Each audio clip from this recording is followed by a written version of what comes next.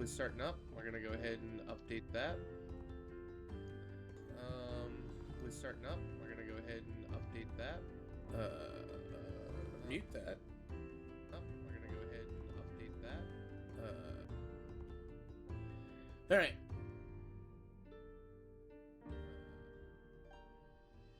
So today we'll be playing more Voice of Cards.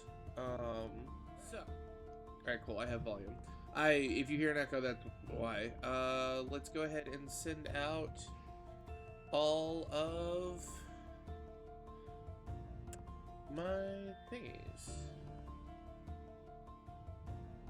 Go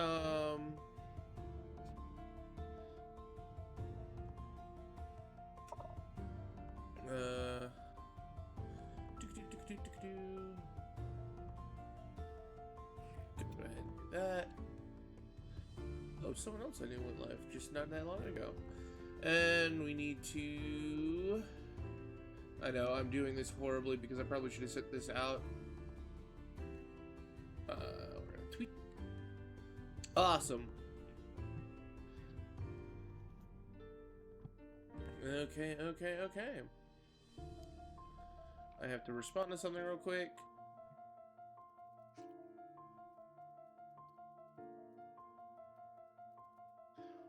Maybe we'll see.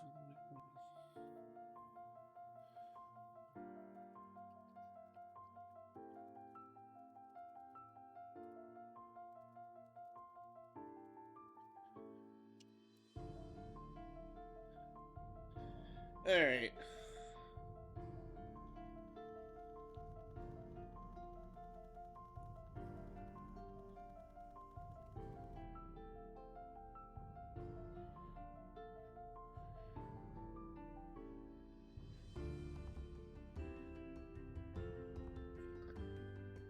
Alright, ladies and gentlemen, so we'll be playing Voice of Cards again today for those who were not with us yesterday. Why does this look like this?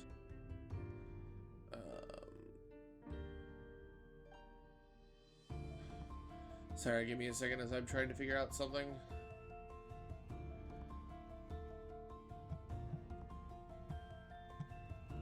Alrighty, we'll close that.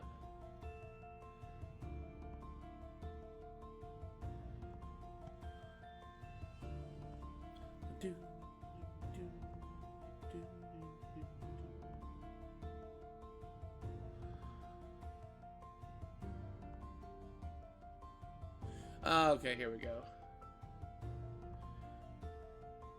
Oh, nope. Okay, good. It doesn't have sound. Yes, Dash, it is me. Sorry, I had to mess around with something. So, anyway, so we'll be playing more of this, more Voice of Cards today. We're gonna pick up where I left off. For those who were not around, I got past. We went to Thriston. Was it Thriston? Yeah, Thriston. Okay. I mean, that's understandable. Naps are important, and food comas are a thing if you guys have already eaten. So we went to Thriston. We had to go get something from a cave. Wasn't too crazy for in exploration-wise. We had to get a treasure. It turns out the people in the white robes are just jerks, because we were killing a monster, and they decided to loot the treasure. Fun times for that. The Ivory Order's terrible people from what I'm gathering. So now we are making our way through the Bewildering Woods, and that's where we left off last night. I made one or two small changes to the customization, so like my dice are now, they say marble, but it's just an interesting, unique color. And then the backs of the cards are changed. Ah, it's cool. I didn't realize they would change it through this too. No, we haven't been mean to any more ladies. We've tried helping people, but oh, and it's all the way through too. All right, but not yet. We actually helped the doctor that we were supposed to be helping. Also, you will love. So they're playing on the trope of names that are like for towns and stuff like that. So we had Nexton, we had Thryston. We're going to Unionville, which is where monsters and humans live together. And it's just like you couldn't come up with a different name. The monsters have gotten progressively tougher. If you know, it's like if you know their weaknesses and stuff like that, they shouldn't be too bad. But as you saw, this one started out with 33 health, which was a lot stronger than most of the other ones we went to, except for the troll ogre thingy. But like it's got a higher defense and stuff like that too. But since we've got current gear, it hasn't been too difficult. We're looking for Stellas, I think is what they called them. We just found one as soon as we got into this fight. I'm so glad there's not an MP system in this game. That would be so difficult to manage. 77 for everything. Ooh, 2 HP and a fit. Awesome. So how's your day been going? You have found the southern Stela. You smack it and hear a sound off to the west. You'd best head that way next. We're going to the west next. Find and examine 3 remaining Stela in the bewildering woods.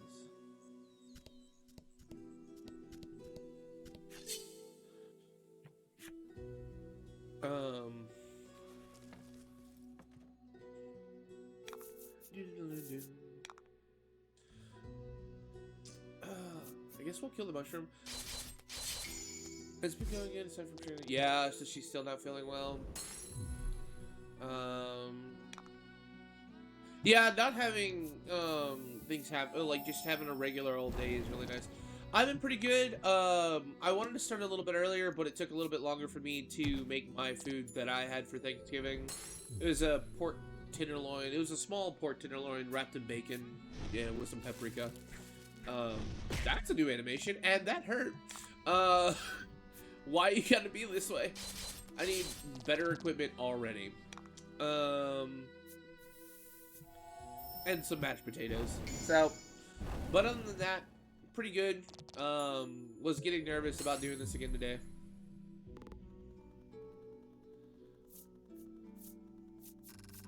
I mean, that's understandable.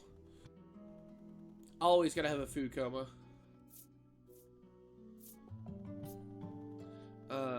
We're leveled up. Oh, we learned a new ability, Rolling Claw. Alright, do I want to trade that out with something? Ooh, I've completed the second tree in Enemy Story. Alright, so what you may have missed last night is that each hero is allowed up to 4 skills that they can bring into combat. I think I might get rid of Body Slam, because Roundhouse is really good in general. So is Regenerate, so I may get rid of Body Slam and go for Rolling Claw. We'll see if that's any better.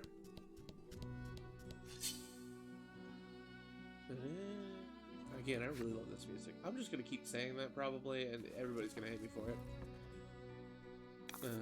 That's actually one of the things I look for in a game is like the soundtrack. Is it good? Because you're gonna be listening to music the entire time, and just like if it's not good enough, it will put you off a game sometimes.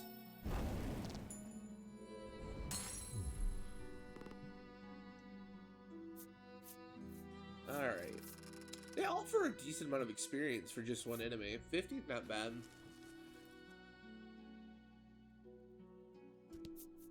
Trees, more trees, grass, trees. Oh, nope. Gotta go up. So they wanted me to go west.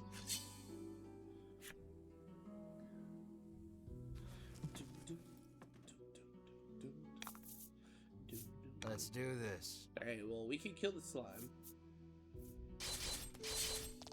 But I have learned that this, that Ash is just kind of a terrible person in general, but, again, the Ivory Order people are jerks. Like, they literally, it's just like, alright, cool, we're fighting this boss monster. But the amount of times he talks, about lighting in the last of us. Okay. I mean, understandable. Let's see what this does. Let's do Rolling Claw. Rolling claws, stupid amounts of damage. All right, got you.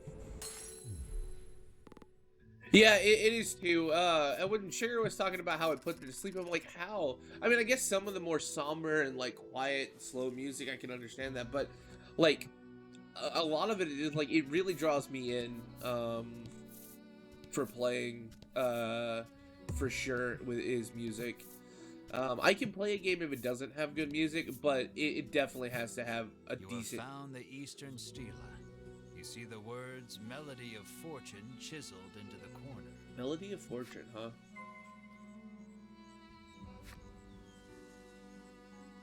Doesn't tell me where to go next. Oh, and we have an event. But yeah, music, like I... You hear a beautiful melody flowing from the forest depths. It sounds like singing, or perhaps birdsong. I will always stop talking for the narrator, so I'll continue my tangent after this. What will I do? Let's listen carefully. Your body is soothed by the gentle tone. It feels as though your fatigue has somehow washed away.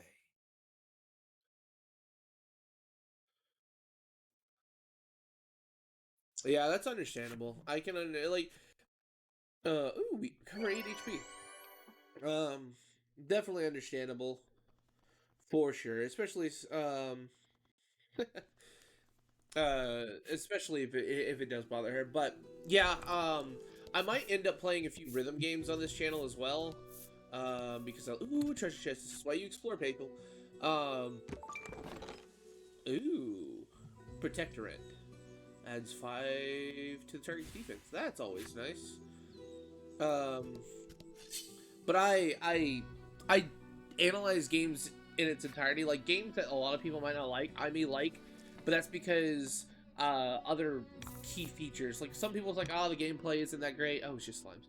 The gameplay isn't that great, or something else isn't that great. And I'm like, well, did you analyze everything? Is the music good enough to keep you there? Was the story all right? And you were able to just not have the music going, or how about the graphics and stuff like that? So I take things apart, and games that people weren't even consider, I'm just like, they're okay. Like, they weren't AAA or anything like that, but they're decent enough, and it's because I analyze every little bit of a game. Flipping cards. Alright, cool. Alright, so I gotta find 2 more of these things, and I don't know where they're at. I'm guessing they're to the north. Mushroom. Fire. Just fireball.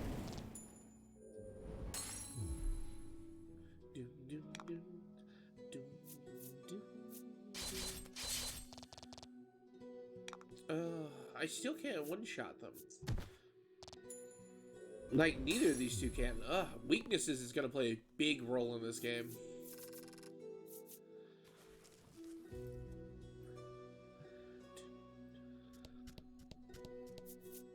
Oh, there's a treasure chest over here, and I completely missed it.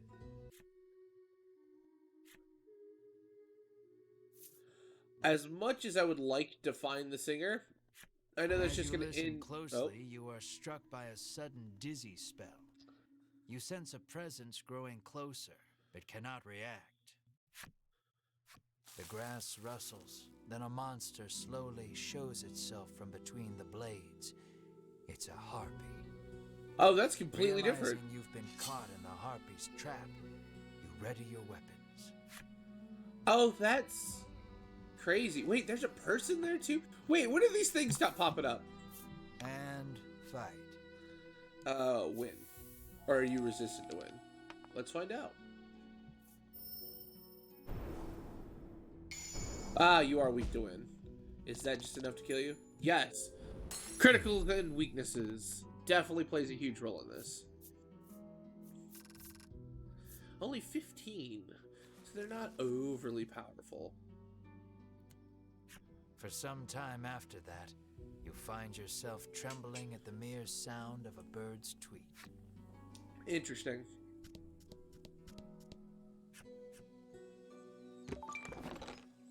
Ooh, it's a Wednesday ring.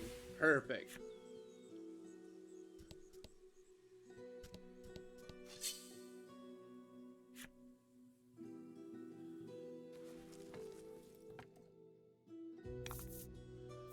Let's do this. Alright. I wonder what these things are. Exactly, you shouldn't. Definitely not. Not around Ash. Ash, apparently, Harpies just bring it out in people. It's just like you're just constantly terrified of birds after that. I mean, they are, what, half bird, half human hybrids, which is creepy enough, but if they mimic birds, then that would be completely understandable. You have found the Western Stela, which you swear up and down was not here when you came in. Nevertheless, you give it a smack. Oh, so that's what that sound was when I was talking about the West. I completely... Okay, so it changed some of the things. Okay, I was... Yeah, that's right, I went east first. So that makes sense. That makes sense. That's what I get for not paying enough attention. Kill the slime. Kill it with fire. Well, sword. Kill it with sword. Ah, there we go.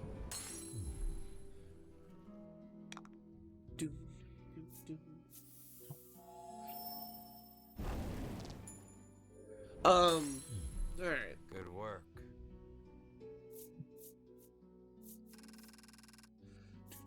Hopefully, hopefully there's not, so I was doing my test earlier. Why are there more people? These people weren't here before. I need to hit the Stela every single time I want to go home. What a pain, the frowning woman sighs. Well, that looks like an elf. I've already unlocked the flip side story. I should read those once I finish the game. Just go through and have a little read time for all the things. Well, that, maybe not. There's like 60 or 70 cards I'd have to go through. You hit them with this. Oh, I didn't notice that before. The background changes where the monsters are.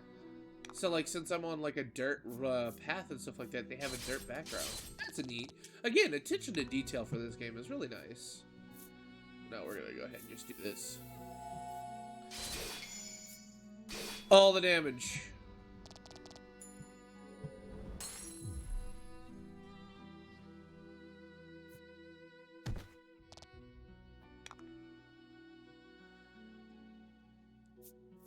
Fall more behind. I mean, yeah, like, like going through and reading like the flip side stories would be interesting. I don't know. Ooh, treasure discovered. Let's go with the middle one this time. A pepper up cures the target from attack down to defense down. Awesome. I have so many items. The man sighs, realizing he may never be able to escape with his current tool set. Interesting. The woman appears to be lost. How do I get out of here? She asks with furrowed brows.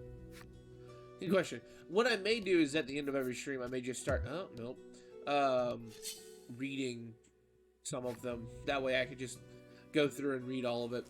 Because it's interesting to learn some of the backstory, like with the mature woman and how she basically ate her husband. You know, because things. Nice little insight to game world. I still think that's crazy. Like, let me just eat my husband. And apparently he was a terrible person.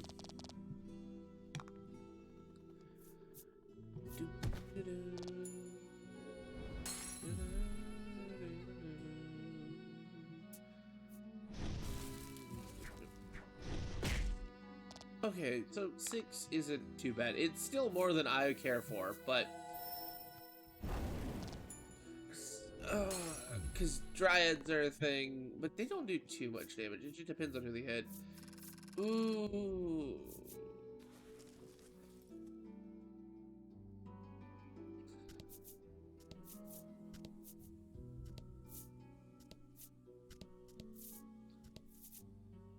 There it is. You have found the Northern Stela. It doesn't look particularly special. You resolve to touch it anyhow. You have found all 4 of the Stela in the bewildering wood. On a perhaps related note, you hear a sound emanating from the east. Going to the east, then. Explore the eastern edge of the bewildering wood. An event again. You hear beautiful melody floating from the forest steps. It sounds like perhaps singing or perhaps a bird song. I don't know. Because it can either be restorative or it can... Let's find the singer. As if drawn in by the voice, you head deeper into the forest, where you find a woman playing a stringed instrument. Why won't the right words come to me, she laments, her fingers stopping on the strings. Hearing her sigh, you offer to help her with her song. Interesting. Very well then. Please finish this verse, she responds, then begins to sing.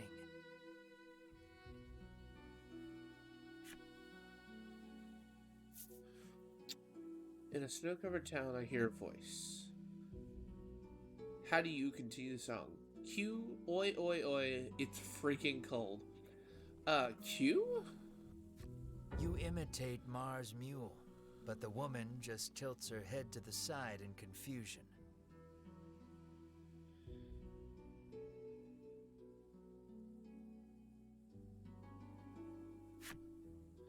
Huh. Pity the poor soul for not comprehending the sheer cuteness of your dear companion.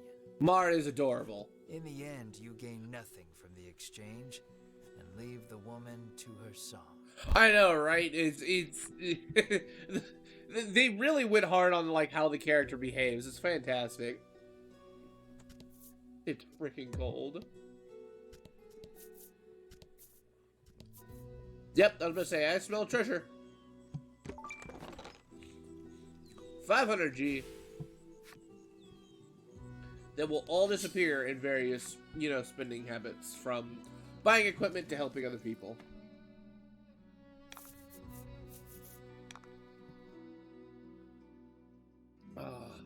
Sad. Apparently my friend can't access my stream because of her internet. Oh well. We'll go ahead and just kill you off.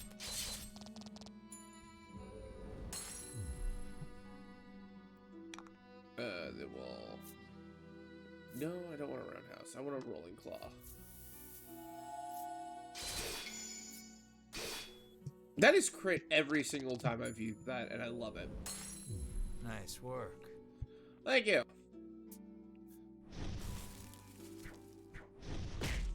I don't like that. Stop doing that.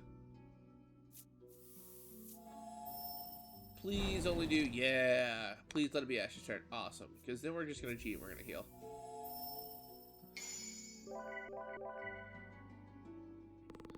That was lucky. Crit healing.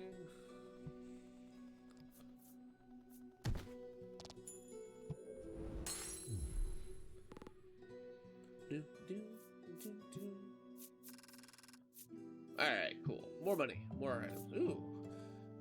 Melody is leveled up. Oh, all sorts of stats went up. Cool beans. Double proof. Decreased wind and bolt damage by 5. Ooh. Wait, is that an ability? If that's an ability, that's dumb. That is an ability. Oh, that's real dumb. Because abilities are like basically passives. Alright.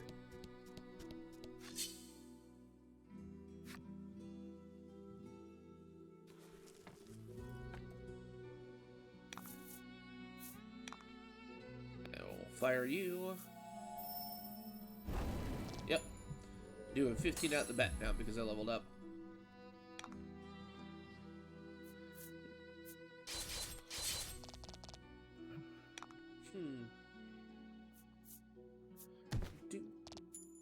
It's funny how like quickly time flies. It doesn't feel like it's already been 24 minutes into this. Granted, a lot of me is doing repetitive stuff like fighting monsters, so that's probably going to get boring real quick. An event? Trees bearing very solid-looking nuts whip to and fro in the force of the gale. This doesn't bode well for you. What's up, man? How's it going? Glad you can make it. Roll a 4 or higher to avoid the danger. Come on. That's a 1. nuts fly off the trees and smack you and your friends right on the head. Everyone's faces screw up in agony. They took 8 damage. That's... Yeah, I'm glad you're feeling better. You were not looking too well off the last time I saw you, but I'm glad you're feeling better. 8 damage. Why does it have to be like that? Alright, we'll just focus on healing next fight. Oh, look, a path. So, just to catch you up, this is the second stream I'm doing of Voice of Cards. We started our quest last time.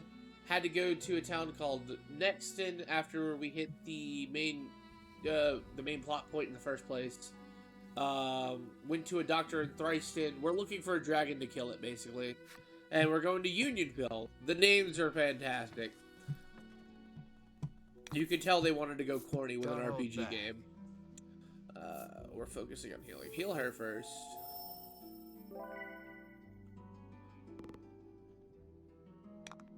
Gotta keep the mage alive.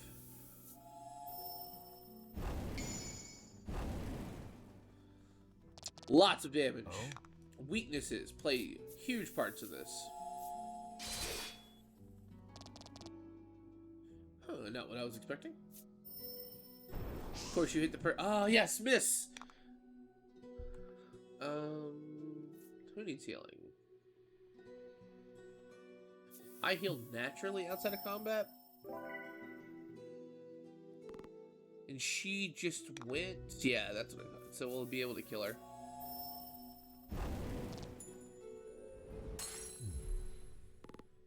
Oh, really? Yeah, I don't know if it's just me or if it's the way the mic's set up or anything like that. So I apologize that my voice is a little low.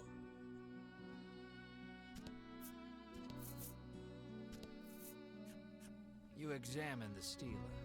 The message carved into the stela reads, "Play in tune with the forest." I was just saying I'm glad you're feeling better. Hopefully you've had a great day today. And then I did the recap. Play the tune. You hold the woodland flute you received from the good doctor in Thriston. Again, the names, like, they're all corny and play on each other. Let's play the woodland fruit. Fruit? Doot doot doot doodly doot doot doot doo. You blow a handful of pleasant enough notes into the woodland flute. The fact that he made the noises doot doot doodly. Oh wow. You soon become aware of accompanying percussion, which reveals itself to be a series of impeccably timed footfalls racing toward you. Is this a centaur? A young woman appears before you. "That was absolutely dreadful," she whinges, her jaunty gait betraying her enjoyment.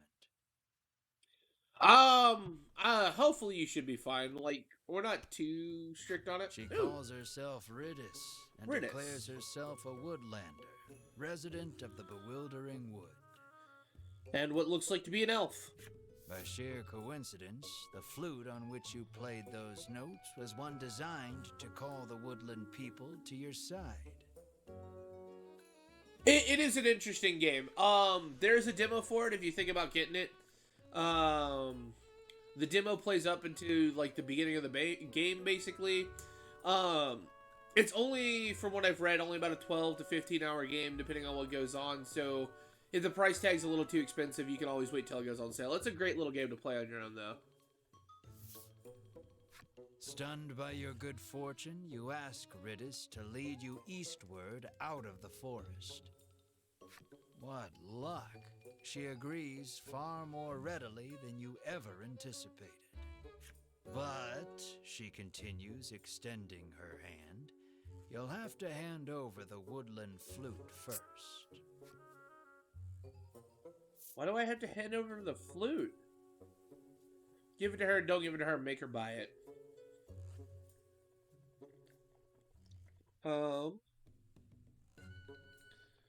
Sure, we'll give it to her? Well...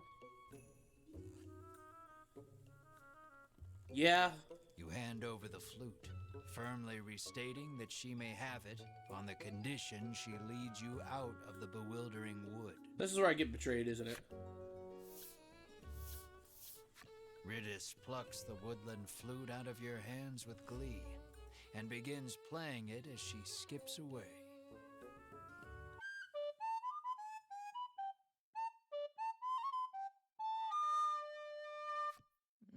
Well, playing is a generous term. It sounds as though she may as well be murdering the poor thing. That's adorable. Ridis makes it clear that the fastest way out of the woods is through woodland, where she lives. Through woodland.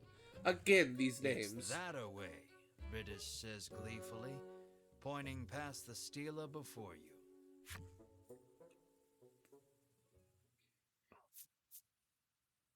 Alright, let's go. And possibly a path to woodland has been hiding behind the stela this whole time.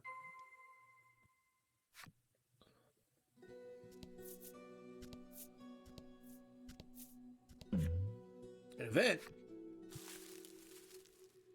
Oh no, not another wind event! I don't want to take 8 more damage. Alright, cool. A bunch of nuts fly off from the trees, but you and your friends hightailed it out of there before any of them could hit you. Fantastic. Yes, let's enter the woodland. Oh, it's Welcome town. to Woodland, Ridis says, gesturing out over the village. Now, if you'll excuse me, I'm quite busy for the rest of the day, so you'll have to wait till tomorrow to leave the forest, she says, and makes her way home. Alright. So, sleeping at the inn will get me to pass it on. Welcome to the Forest Oasis, the man greets you warmly. Interesting. Yeah, alright. Who are you? You happen upon a man greedily guzzling well water. Could it truly be that much better than ordinary water?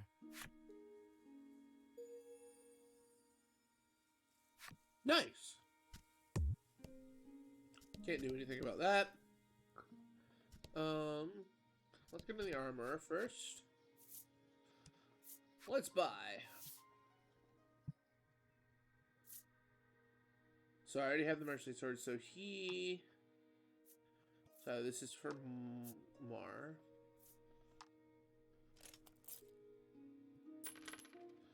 That's fine, that's fine. I think we already have the magic staff knight armor, though. Definitely adds better defense. -1 speed, but that's what accessories are for. Mark currently has a steel breastplate. Dryad scarf. -1 defense, but a +1 to speed.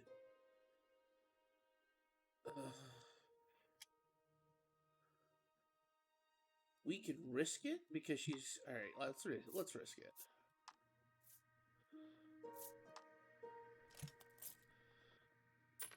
Because if I kill them all quickly, it won't matter. And then ring of protection. She's the only one that technically needs it, but we'll wait because I have the wind stay ring. So that would help her elemental defense a whole lot better too. Or at least for wind. Since she already has that double proof for wind and bolt, was it? Wrong ability. Wrong thing. Abilities. Yeah, wind and bolt. Go to equipment. I said equipment. Go to you. Accessories, wind stay ring. Here, we'll save, because saving is a good thing. We don't want anything bad to happen. And then have to redo everything. Let's go to the game shop. Come play cards. We're just going to do the simple rules because I'm a cheapskate. Simple rules. That's fine. Final Fantasy XIV is a good game. I definitely don't blame you for wanting to play it. I'll just be talking to myself for the most part anyway. Getting mad that I'm probably about to get chipped in this game.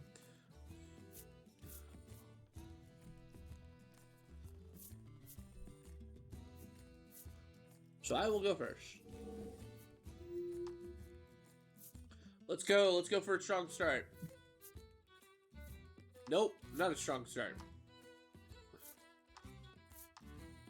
Keep the 7.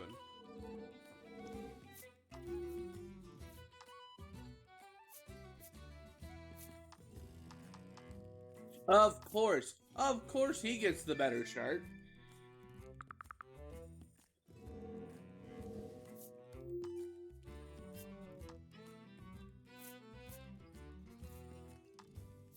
And then I get a pair of 3s. Yeah, fantastic.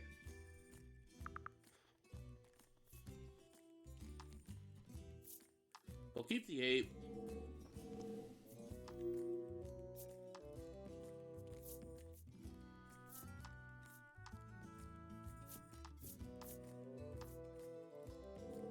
Keeping the 5 is a smart idea.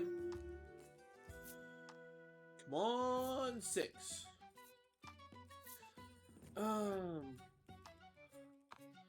Let's go pair of 7s.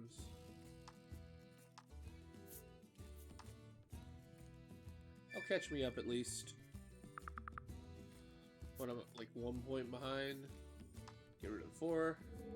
Oh, I'm dumb.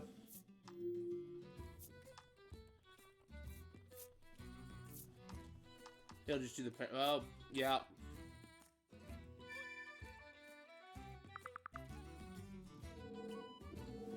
Oh, yes, this is the minigame. So, I didn't. So the rules of this game are simple. There are 30 cards in the deck. You draw 2 cards on your turn, and you're supposed to make either like pairs or sets of 3. And you score points for how many the total is. So like 2 7s is 14 points. Then if you have more than 1 card in your hand at the end of your turn, you have to discard down to 1, and anybody can pull from the pot, which is up here, like the 2 and 4. And the person with the most points wins. Yeah, complete sets of 2 or 3 more, 2 or 3 of the cards of the same number, or 3 consecutive cards. And I have nothing, and so I have to discard down to 1. Yep, I don't want to say it's rigged, but the last 2 times I've played this, I have not been doing well. See, like that. He got a 4, 5, 6 right off the bat. So he has 3, like, runs, basically. I have no hope of catching back up.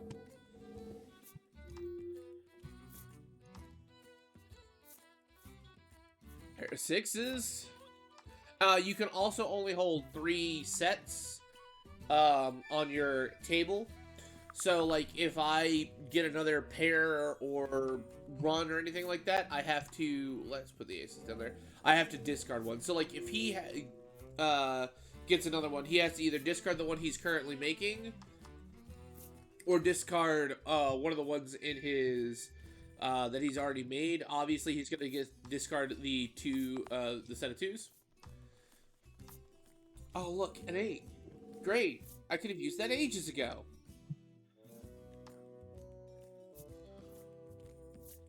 Oh, that's actually powerful right there. 3 8s for 24 points. Okay. Can I pull this around? So we'll get rid of the 6 because it's not worth it.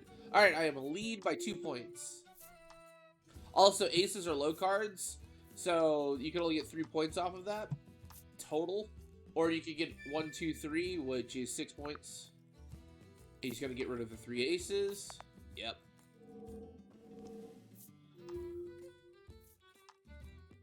What do I got? 2 4s? Which I don't think is as...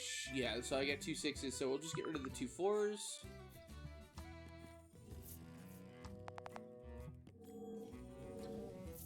Alright, so let's see what he gets. Honestly, what he's got is basically as strong as it's gonna get. Oh, it doesn't say. I pulled this out by the skin of my teeth. All because I held on to an 8 forever today and happened to draw another one. Do the 2 5s. And then just toss it.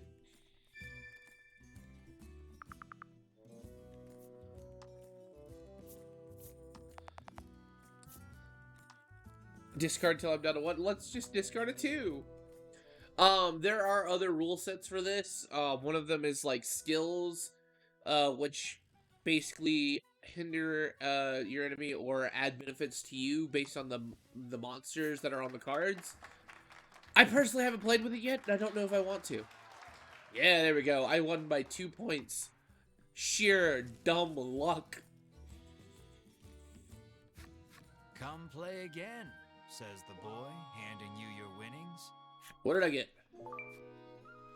I got an Inspire Elixir. Revives a target. Alright, cool.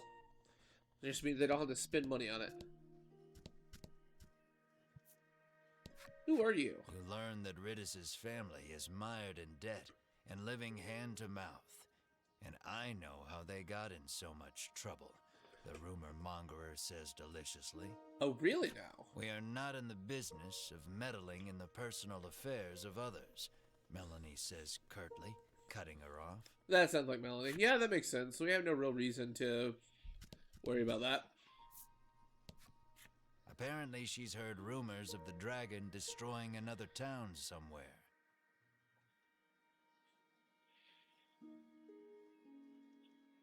Our village would burn down so easily, she mutters, perhaps a bit more afraid of the symptom than the cause. Interesting. This is probably a guard that's telling me I can't leave. This shortcut is reserved for use by woodland citizens only, the guard barks, clearly unwilling to let you pass. Are there any items here that I can make use of? How may I help you? Nothing I really want. They're still in the destructo box, but I guess I'll buy one just in case. I'll buy 2. Never know when you can, like, do an extra couple bit of damage.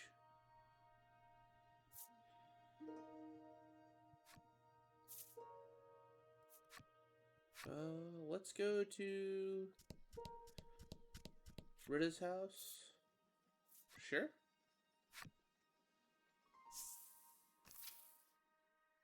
Why is it like an own mini dungeon? You take note of a woman who appears quite ill.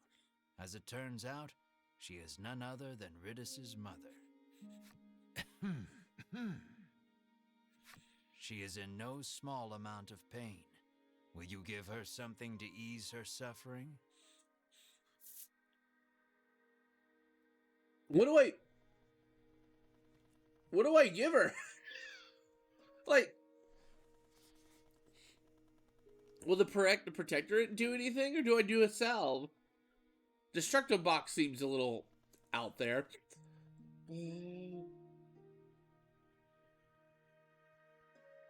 I guess a salve? The item you've proffered has no effect on her illness, but I appreciate the thought all the same. Ridis's mother hands you mysterious card 3 as a token of her gratitude. Okay. So that's... So far we've gotten 3 of these mysterious cards, and we have no idea what they're used for at all. She begins speaking of Ridis, who has been preparing the medicine that helps her get through the day. She blames her illness, and therefore herself, for making Ridis's life so difficult. The more she talks, the more her face drops. What happened to you? Ridis pores over a book while practicing on the woodland flute. She remains dreadful at it. The instant you begin speaking, she nearly leaps out of her skin and hides the book. She somehow hadn't noticed you. Nice. I thought you were the debt collectors. You can't sneak up on me like that, she stammers, struggling to regain her composure. Why are you in so much debt that you have to worry about that? What did you do? Who hurt you?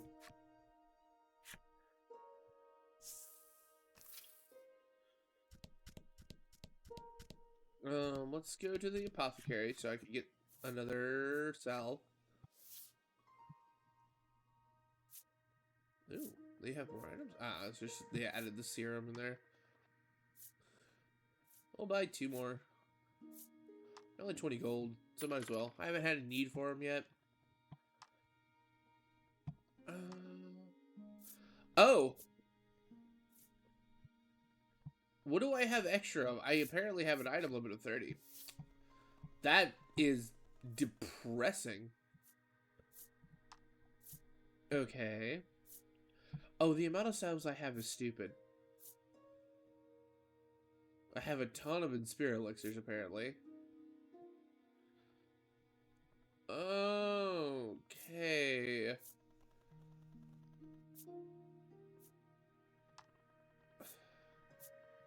Yeah. So I'm losing money on this.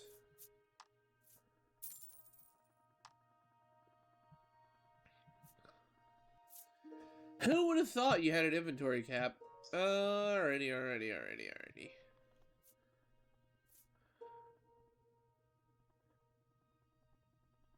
We'll keep how everything is. No, I don't want to keep sell anything else. Alright.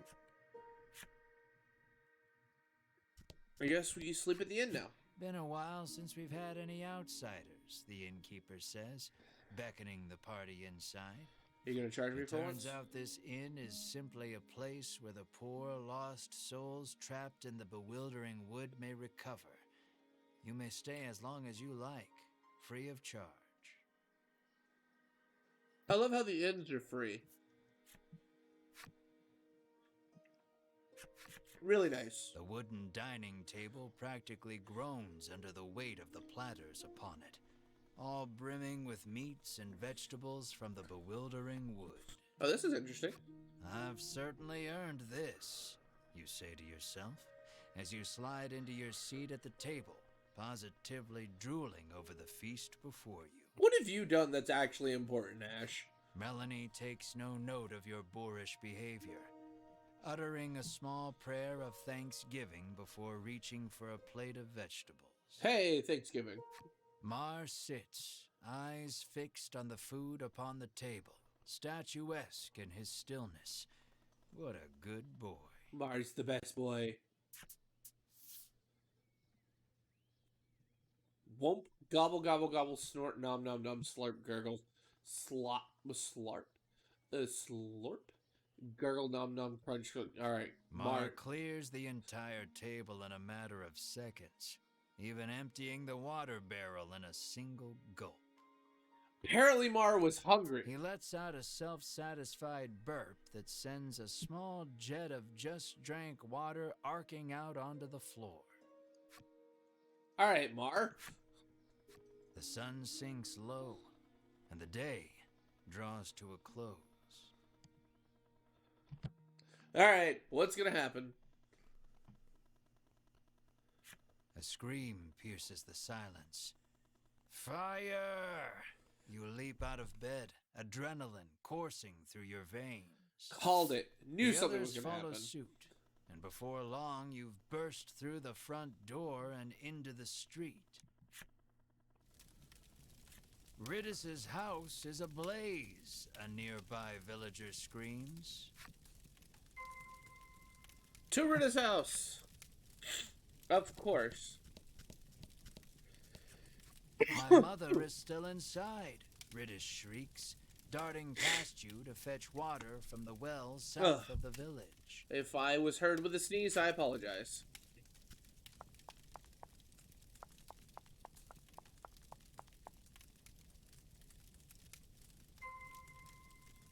Follow Ritta to the well to the south. we're just gonna jump there. Ridis is gathering water in an attempt to fight the blaze all on her own. And you spare no one to help.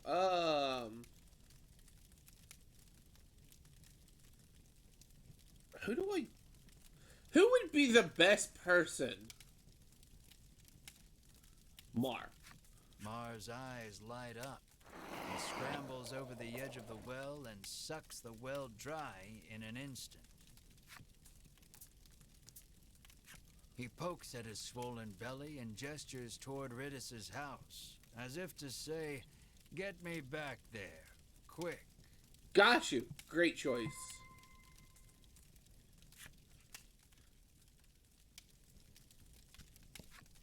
Quickly, put it out.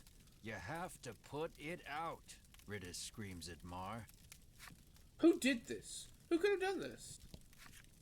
Mar douses the house with the water he sucked up from the well. I'm more impressed that he sucked it up dry.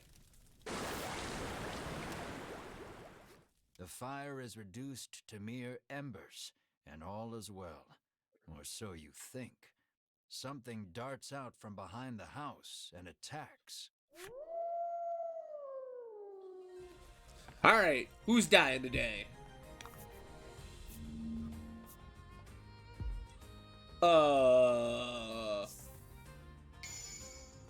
Happenstance cards will trigger each turn during this battle. What do you mean, happenstance? Decrease all fire damage dealt to all allies and enemies this turn. Okay, so we all... Are you telling me... Happenstance can sometimes occur during battle. You can see the effects with the Y button. What do you mean? So you're telling me... You're telling me that just some fights... Yeah, that is a lot of HP, especially for what I've been dealing with for now, where most things are 30. So you're telling me, No, I don't want to pass. You're telling me that random effects just happen in this game now? Awesome. There goes that 10 streak that I keep getting. Alright, so it's weak to ice, obviously. We'll pass on your turn. We'll do lightning strike now. Of course we roll a 1, but double damage. Decreases fire damage to all allies and enemies. Alright, cool.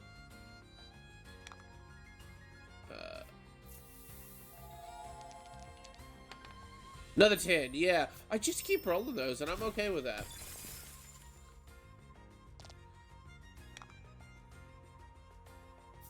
We'll pass on Mar's turn.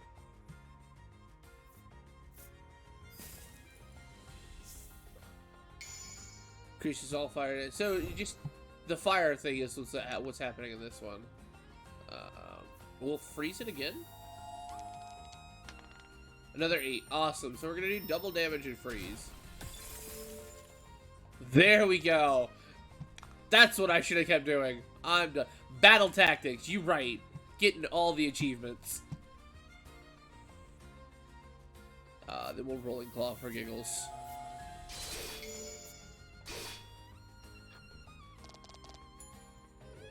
Not bad, not bad. That fight was... It looks scarier than what it was. I guess I just got lucky. Rolling the freeze things. Alright, cool. Ash went up. Ah, yes, more speed and attack. That's what we need. Mar went up. More defense. Perfect. His attack is 20 now. Jeez. The fiery beast dispatched, you return to putting out the last of the blaze with Mar's help. Ridis's mother, now safe, tells you the creature came out of nowhere and set the house aflame. Who could have done this? What would bring a creature of fire to a place like this, you wonder?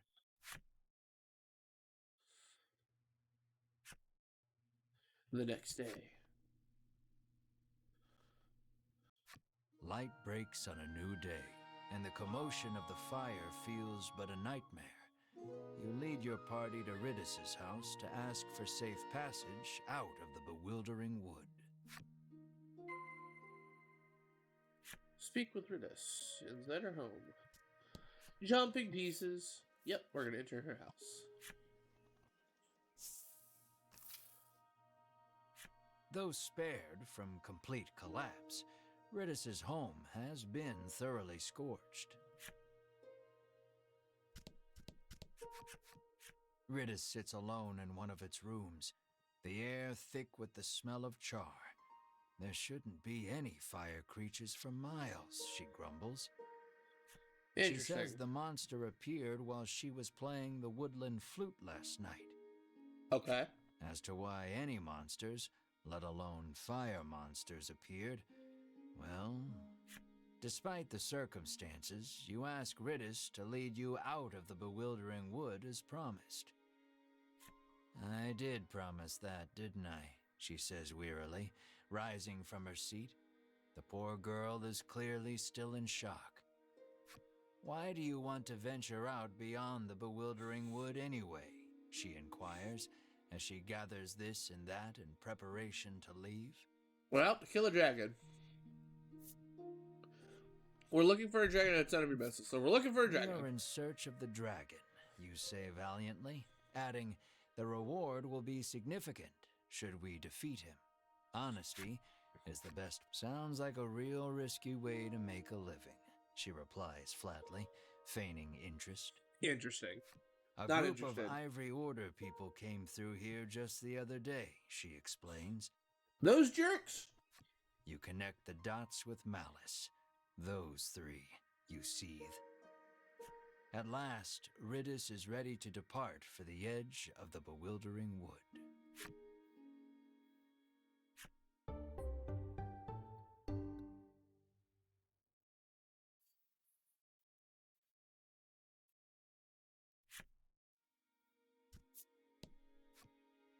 Maximum of 3 characters can participate in battles. Select party from the setup menu.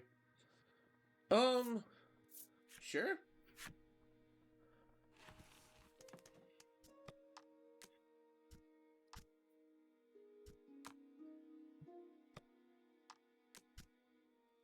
Oh. Clicked out of my game by accident. She doesn't have any abilities. So she's got arrows. This arrow deals damage. She's got poison, which deals dark damage and inflict poison on a greater or higher. Quick shot, it's just times 2.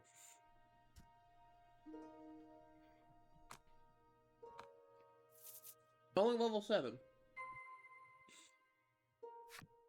Yeah, we'll depart from the bewildering woods.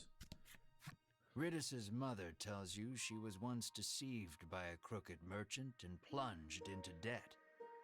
Okay. Ridis has been working to repay the debt ever since her mother took ill. You lightly press your thumb and forefinger to the corner of each eye, a mixture of sadness and anger swirling within you. Sounds about right.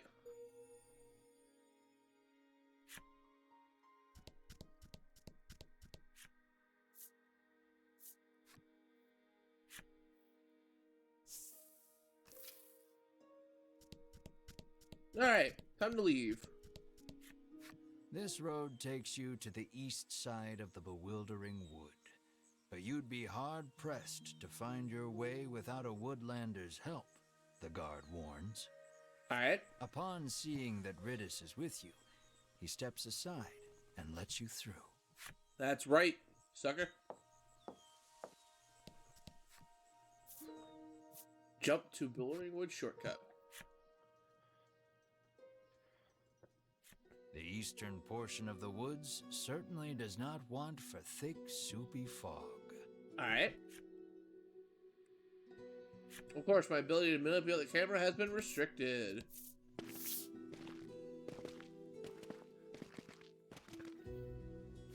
You turn away, ready to lead the party deeper into the bewildering wood. Uh-oh. Wait just a moment, you lot, calls the voice of an older man from somewhere behind you. Ridis appears to be familiar with him. She calls him Mr. O. Uh-oh. Here you are, young lady, he says, handing her a slip of paper.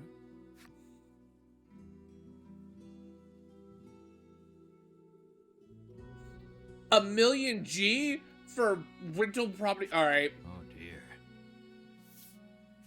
Further, Mr. O explains, Riddis did not have a fire insurance policy at the time of the conflagration, and so she shall have to pay in full. That's dumb. I'll thank you kindly to pay by the end of the month. Bye now. I'm Mr. sorry. Ho says, receding from view as he returns to the forest. 1,000,000 G by the end of the month. Hee. Riddis lets out a bemused chuckle, her demeanor remarkably calm for what has just transpired. She pulls the woodland flute from her cloak and begins softly playing.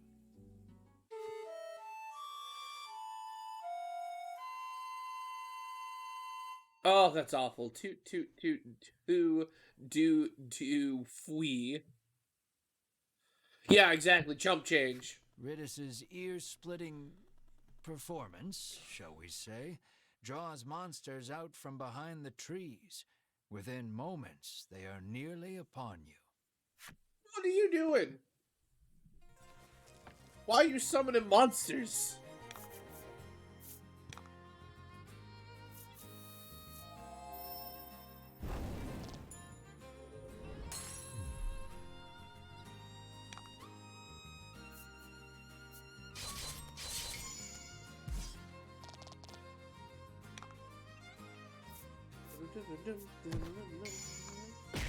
That's right. Put him in the dirt.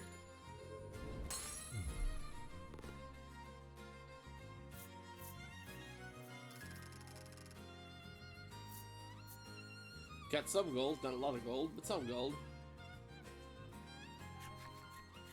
That's odd. I must have made a mistake, Riddis says, burying her face in her old book once more. How much you want to bet that flute can, like, make people do all kinds of stuff?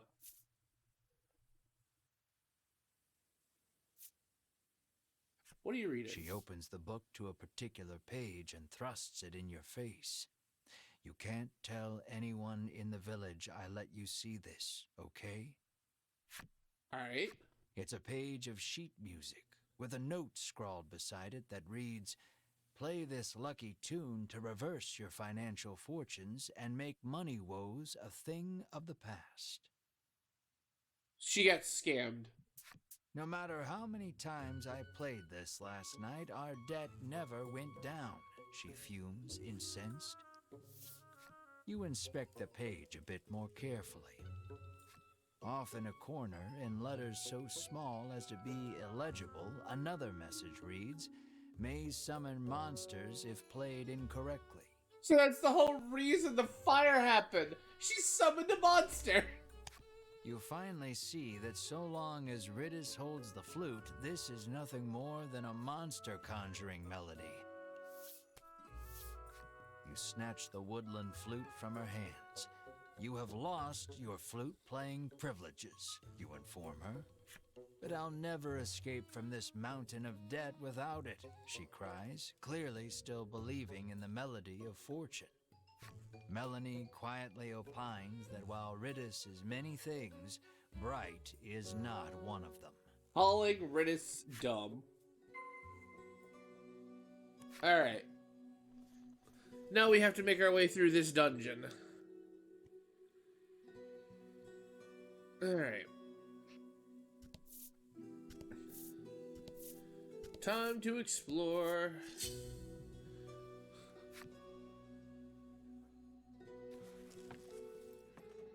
Okay. Ooh, we got a new slime and a new mushroom.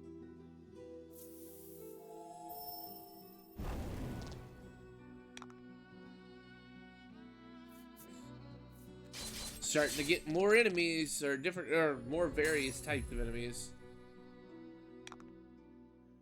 And we're just gonna do Rolling Claw, because double amount of damage, yep. That did 20 damage. Oh, so good.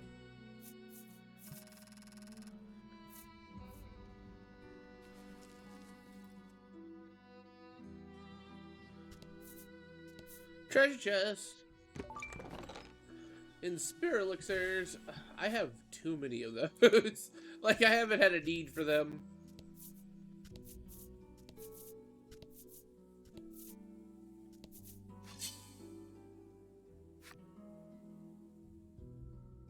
Alright.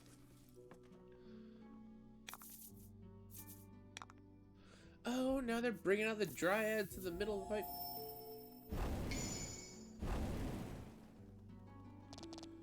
Nice work.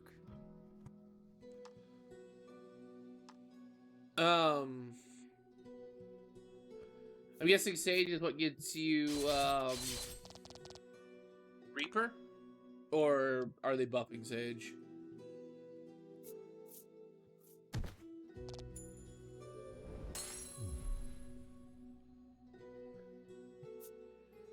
I know so many of the people that play that now. Like, there are several people in Sugar's Discord. Sage is the new healer. Ah, okay. But like, there's you. There's oh, of course it misses. There's you, and there's like two people in Sugar's Discord, and then Void here plays it as well. It's just like we could have a whole party going.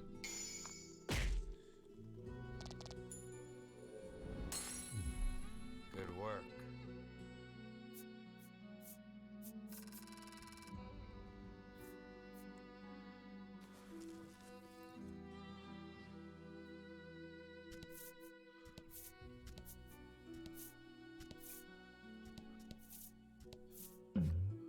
An event.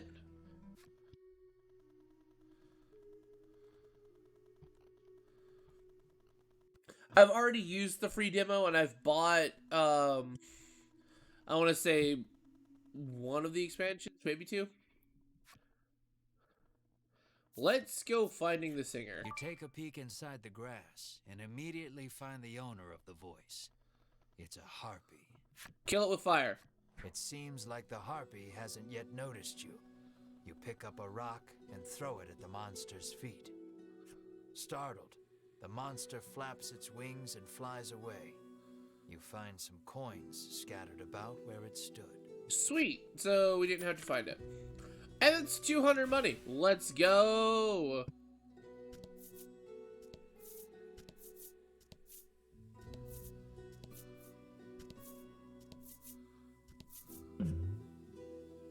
Another event. Another singing. Find the singer.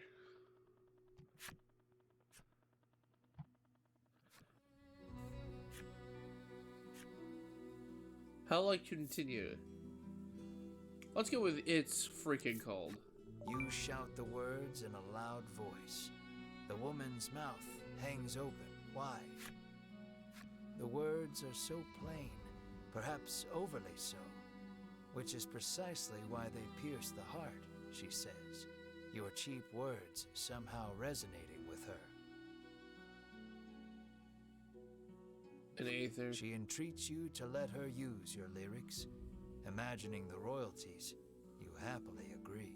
The royalties? Of course. Oh, look, 400 gold for doing that. Nice.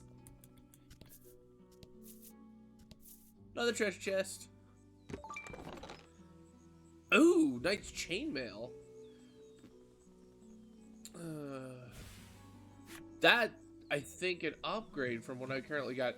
I'm going to assume that that's going to be for Ash. No. Who's it for? Mar? It is Mar. Yeah, that's a straight bonus. That's a +6 bonus? Hell yeah.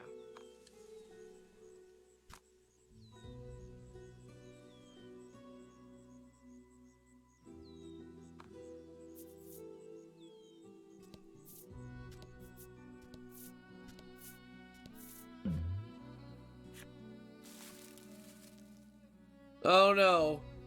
One of these ones. Gotta roll a 4 or higher. Let's go. That's a 2. That's 8 damage. Flies off a branch and smacks Mar right on the head. Poor Mar clutches the spot, eyes tearing up from the blow. Mar took 8 damage. No. Okay.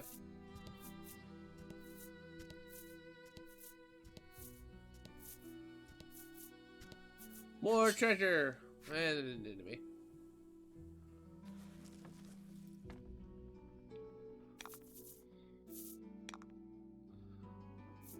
Look at all of these woodland people.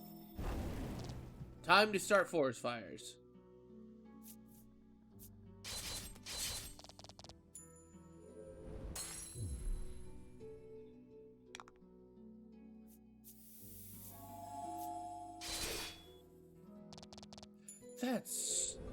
That's a stupid amount of damage for a 2 crystal ability.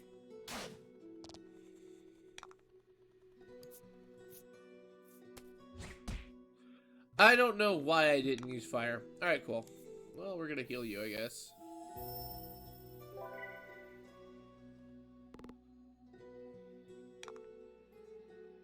Well, let's go! And then, like, the crit just makes it worse. Mara just hits like a truck.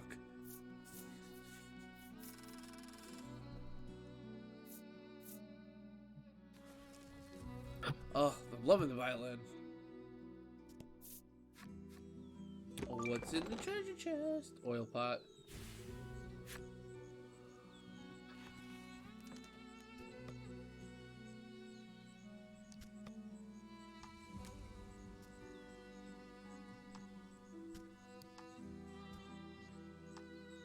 So I'm at the max number of items.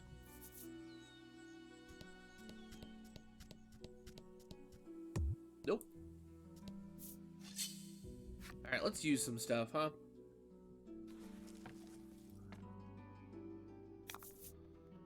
Don't hold back.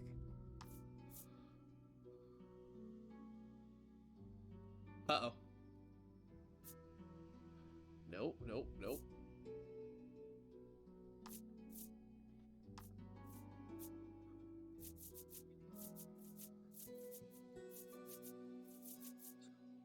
Oil pot.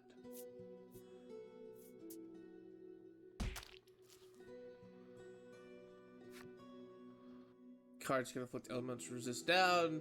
Take +5 damage from attacks of a specific element. Alright. Good to know. And then Mar will just beat you up. 50 damage just straight out the bat. Awesome. I like the added effect that they do, like, for some of this stuff, like the oil look on the card. Let's do just 20 fire damage. Let's go. 19, close enough.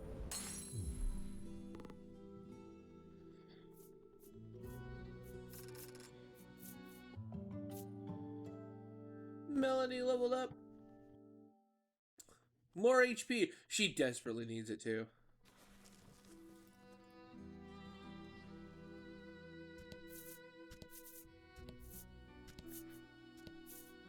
Mages are so squishy. Gotta make a muscle mage. That would be interesting to see for sure. A mage that's all beefed up.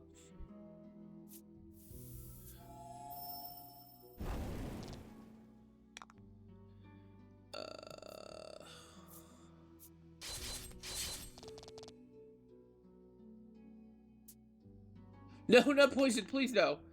Aha.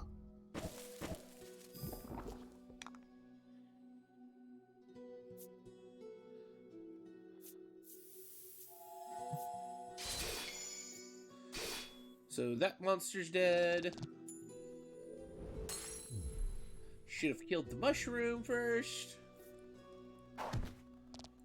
That. Why is poison so bad?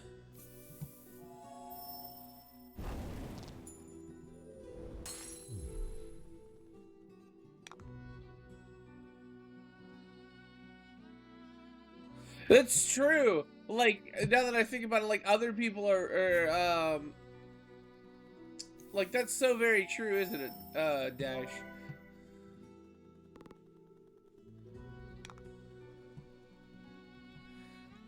Yeah, I think poison in this game, it rolls a d6, and so it does 1 through d6 damage. So it's just like, it's not... I don't know how long it lasts in-game, but if you don't necessarily have a cure for it, it heals at the end of every fight, but if you don't have a cure for it, I want to say it can get really bad in a long, drawn-out fight. Awesome! Experience happens to my non-party members. I did not want to have to grind off screen for her. Born to Prey. Add 3 damage to target if inflicted with a status element. Alright, cool. Freeze? Yeah, that'd be cool. I've unlocked the Dryad story. Here, Ritis chirps, pushing overgrown boughs and shrubs aside. As she does, a hidden path out of the bewildering wood comes into view.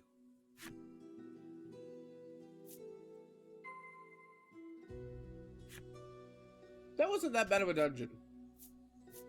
I expected to be worse off. They just had a bunch of items and everything like that. Alright, where are we now? At last, you are free of the bewildering wood. Praise the power of the woodlanders, you squeal in admiration of Ritis. I'm sorry, I squeal? She giggles bashfully. You've certainly kept your promise, you say. Thank you for showing us the way. I was hoping I could join you on your quest to defeat the dragon, Ritis suddenly blurts out.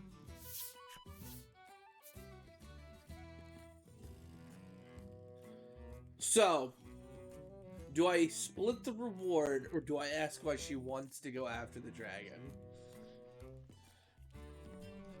Why is Ash such a terrible person? I love it, though. Because most of the time heroes are these upstanding citizens of profound justice and various things like that. And in this game, you are obviously just some average schmuck.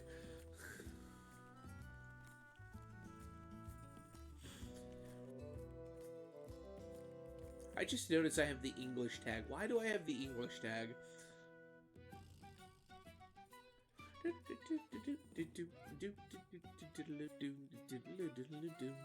Let's ask why she wants to go after the dragon. She takes out her old book and thrusts another page in your face. Oh. This week's creature of fortune is the dragon. Boons may befall those who encounter him. That sounds like another scam. Melanie's jaw goes slack. What is the deal with this book? Melanie asks, bewildered. I agree. What is it? I can probably pay off my debt if we can just defeat the dragon, Ritis chirps, revealing her true intentions. No, I won't dilute my share of the riches any further. No more additions to the party, you bark. Have you no heart? Are you just going to leave a young helpless girl like me to drown in an ocean of debt and deal with that crusty old man? Ritis fires back relentlessly. Yeah, no, that sounds about right. I want to go. No. So goes the endless chorus of your thoroughly unproductive argument. Sounds about right. Melanie calmly reminds you that the party in its current form stands little chance of defeating the dragon. The ever the realist. See? You need me, Ritis says, sensing an opportunity. Need is a strong word. Your well-reasoned argument of no thwarted, you nod your head in resignation and welcome Ritis to the party. Please tell me he gets nothing but chump change at the end of this.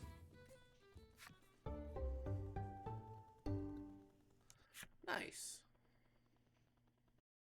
Oh, we got another cutscene. Time to read out stuff. The mystery of the forest solved. Our heroes journey into its hearts.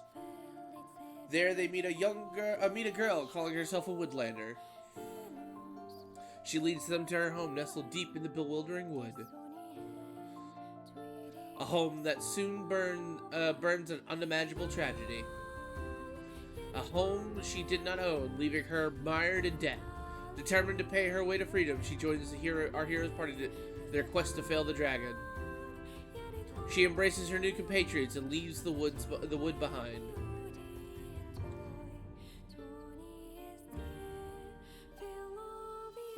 Their next stop, a curious village where monsters and humankind coexist. Chapter 3, Unionville.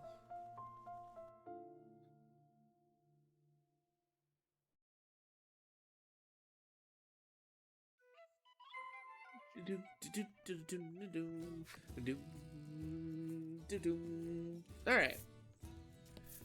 Another exploration game. An event. Ooh, a telescope event.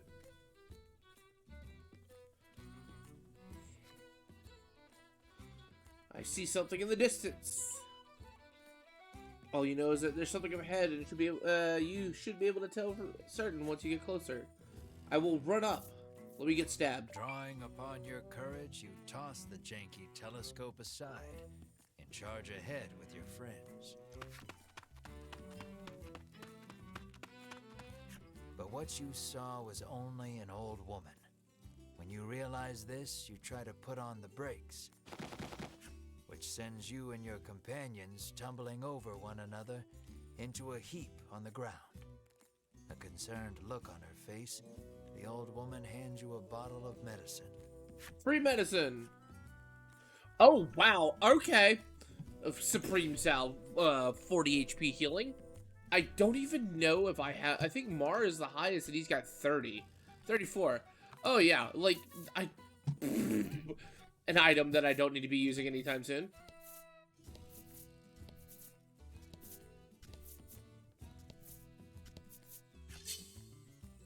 Alright, what kind of enemies we got out here?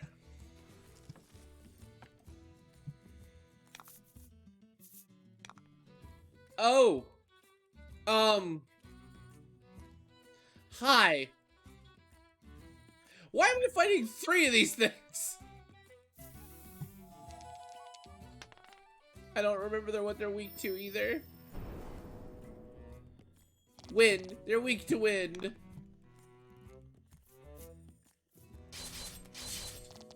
Well, I'm a lot stronger than I thought I was. Hopefully these things don't hit like a truck. We'll roundhouse them.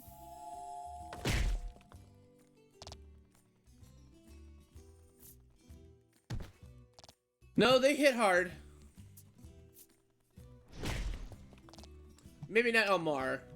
They hit hard on, Melanie. There we go. That's what I needed. Give me a 6.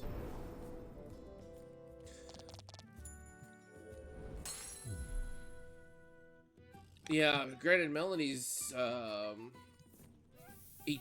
is, not HP, her defense is only 10.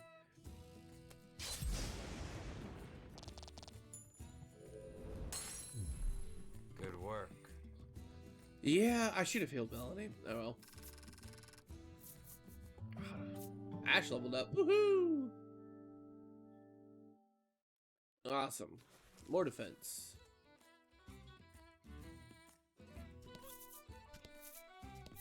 Treasure chest. Another Spirit Elixir. I'm over my limit. I'll have to discard a card. Can I just use a card?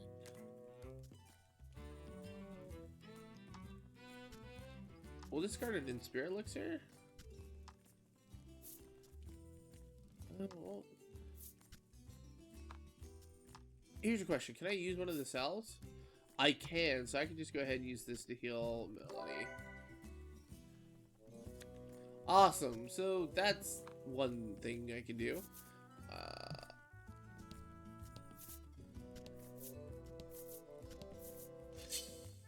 Ooh, someone from the White Order, or the Ivory Order. Queen Vanilla. Anyway. Give me those numbers. 5 is decent enough.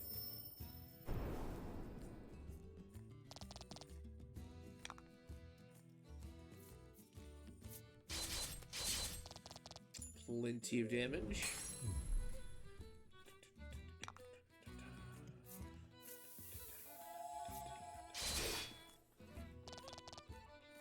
Wow, he almost one-shot that thing with that ability. If he had crit, that would be ridiculous. Been ridiculous.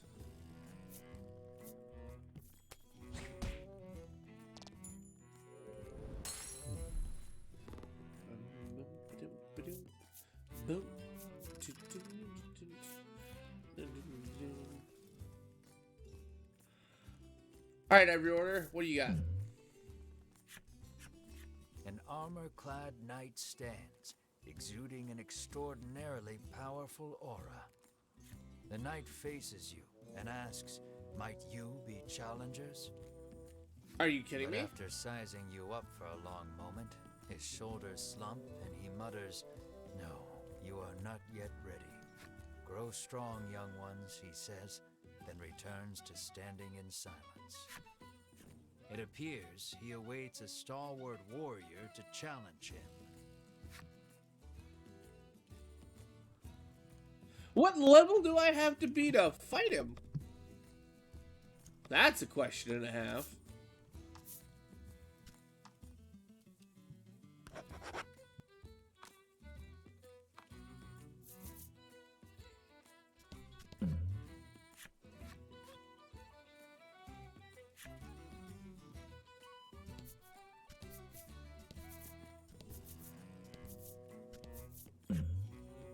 Another event.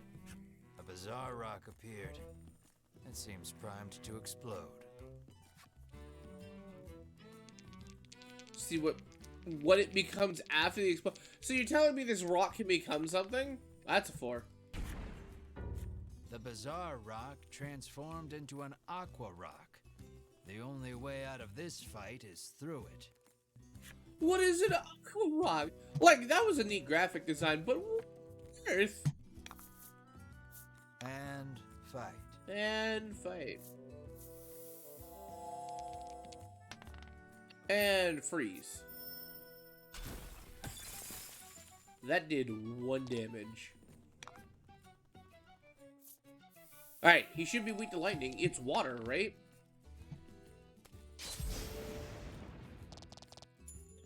I'm sorry, that has a defense value of 50. What on earth?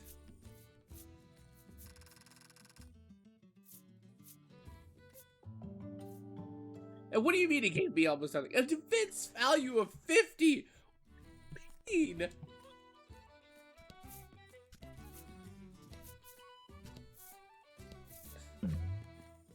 Event.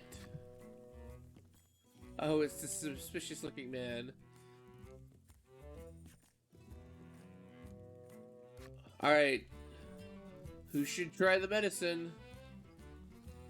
Let's try Britis. Britis remarks that she's been feeling thirsty. She snaps up the bottle and happily gulps down its contents. Britis's nose begins to twitch. She begins furiously sniffing the air around her.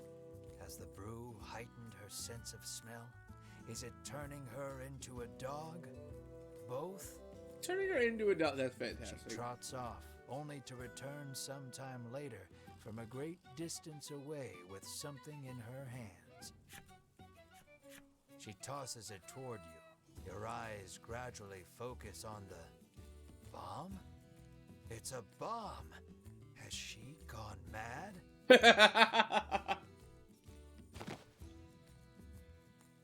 Despite your abject panic, you somehow manage to softly pluck the bomb out of the air and prevent it from obliterating the party. How did she come throw a bomb at us? I've obtained a bomb. I'm never going to use a bomb.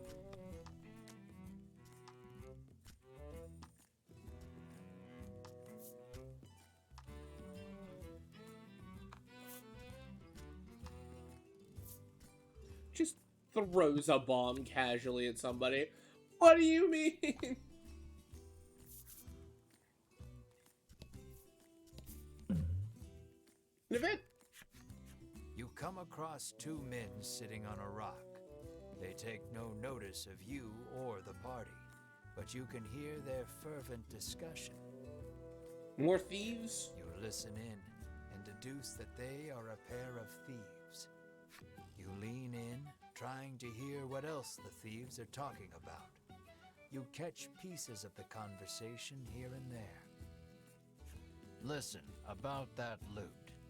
Head south from the harbor and cross the mountains. It sounds like they've just told you where to find their stolen loot. You hastily grab a scrap of paper, write down what you've heard, and quietly sneak away.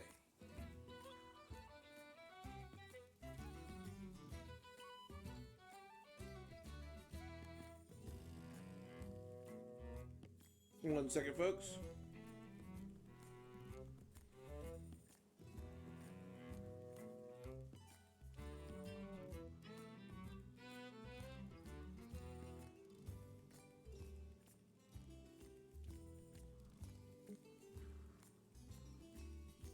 Alright, sorry about that. We now know where more money is, or maybe an item. Something. We know where more things are. I'm on a beach. Oh, it's a harbor. The harbor is closed today. Anyone seeking shoreland should move 3 spaces to the southeast. Shoreland?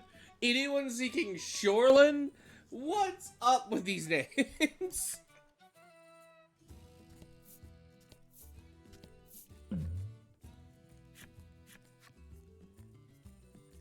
Bizarre rock. Alright. Ooh. The bizarre rock transformed into a treasure rock. A treasure rock. Invigorate. Ooh. I now have too many items. Oh, what do I get rid of?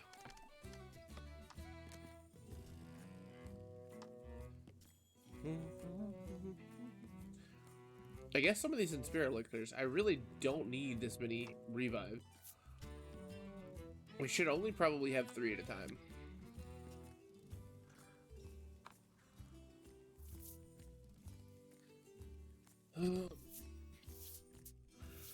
Look, you two, it's the sea, Ridis exclaims, frolicking in glee. You, on the other hand, trudge along as far as you can from the coast, ignoring the hair sticking to your forehead. Oh, do you hate water? Yum. Feeling something at your feet, you glance down. There's something underneath your boot.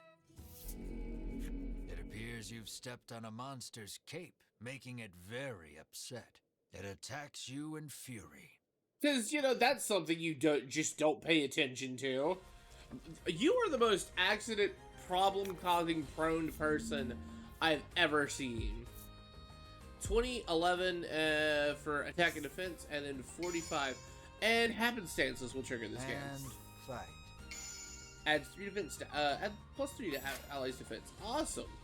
We need that. We're gonna freeze, or we're gonna try to freeze one of you. That's what we talk about, getting those 10s.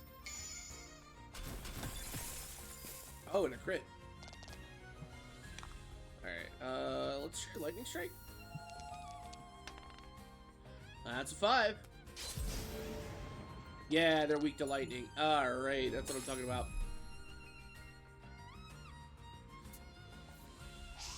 Oh, misses. Awesome, because they went after the weakest party in the weakest person in the party. Plus 3 to bolt damage dealt to by allies and enemies.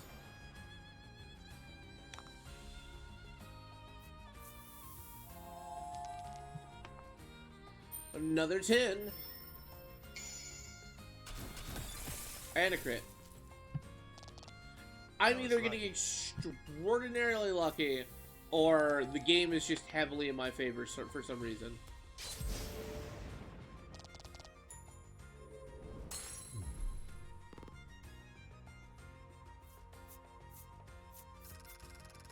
Oh wow, 1,000 gold and 1,500 experience. That's some levels for people. That's, yep. That's a whole level for Ash. Shining Ray. Deal light damage to all enemies. Ooh. Mara went up a level. Awesome. Demonic Dance. Provoke all enemies' attention until action is taken. Oh, that's nice. Melanie goes up. She gets some attack and speed, which are also nice. Charge spell. Generate 2 gems. Yes, that kind of spell is dumb. Ridis went up a whole level, and she only needs 50 more experience, so goes up another one. Add 10 to own attack for 2 turns. Ready, aim, fire. Nice.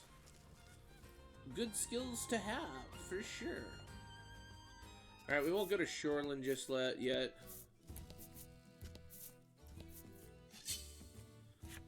Just want to keep exploring.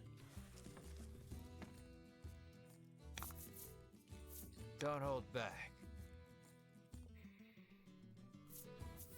Stronger versions of previous enemies. Fortune favors the bold. You're right indeed.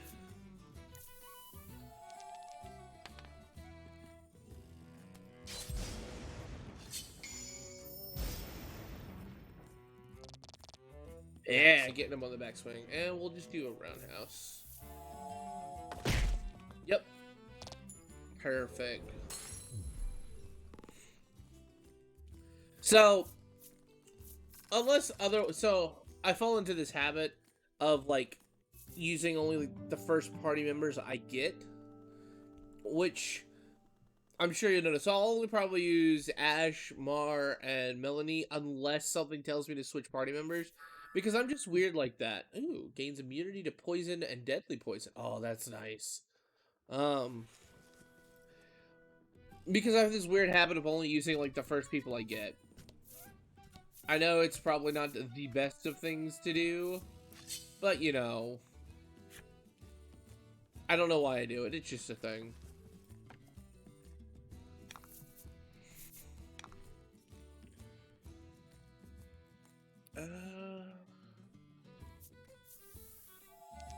Are you weak to wind? I can't remember. Yes, you are.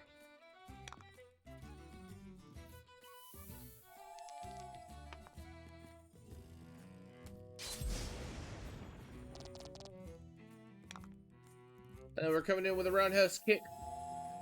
Everybody dead.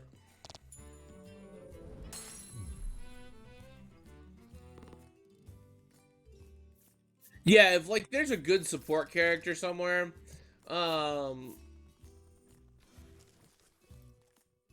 yeah, very true. If I ever play an emulation of one of my favorite DS/3DS titles, I make like a well-balanced party. I usually have like 1 or 2 DPS, like shielding person, a healer, and a debuffer to a certain extent. One of my favorite games that let you do that kind of thing was called Etern Odyssey. If I bought every single one of those games, and it's. You pick up a scrap of paper dropped by One some second. manner of monster. It has a message scrawled on it in crude lettering. And so it's a great like party builder and like dungeon explorator, because you have to draw on the touchpad to draw the dungeon out. So you're mapping out this whole dungeon. And like the first 2 games, they really didn't have much of a story. They started to implement one in the second one. They really had a better story in the third one. The fourth one had a story. The fifth one had a story, as well as the sixth one. And then they remade 1 and 2 to where it had a story and fixed characters. And I own all of them, and they're fantastic. They are also severely hard, and so I haven't really beaten most of them. So that's why, so now that I've started streaming, it would be interesting to run an emulation of them, because they are easily probably like 100-hour games, because there is a lot of grinding, a lot of mapping things out, trying to figure out where you're going, side quests to do. There's just so much to do in it. We're the sea. Harbor. I wish I had a pin. Pen? Pen. I may have to go get a pen. Wait. Last I checked, there was a pen under this table. Where'd it go? There it is. Are you important? Yes, you're important. I need to set that picture back up. You're not important, though. Alright, cool.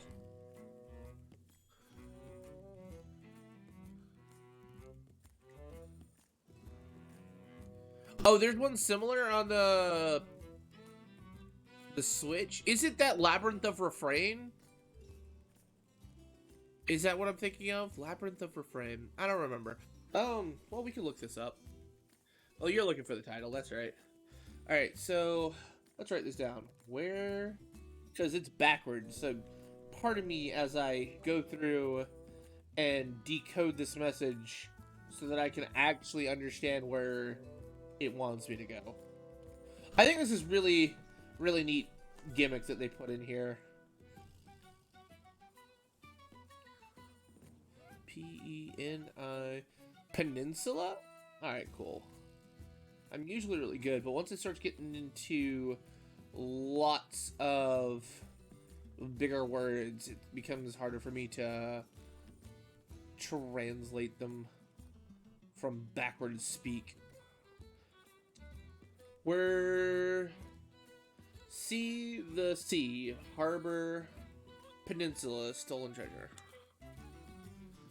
Yeah, labyrinth frame, yeah.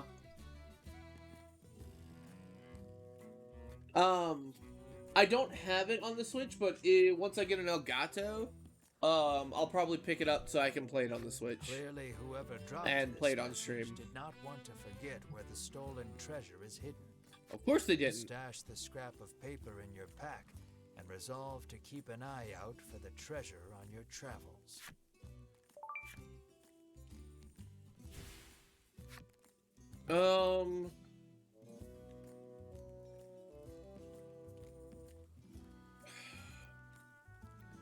I don't know where it would be right now. I need to go back and explore that.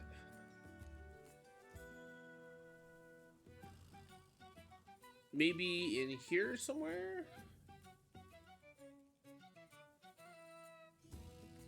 It could be next to this harbor. Alright. Why are You can't go in there. That's the ocean. I'm not trying to go in there. Oh, that you can't go in there. That's the ocean. It adds some mechanics which can be rough depending on luck, but I've yet to have a total party kill from it. You can have party parts take damage, which is semi-permanent, lasts till you fix it outside the dungeon. Oh yeah, because your characters are dolls, right? So that's an interesting gimmick for it. Who we gonna have drink the brew this time? Let's do Melanie. Melanie's face twists in disgust, but she soon relents. Here's hoping this does something useful, she mutters, and takes a swig. I don't feel so well, Melanie mutters through a hand pressed to her mouth. What have you done to my friend? Who's going to pay for her treatment? Money, now, you shout at the so-called doctor. Forgive me, please, he stammers, handing you another bottle before fleeing out of sight. Fortunately, for you at least, it seems Melanie simply found the taste of the brew rather foul. Invigorate! I have 31 cards in my possession. Alright.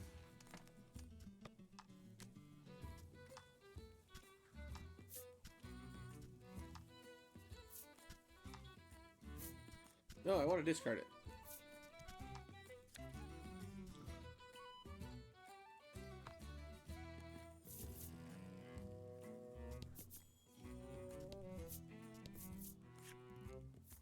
No, we're not going to enter the Musty Tower just yet.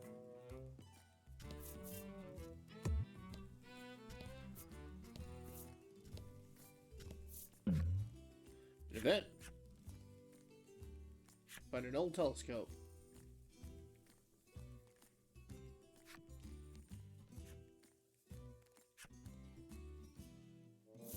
We're an inch closer.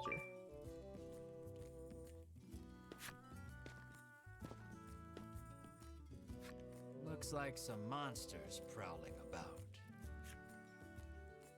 Will I fight them? Yes, I will. Gotta have that. Channel the inner champion of justice you never knew you had, and decide to throw down with the monsters. I wouldn't call him the inner champion of justice. I just want the experience and money.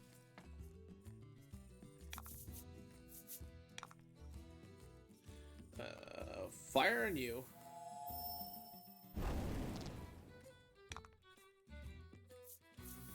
They look like metal bats, so maybe it'll do extra damage. No.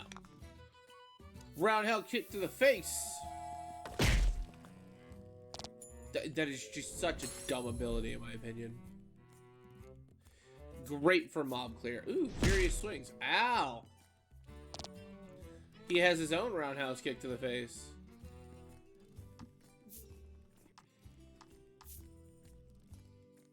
We'll pass on you.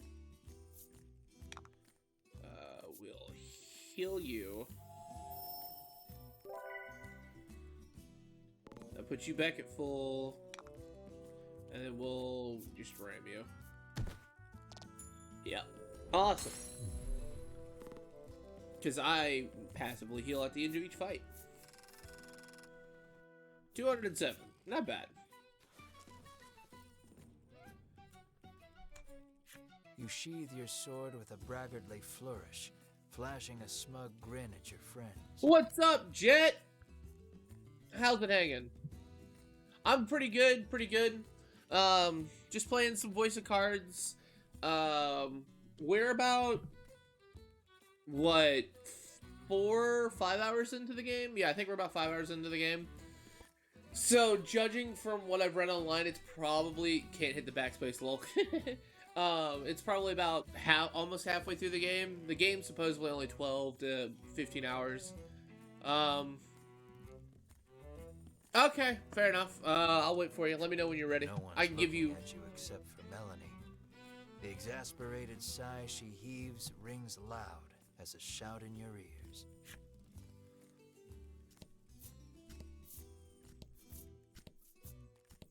Ooh, treasure chest. Money!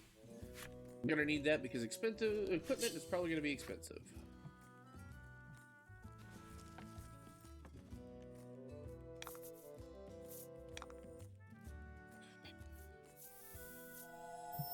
Alright, hit the tree with fire because weakness. Flash it.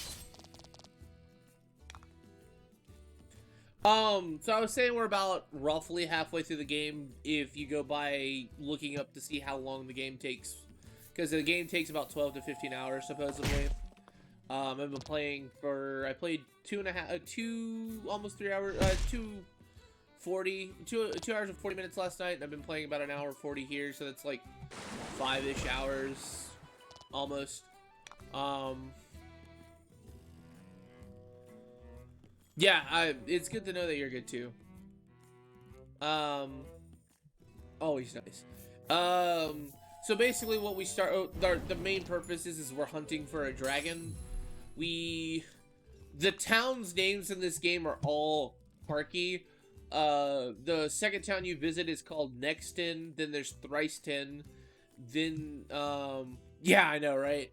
We're heading to Unionville, which is, where monsters and humans live together. We just came from, yeah, exactly. We came from, Woodsland. So it's just like, it's really quirky and cute, and it doesn't take itself seriously to a certain extent, and I love it. I have a bad, so right now we're just, kind of exploring. I have a bad habit of trying to fill out my entire map. It comes from playing plenty of dungeon crawling games where it's just like finding all the secrets and stuff. Oh, nope. So, I have yet to actually find Unionville. We keep coming across monster fights and events. Catching the sunlight just so. You move closer to get a better look at it. Oh, is this the treasure? You find a chest lodged in the hollow of a tree. Yeah! Something about this feels familiar. You fish a note out of your pack. So by the looks of it, from what I've noticed, there are 2 fixed events that happen in big sections of the open world like this. Because in the first section you're in, you found a monster note and some thieves, and this is the second time I found something like that. Sure enough, this is the location those thieves mentioned when you were eavesdropping. Alright, I'll see you later.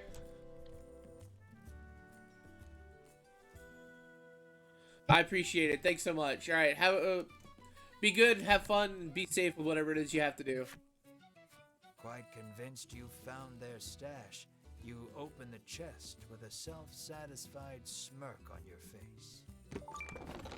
Ooh, Warrior's Mail. Is that gonna be for Mar, or is that gonna be for Ash? Let's find out.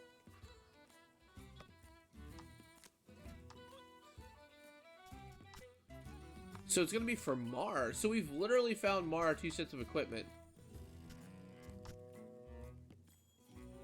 It's just a sheer upgrade. It's pretty better than what it was. Like, Mar just getting all the equipment. Why does nobody else have equipment?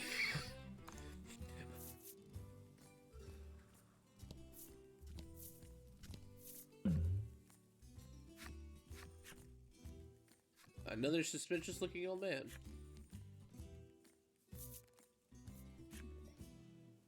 I drink the elixir. I get funny juice. Super love. Love everything.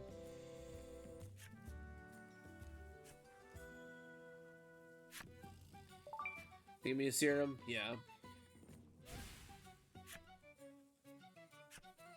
Yeah. I'll probably use a healing potion. Use... so I can cure Melanie. Because apparently she just keeps getting hit. But I don't want to use anymore, if I can avoid it. And then there's the fight.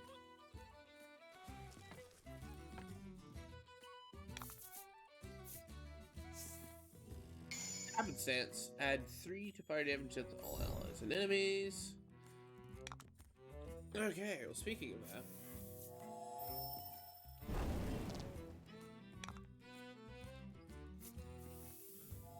Alright, roll a 6. Oh, why did I roll a 1?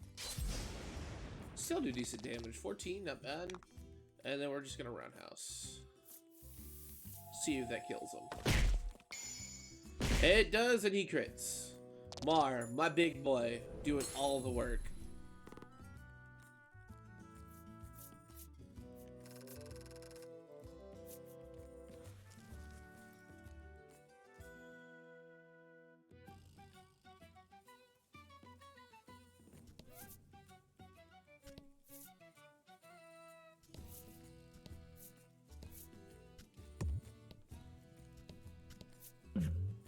An event.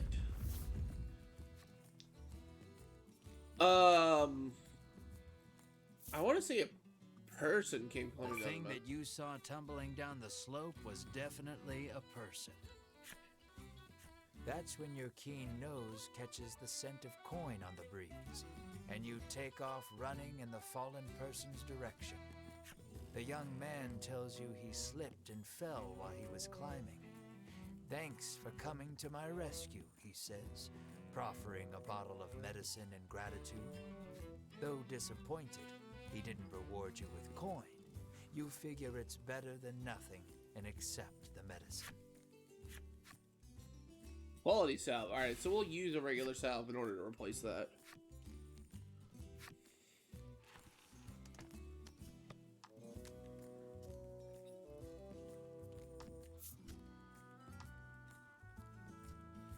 Use it on Mar.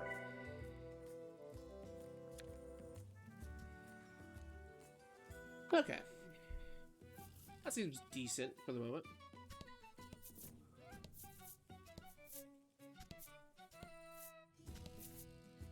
Treasure chest. Ring of Protection. I don't think Melanie has any accessories. No, Melanie does have an accessory equipped. So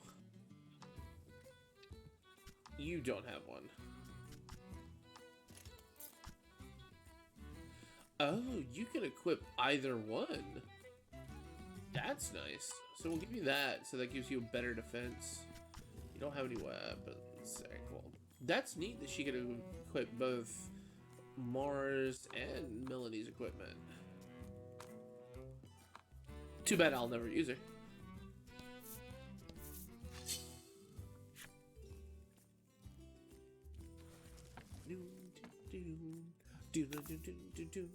Let's do this. Are you weak to wind? Just like your other cousin? So weaknesses don't really seem to change. Which is understandable and at the same time sad, but understandable.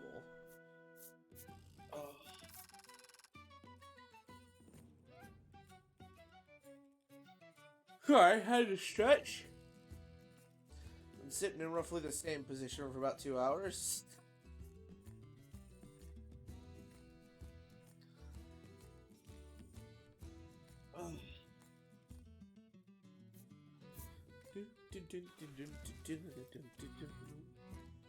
I wish they had a cursor icon like other games do. You spy a rather large number of monster prints on the ground. A wry smile plays across your lips as you remove the scrap of paper from your pack. Yeah, that makes sense that it would be over here. You pull from your pack the note a monster dropped near the musty tower. You feel around in the grass for a few moments before your hand strikes something surprisingly firm. The scrap of paper tells no lies. You greedily open the chest. You're right, it's greedy. Wow, alright, 3,000 gold, we take that.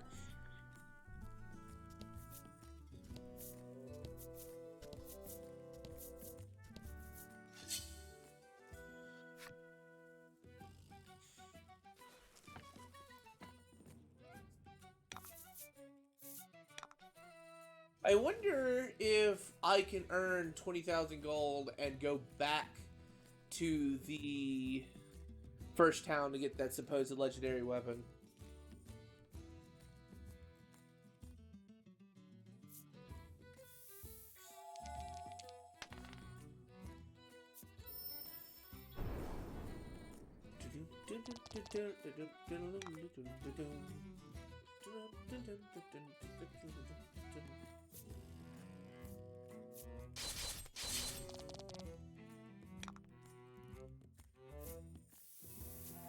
Roundhouse to the face. Oh, there we go.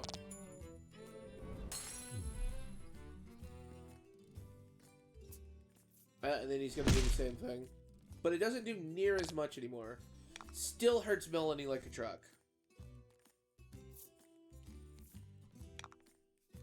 Go ahead, give her a heal.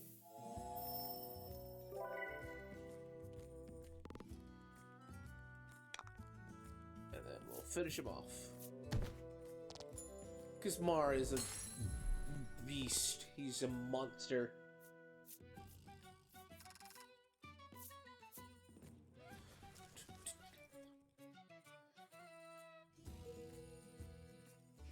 The Umbral Goblins.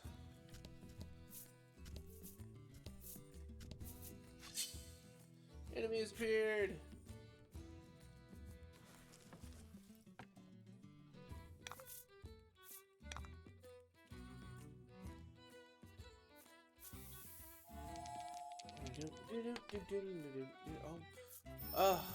Why do I roll so poor when... Well, I don't always roll poor like that, but it still does a ridiculous amount of damage.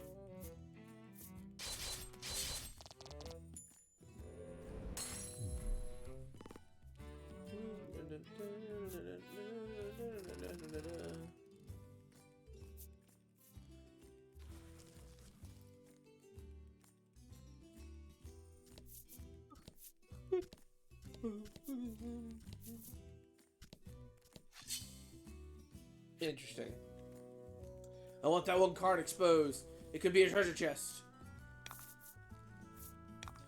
Oh, it's just a single goblin. 3. Will that be enough to kill him? No, close. That will though.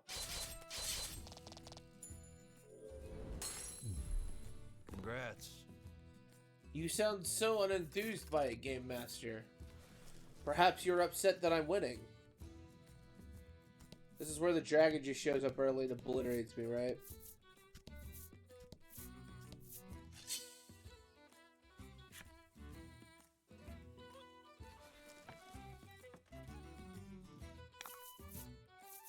Don't hold back. Close enough.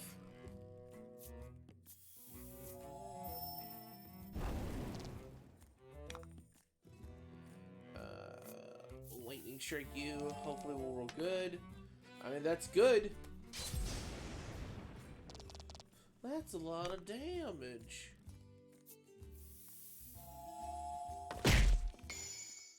Ooh, coming back for the double swing.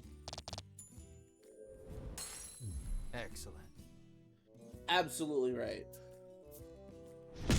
Not so excellent.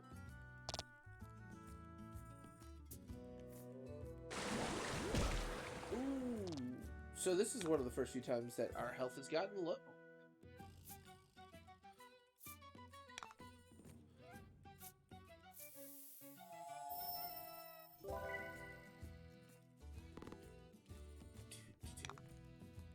We'll go ahead and take out the Umbral Goblin, because he can hit everybody. And the Tree Spirit isn't too bad. The healing will be annoying for it, though. Alright, let's focus on some healing, ladies and gentlemen. You gotta have that nice, full, healthy party.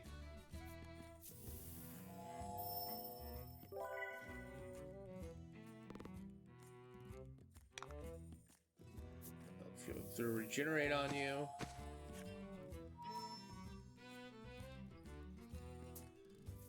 I love how the status effects and everything like that are like little like sticky note kind of things that you just throw on a card. It's pretty neat.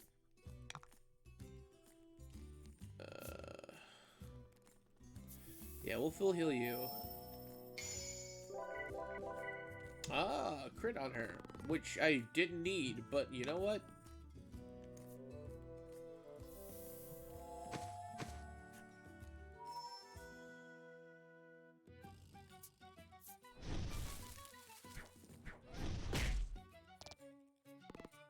Joke's on you, I heal that.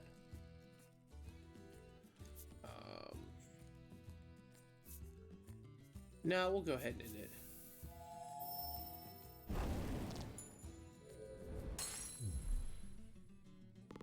It's just like I'm gonna heal passively throughout the next couple of fights, as long as I don't get just destroyed. Oh, she leveled up. Of course. If I had just known that, I would have. I wouldn't have healed her.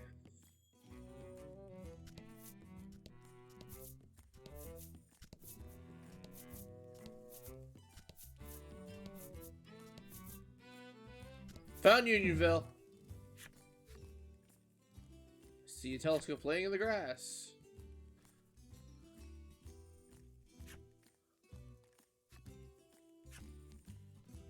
Let's sneak up on it.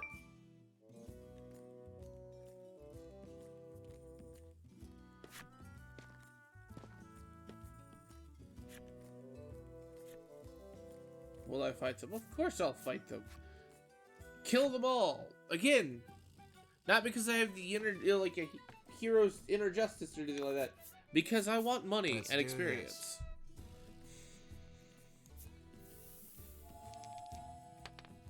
That's a 5. Decent numbers. There you go. Ugh, just one tap him. Ugh, a terrible person. For monsters. Another 5.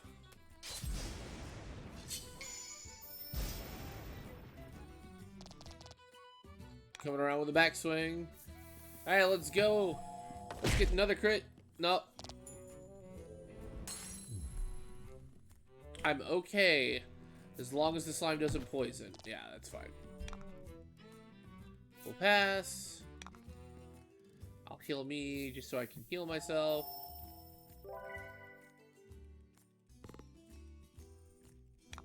Cast Regenerate on Mar. That way he can recover at least this turn, get him closer to 30. Yeah, that's fine. I'll heal a lot of that. And I'll... no. Fire.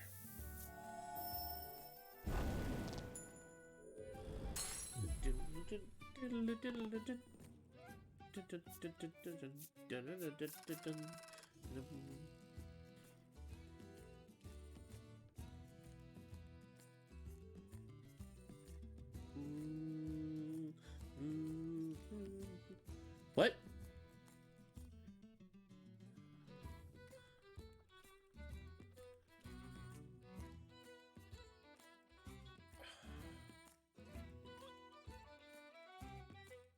Well, that was weird.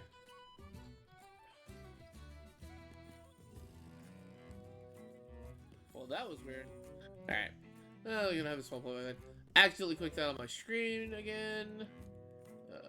Need to open this. Ash leveled up. Awesome. More defense. That's what we need. And Ridis leveled up. Another attack. And for some reason, clicking out of it got rid of my chat. So hopefully nobody talked. I still have chat pulled up, but Armor Slime's got... Alright, cool. I still got chat pulled up. It's just got rid of all the Nameless Shrine. No.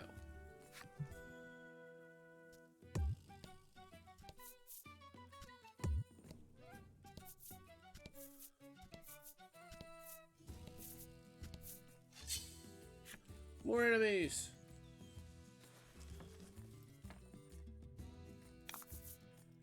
Alrighty.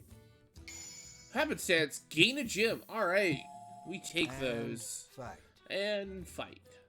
You sound so enthused sometimes, narrator.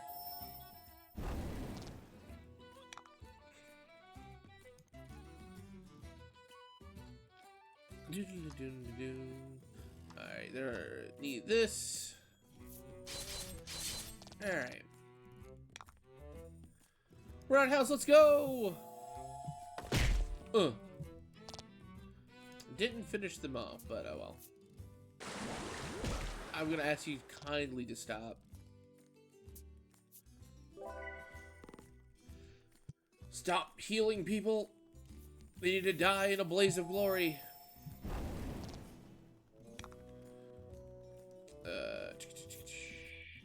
Heal you.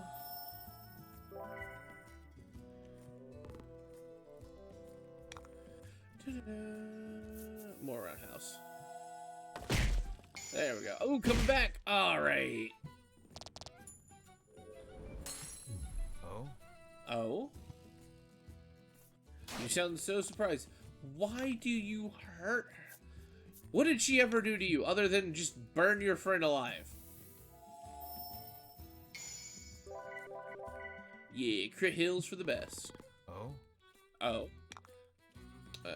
Pound him in the face. Fist bump.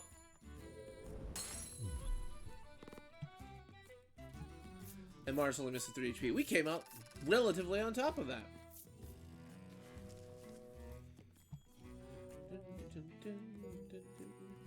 Awesome, I got the Treant story. Nope. Treasure chest. What you got me for today? 1,000 gold. Yes, I've broken 10,000.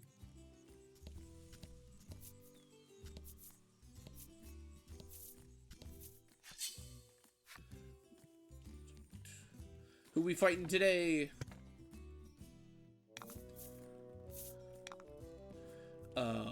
A lot of things. Let's get rid of the Treant.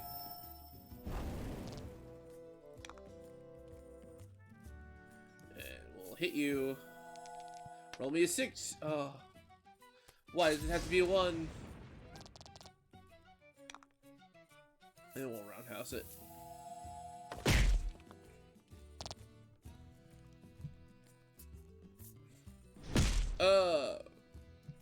Hopefully they won't focus Melanie.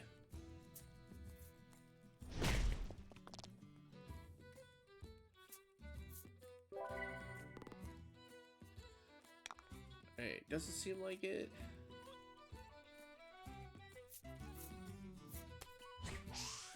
Oh, of course it dodges.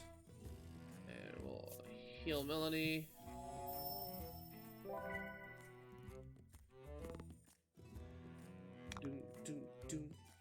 Another roundhouse. Hopefully we should take out all of them. Yeah, there we go. Good work.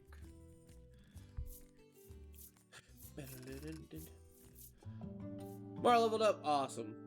More defense. That's what he needs. He's just like this truck, and he just... Nothing phases him.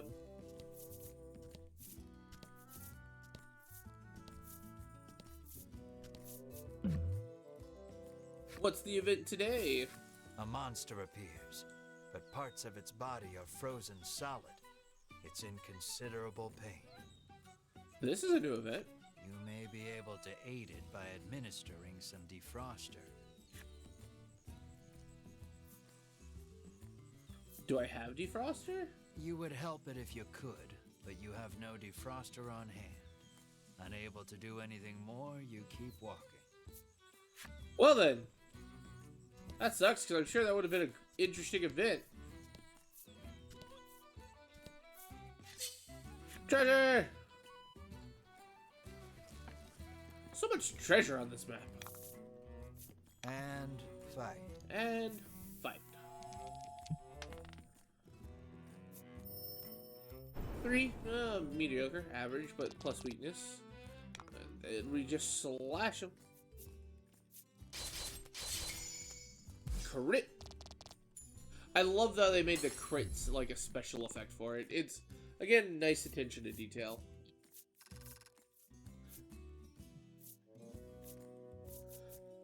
This one.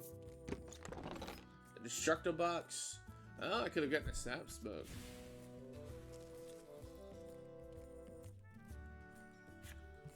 I contain 31 items in my possession. I wonder if there's a way to increase your bag size, because that would be phenomenal. I don't need the destructo box.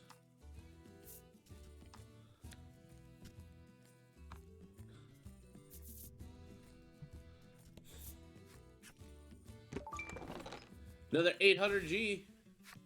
We take money.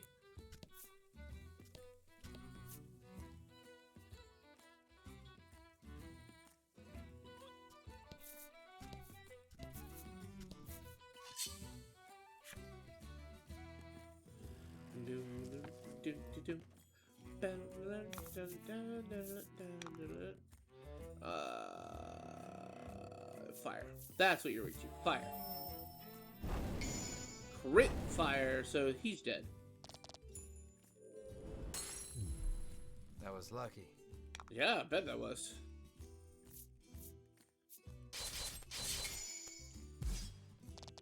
That was lucky.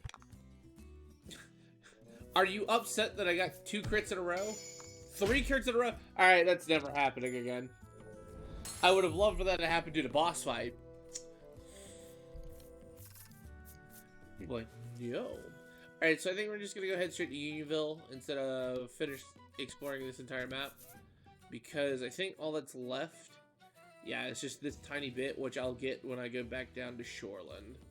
So, we'll head up and enter Unionville.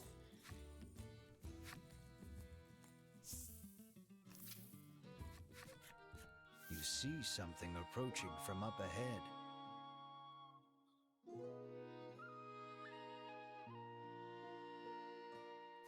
A monster, Melanie shouts, readying for battle. You just hate monsters. Mr. Flobby, get back here. It's dangerous out there, a young girl chides, taking the creature back to the village. Mr. Flobby. Alright. It seems you've finally arrived at Unionville, a village where humans and monsters live together in peace. Why do I feel like there's some kind of hidden secret here? What a weird place, remarks Ridis lightheartedly. I like it. Bet you would, weirdo. We aren't staying a moment longer than necessary, says an unsettled Melanie, her distaste for monsters plain on her face. You're gonna hate every second here.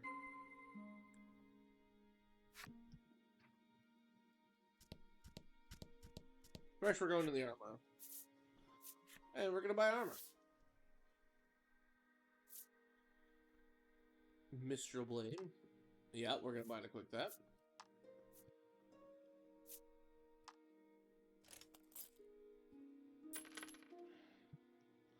Still got plenty of money. Currently at Ravishes. Thunderstaff. Yep. equip.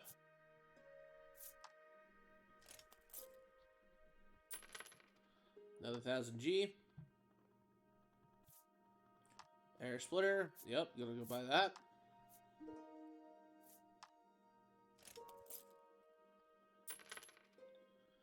That way, in case I ever have to use her. I already have knight's armor. Weaker. Fairy dress. Lowers her speed, but adds... Oh, another 1000 G.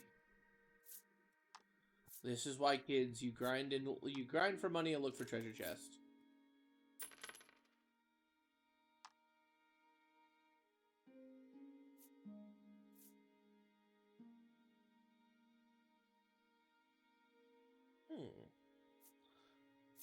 Definitely have all the other types of rings now. Interesting. We're probably gonna sell some items real quick.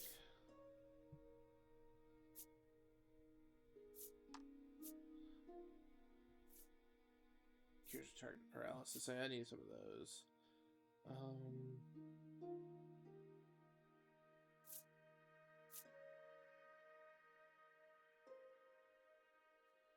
Do I get rid of the Soothstone? I mean, I don't...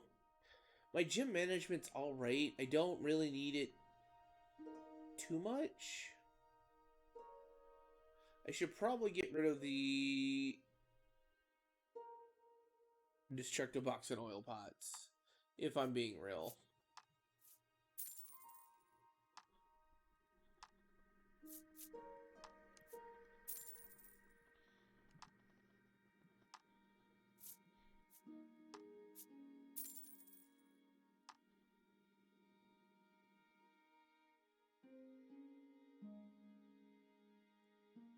I guess I get rid of the Soothstone.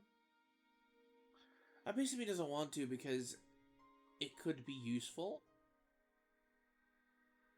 But another piece of me is just like, I haven't used it yet. Like, my gym management's usually pretty decent. Like, my gym management's usually pretty decent.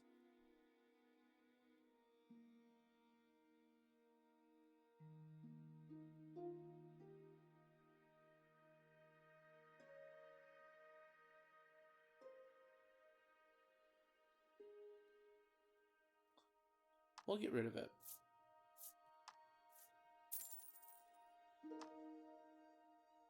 Alright, so I now have 4 item spots. We'll keep the equipment for now. We'll leave. Oh, there are a lot of people here. The woman frowns deeply, claiming the cakes she bought for her beloved furball have all been eaten by someone else.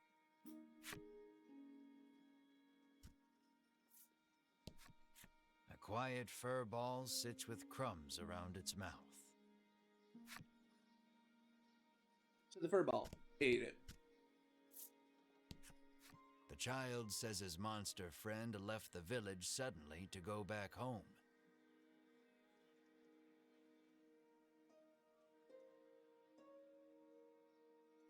He claims the headman told him that he could go home when he grew up too. Interesting. The little orc child pouts, but I don't know where my home is.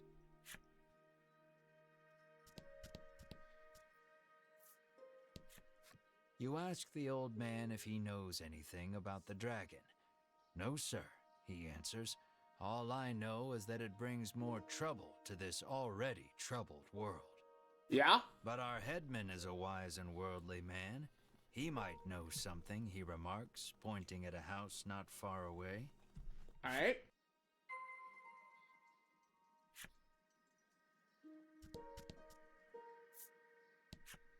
The little goblin sulks as he gazes upon the withering flowers he tried so desperately to take care of. He looks at you with tears in his eyes, silently begging you for help.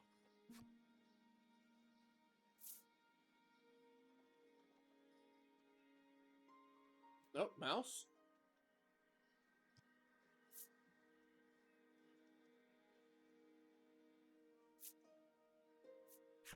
They must be thirsty, you think to yourself. Then douse the flowers in water until... Stop, stop, the goblin shrieks angrily. You're drowning them. If it were that easy, the goblin says, he would have done it himself.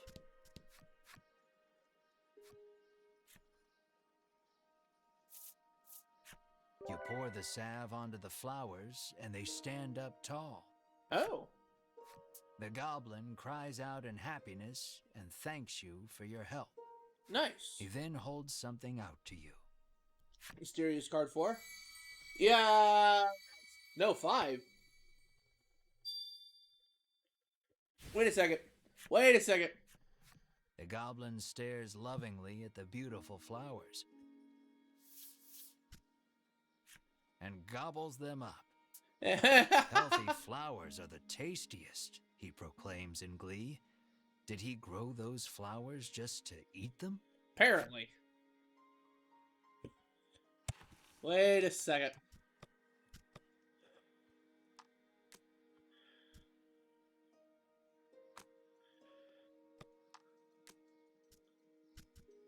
Where's 4?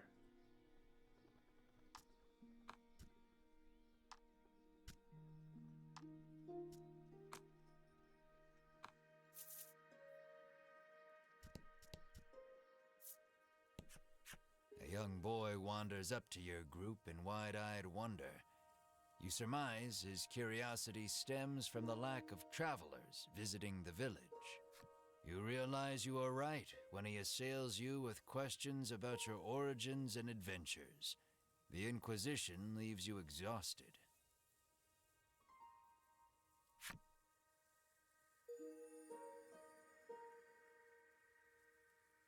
Awesome.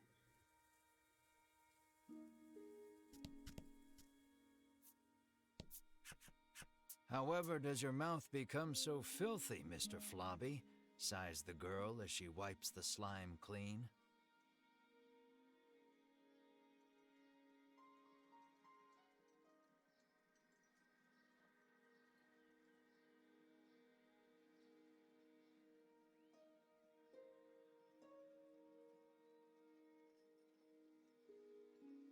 Oh. Clearly embarrassed, Mr. Flobby murmurs, "That's not my mouth."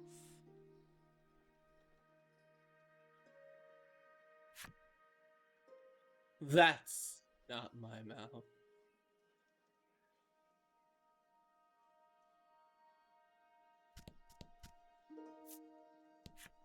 The little orc child is engrossed in a fairy tale. The title reads, "The Legend of the Dragon."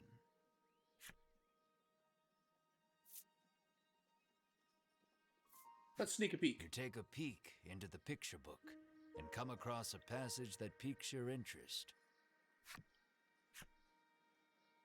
Defeated by the king's army, the dragon hid itself away. To where, you wonder? Then recall that this is merely a fairy tale.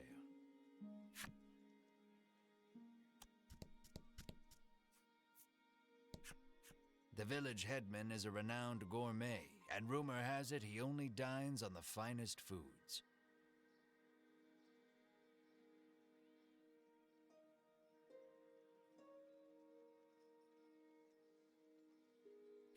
The man says he wishes he too could have such a lavish meal just once in his life, his deep desire for delicacies only growing with time.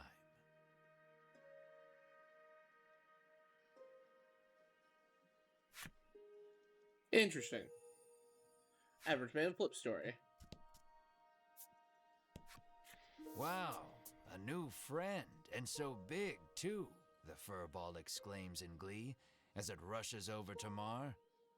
So the fact that monsters can actually talk and have feelings and stuff like that makes me wonder if we're just if we're just mindlessly slaughtering things for the sake of RPG nonsense.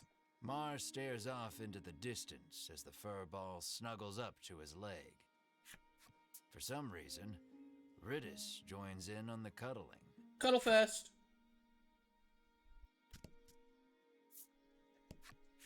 Lately, a suspicious man cloaked in black has been seen wandering about the village outskirts.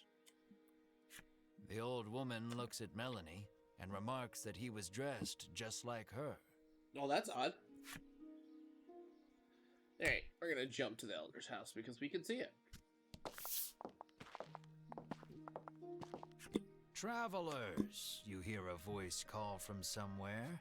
Down here, at thy feet. You look down to see a small clump of fur by your boots. The clump of fur speaks. I am Lappy, and I should like to journey forth with thee. Lappy What? the furball looks at you with amiable expectations. No? Can I say no?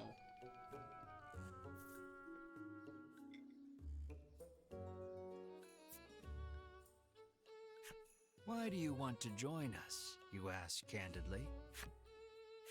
I heard a voice calling my name, so I must find to whom it belongs, he answers with a faraway gaze. Who?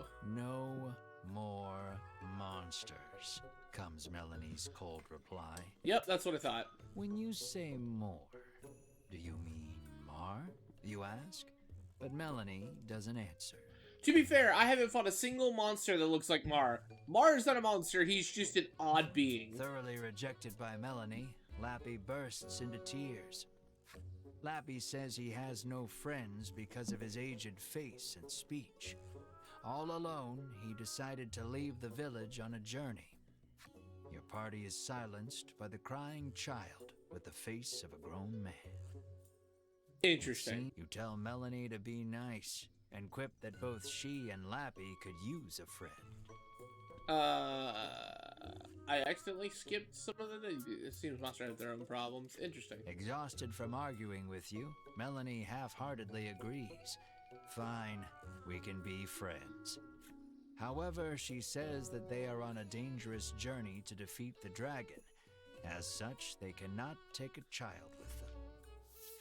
Lappy leaps up and hugs her in his excitement, exclaiming, "Thou hast made me so happy."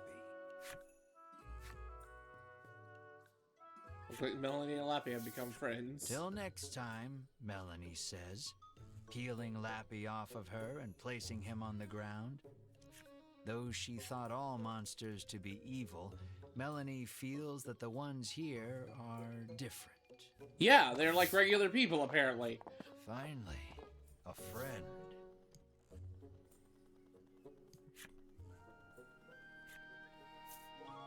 Yes, let's enter the headman's home.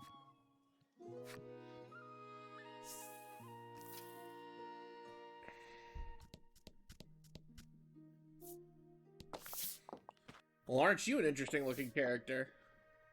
You bow. That face! But before you can speak, the man suddenly introduces himself as the village headman.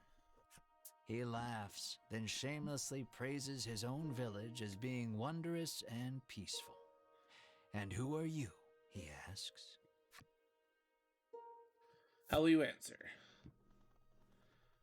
The heroes who will take down the After dragon. explaining that you are on a quest to defeat the dragon, the headman invites you to rest your feet a bit in his village. He says that he had heard rumors of the dragon when he traveled the world. You must be tired from your journey. Have a seat. I will have my chef prepare a feast, the headman says, then claps his hands twice to summon a stewardess. Interesting. Mar, don't you dare gobble it all down in one go. Extravagant dishes that you have never seen before are placed on the table before you, each one looking more delicious than the last. You're drooling, Melanie scowls. You hadn't even noticed. I would too, if You it's wipe delicious. your mouth with your sleeve, then gasp as you turn to Mar. Perhaps in an attempt to hold himself back, Mar is gnawing on the table corner. There, we'll eat soon, you reassure Mar while gently stroking his head. The doors fly open in the next instant, and a girl runs in. With tears in her eyes, she tells you that her dear companion, Mr. Flobby the Slime, is missing. The headman's eyes go wide in surprise. "We must find that slime right away," he says anxiously. "You are starving. but it doesn't look like you'll be able to partake of the feast before you because of Mr. Flobby's disappearance. Oh no, Mr. Flobby's just... And so you say, oh no. Tugging on a car will...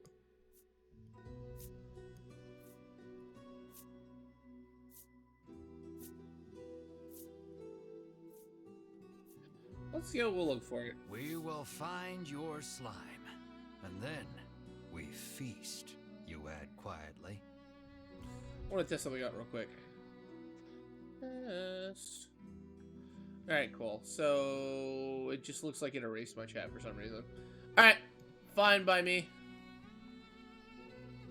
I don't need that up. I need this up.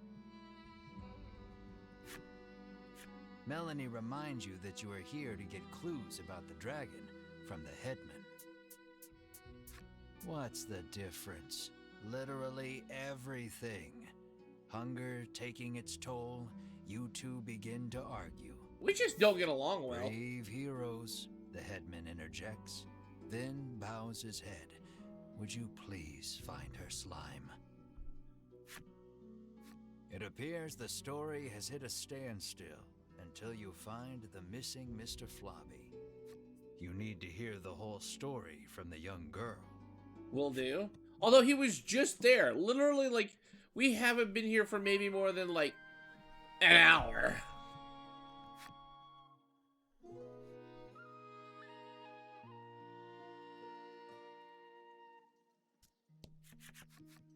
The girl sobs, wailing about the missing Mr. Flobby. Melanie places her hand atop the girl's head and promises that your party will find her companion. The girl then hands something to Melanie.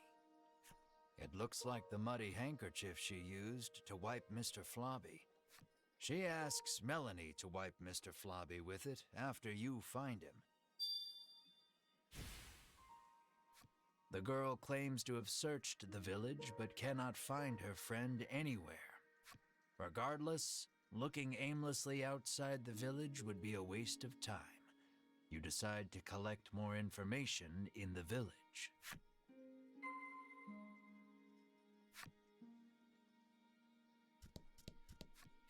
Melanie's friend Lappy is here. Lappy cuddles up to Melanie. Despite her hatred of monsters, Melanie doesn't seem to mind.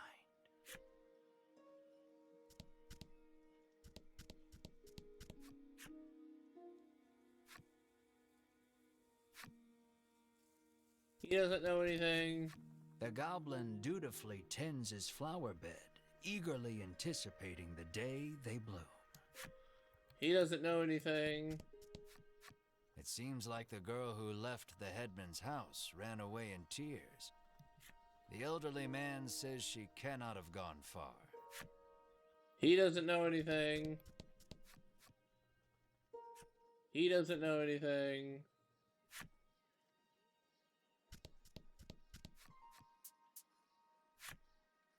Doesn't know anything.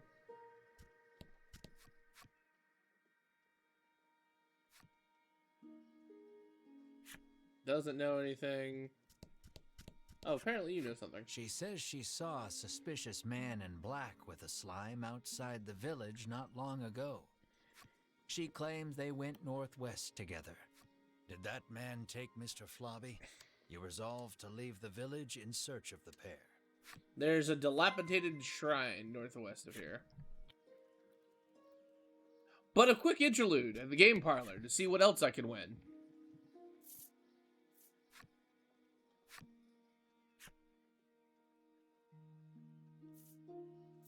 Simple rules. Begin the game, ladies and gentlemen. Okay.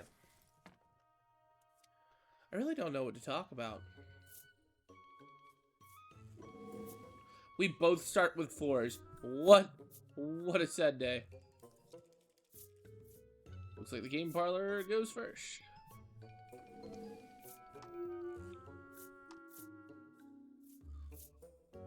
Oh, he of course he gets a 4, 5, 6.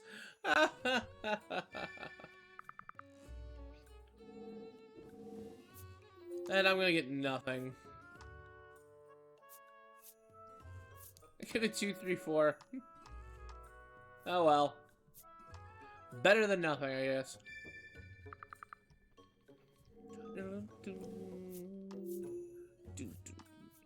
What you get? Nothing. You're gonna keep the 7? No, you get rid of the 7. Please be a 6 and an 8. Oh. We're gonna get rid of the ace.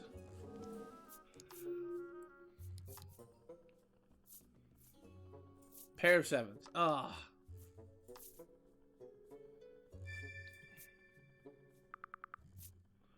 Get rid of the 2.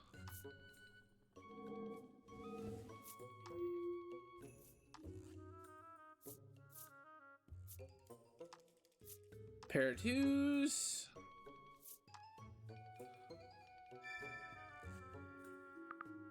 No, this game is not going in my favor. Discard the 6. Man's gonna get a 4, 5, 6. No. Get rid of the 4 and 2. Yeah.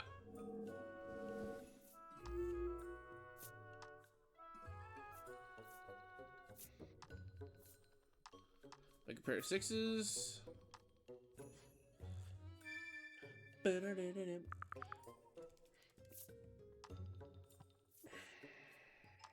get rid of the pair of 4s.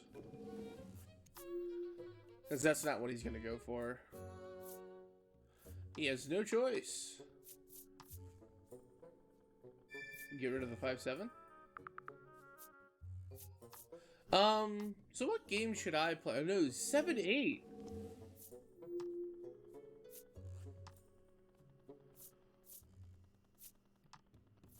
You really got rid of an 8 knowing I had an 8 in my hand?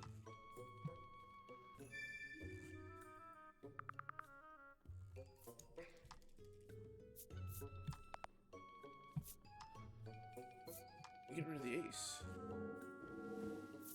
Hey, he still has 37, so I'm not, like, out of the neck of the woods yet. 3 aces. I'm surprised he didn't make the double 7. And just get rid of the 3 aces. Please throw the 7 in the pot. No, 5. Alright, cool. Give me a 6. Oh, no. Double 5s. 1, 2, 3, 2. So that's only 9. So we'll get rid of this one. Get rid of the ace.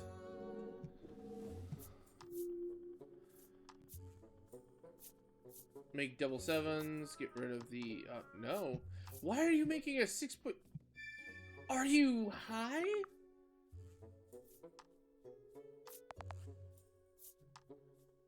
Get rid of the 7.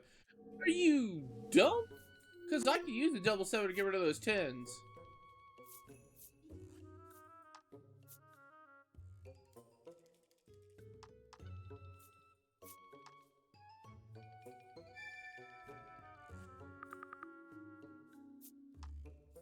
Like, that nets me 4 points right there.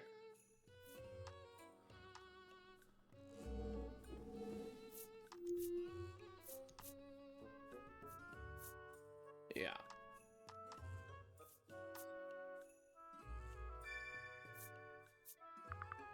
So he's at 30. Are we both at 37?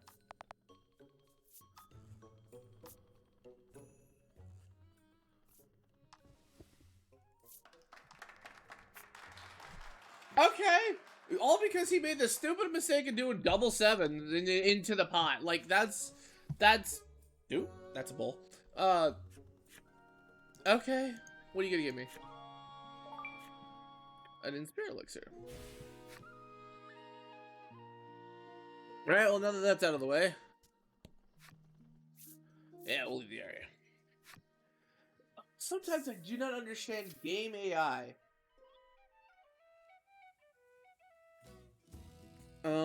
Northwest. I'm gonna take a guess to say that he's at the Nameless Shrine.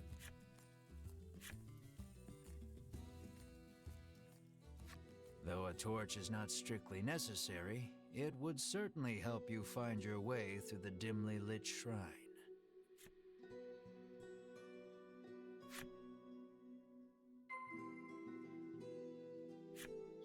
Check the naval sign for any sign from Mr. Floppy. Your footing is obscured in the dimness of the shrine. You should probably proceed with caution. Though I understand your urge to hurry on ahead. That's fine, Dash, and completely understandable. Family comes first and all that. I'm still doing well. I just finished another game parlor, got another Inspire Elixir, which I'll probably end up selling for money, or accidentally dropping because I get a full inventory. I went to Unionville, and I ended up talking to the mayor, and then one of the monsters ended up basically getting kidnapped. So I'm now looking for him in the Nameless Shrine. I want to go carefully. Careful is always You best. go forth slowly but steadily, taking it one step at a time. You take a good look at the floor and see it lined in trails of viscous liquid. No doubt a slime or 200 have passed through here. Slime or 200.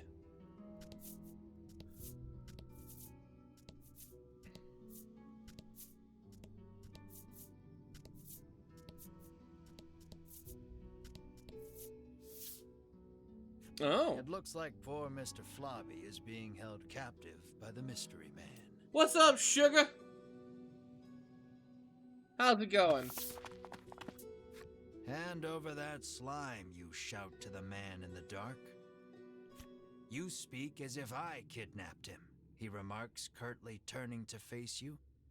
What do you mean you didn't kidnap him? Also, why is he dressed like Melanie? When your eyes finally adjust to the surrounding darkness, you realize the man's clothes look eerily similar to Melanie's. Melanie's mouth falls open in surprise. I heard you were feeling a little bit better. Hopefully you're doing better, sugar. It seems the man has noticed Melanie as well. It looks like the two know each other. I'm glad you're doing. I'm glad you're all right and feeling much better. I'm doing really good. I had mashed potatoes and pork tenderloin and wrapping bacon for my Thanksgiving, and once that was done, I just basically started streaming. So I've been doing that for almost 3 hours now. Going strong, not getting tired or anything like that. So I may go for another, I don't know, somewhere between an hour or 3. Been enjoying myself in the game. Let's see, you logged off, well, you didn't log off, but you fell asleep right as probably we were looking for, treasure for the doctor. We proceeded to find the treasure, found out that the trio in white robes are a bunch of jerks and stole most of it from us while we were killing the monster guarding the treasure. Went to the bewildering woods, had to navigate through there for a little bit. Found our fourth companion, which in there. She's apparently drowning in debt and trying to save her family from debt, and she joined us, and now we're in Unionville, and Mr. Flobby the slime was kidnapped, and we've now found this man that looks oddly dressed the same as Melanie. What do you suppose their relationship is? Maybe they're friends? They're wearing matching outfits. The man says that he and Melanie came from the same village, where this was their native dress. The man's revelation makes you realize that you know almost nothing about Melanie's past. Almost nothing? We know jack all. You ask Melanie about her hometown, but she holds her tongue. Then the man speaks. Oh? With forbidden magic, our clan has ensured the dragon, he begins, when Melanie cuts in. Oh? She rattles on about the man, telling you that he is Vince, a lunatic obsessed with the dragon. Oh no. Vince resentfully claims that he is searching for the noble dragon to protect it. Oh?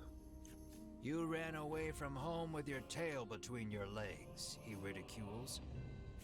Enraged, Melanie lunges at Vince. Oh. You have so many questions, but realize that the most pressing matter is getting Mr. Flobby back. So you ready for battle?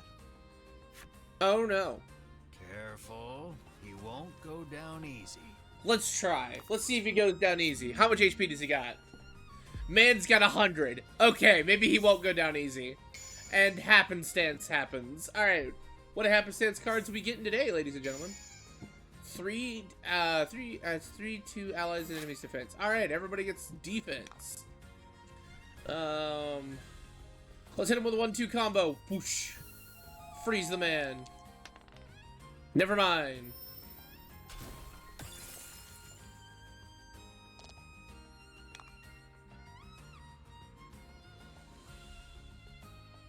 Yeah, I mean, I wouldn't say necessarily good stuff. It was a lot of open exploration and stuff like that.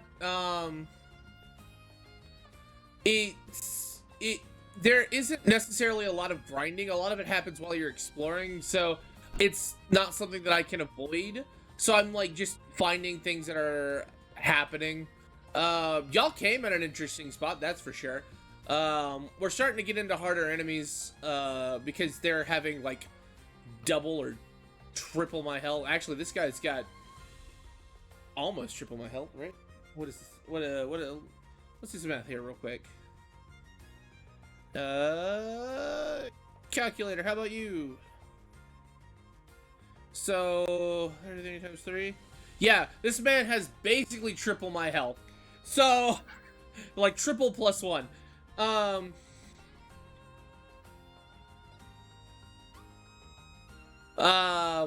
And we also have like we're still hunting for the dragon. We have no information on it right now. We're still like, where are you? We have no idea. All right, let's go. I've gotten more skills and stuff like that, so that's always good. I do practically no damage to this man. Mar does only 8 damage. He's usually my heavy hitter. Thunderbolt. Oh no. Oh, he only does 5. Oh, that's right. He's resistance to it. Ooh, +3 to all allies attacks. Awesome. I forgot that she was resistant. All right, freeze. I want you to stay frozen solid. That's a 1. It won't happen. Oh, he's resistant to ice. I missed that the first time.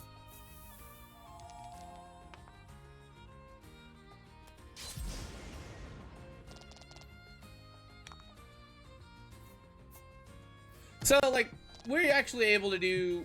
During the fight, Vince asks, "Do you know the truth about that village?"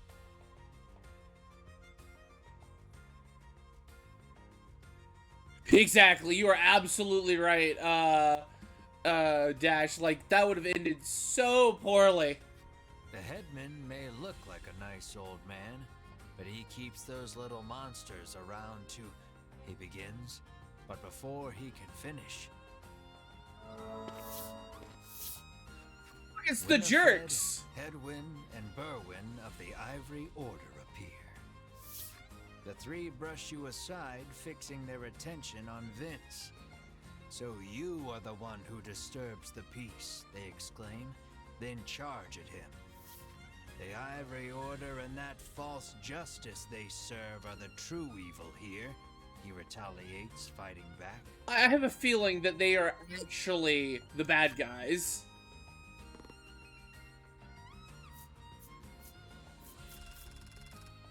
Look at all that experience. Gold! Oh, come on, you have to give me a little gold. Ash leveled up. Ooh, I have now gained wait, why is it called Heroic Hunch? How does that give me immunity to paralyze? Okay. Everybody gained levels except for Mar. Deal bolt damage inflicted paralyzed with rolling of 4 or greater. Awesome. Seeing the two parties occupied with each other, you realize this is your chance to grab Mr. Flobby. Save Mr. Flobby. That's the plan. Perhaps wary of humans, Mr. Flobby dashes out when you draw near.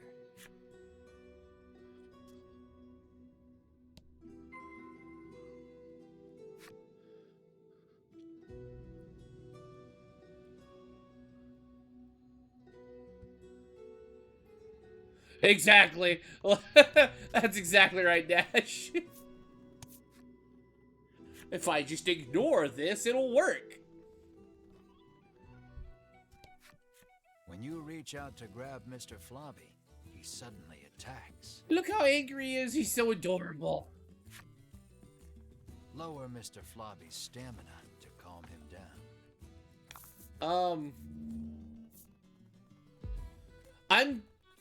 I'm going to kill him.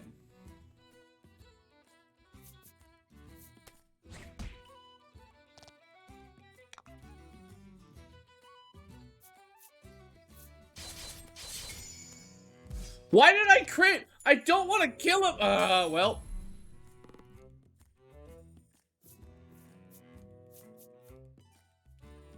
Yeah, I figured I wouldn't get anything out of that.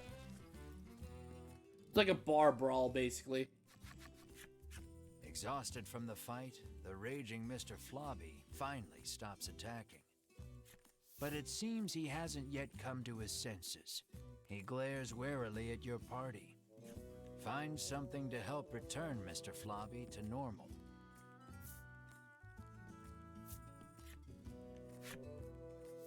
The handkerchief. You wipe Mr. Flobby's mouth with the handkerchief you received from the girl. Then you hear a quiet voice speak. That's not my mouth, Mr. Flobby murmurs bashfully. He's so adorable. It looks like the girl's familiar scent on the handkerchief returned him to normal. Interesting. Having regained his senses, Mr. Flobby heads back to the village. You place the increasingly sticky handkerchief in your bag. Why would you put it in the bag?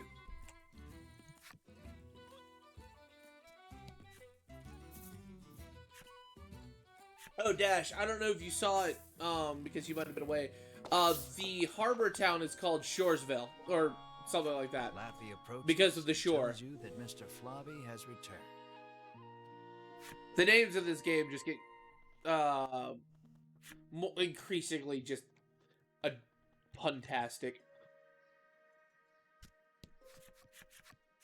The girl is ecstatic that Mr. Flobby is finally back home. I know, right? I'm really hoping they make more of these games. The voice actor's phenomenal. The music's great. I can understand why they are shorter, but I would gladly pay for more of these. I'm happy for you, Melanie says with a smile as she returns the handkerchief. The girl bows her head and thanks you deeply. Mr. Flobby looks as slimy as ever. You just hope it's a happy slime. A happy slime. The headman wants us to bring Mr. Flobby to him. Would you mind, you ask? Of course not. But bring him back soon, she answers with a bright smile.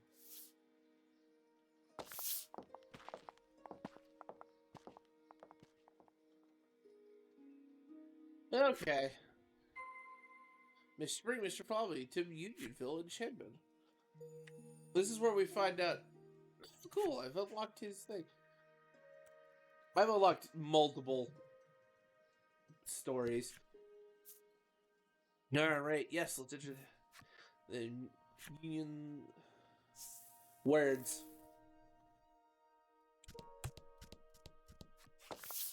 Let's talk to the weird old guy. I'm so happy to see you safe and sound, the headman exclaims, giving Mr. Flobby a hug. Why? You explain everything that happened, including the incident with Vince and the Ivory Order. He expresses his relief that the Order will be taking care of the criminal. I don't trust He it. then thanks you for your hard work and instructs his stewardess to prepare dinner for your party. I don't trust it at all. Maybe we can actually eat this time. Maybe Mar won't eat it all. You can feel your collective mouths watering at the sight of the lavish meal before you. You, Mar, and Ridis immediately dig in. You aren't sure where you find a moment to breathe among all the feasting.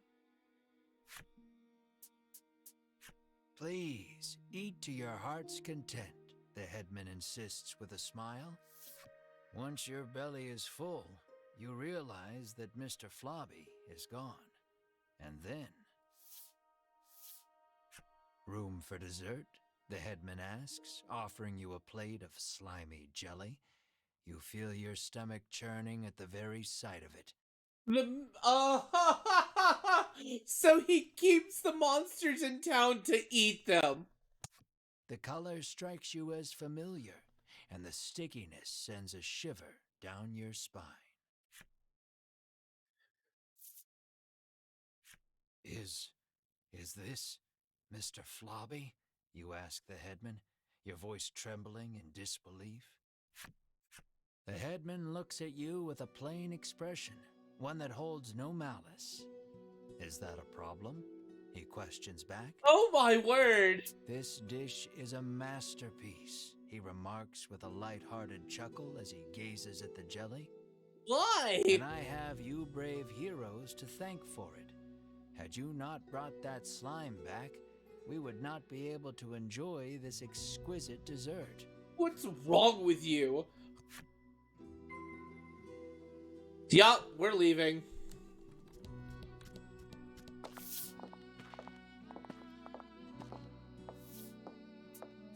You move to leave, but the headman stops you. I try to get my meat while it's still young and tender, but at least your pet is very plump, he remarks, licking his lips. Now he wants Mar. You can't have He points Mar. at Mar and asks, would you consider leaving that creature here with me? No. Mar is adorable. No, no, no, no, no. Mar ain't for sale. Never, you refuse flatly, not bothering to hide your discomfort. Mar is best Think beast. about it, he entreats. And then you grab the headman by his lapels, hands trembling in fury. Oh, do we get to fight the headman? Oh, we get to fight the headman. Yes! Bring him down for his crimes. Oh, it's just me. Oh, wait. Let's do this. This is anticlimactic. I don't care that I rolled a 2. Watch this. Yeah, he's just dead. Exactly, Sugar. You're right. Kill him.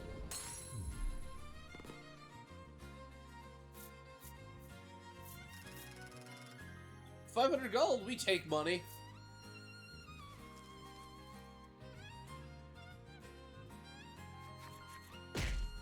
You pummel the headman with all your might. Curled up on the ground, the headman groans in pain, but insists that monsters were meant to be eaten. No, they were You not. hug Mar tightly, reassuring him that you will not hand him over to anyone. You're darn Mar Skippy. looks at you with his round eyes and mews softly. That's adorable. You meet eyes with the rest of your party and reach a tacit agreement. Together, you all stand and leave.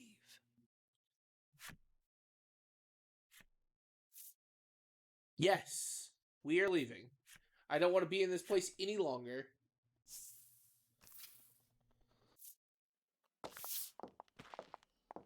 Why do I have a bad feeling about all of this? As you are about to leave the headman's house, though, the old man suddenly charges at you from behind. Give it up, old man. But Mar, the keener of you two, is quick to block his path. With a crash, Mar and the headman tumble to the ground. From the headman's hand falls a small blade. It clatters to the ground, covered in blood. No, you better not have killed Mar. I'll be so pissed if you did. You take the injured Mar to an inn where you can watch over him. You gaze at the unconscious Mar with concern. Despite the shallow wound, no amount of medicine seems to rouse Mar from the bed. I heard that my friends were in danger, so I came as quickly as I could, Lappy says. As he reaches Mar's bedside, he leans over and licks his wound. This is what you call it extract, he shouts. Do you call it extract? He explains that it is a poison extracted from a certain monster. If it enters the body, it drastically reduces one's stamina. Hearing those words, you realize the headman's blade must have been coated in this poison. Mar's condition starts to make sense. No! Isn't there anything we can do? Melanie asks. Lappy's eyes widen in realization before he places his mouth over Mar's wound and begins sucking. He then puts the whatchamacallit extract into a bottle and hands it to you.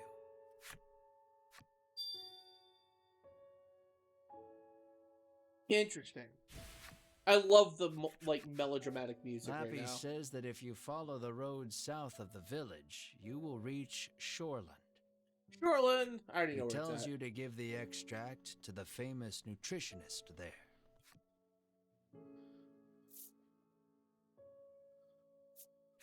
Realizing that you are at fault for this, you don't hesitate to undertake the quest. But this is strange. The extract comes from a monster, so it should have no effect on one, Lappy remarks with a curious tilt of his head. Mar is not a monster!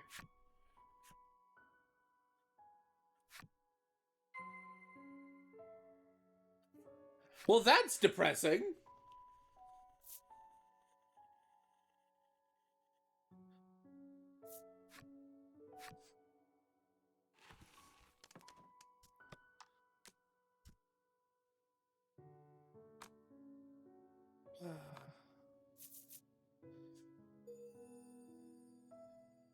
Yeah.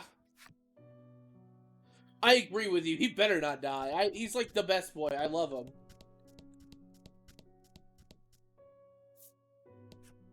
I thought a beast of that size would eat us out of house and home, she remarks, no doubt talking about Mar. I mean, Mar can. Absolutely.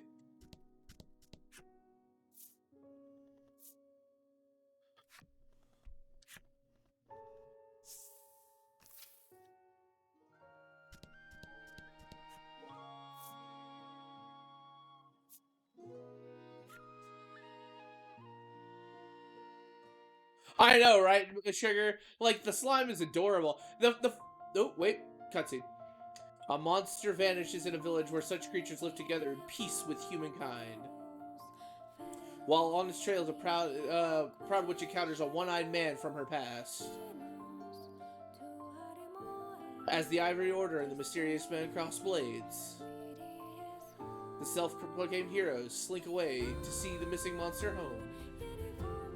The hidden village's secret comes to light. It is united in home alone. A monster falls protecting the would-be hero from the headman's blade. Knowing they must save their precious companion, the party sets out to the next town. There, they meet two stalwart men who devote their lives to nutrition. Those men were jacked. Chapter 4, Shoreland. Like, those men were like, oh.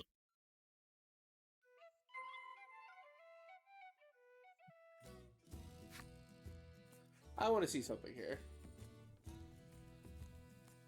Can I go back?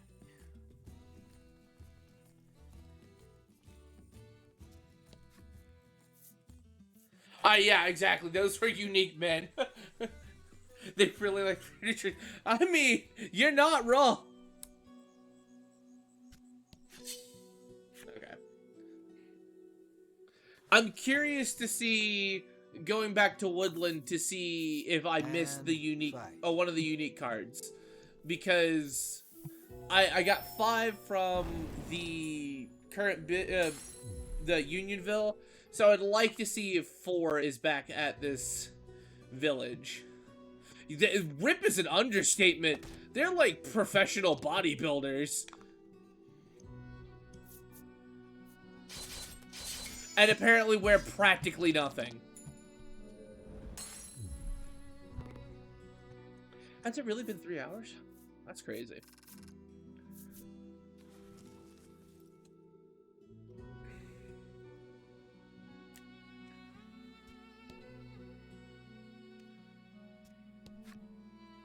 Enter Woodland.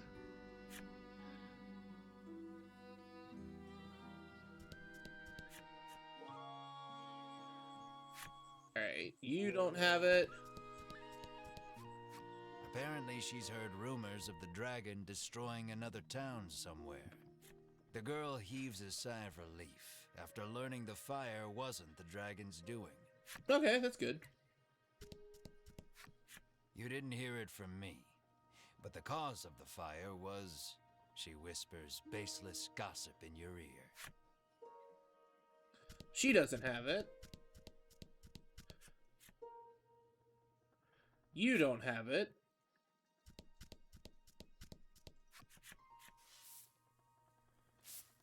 Scritch, scratch, scritch, scratch. You follow the curious sounds to their source, our resident well water lover, digging at the dry well with his bare hands. He digs and digs, but no water is forthcoming. What's worse, he has injured his hand in the process. Melanie beseeches you to help the poor man.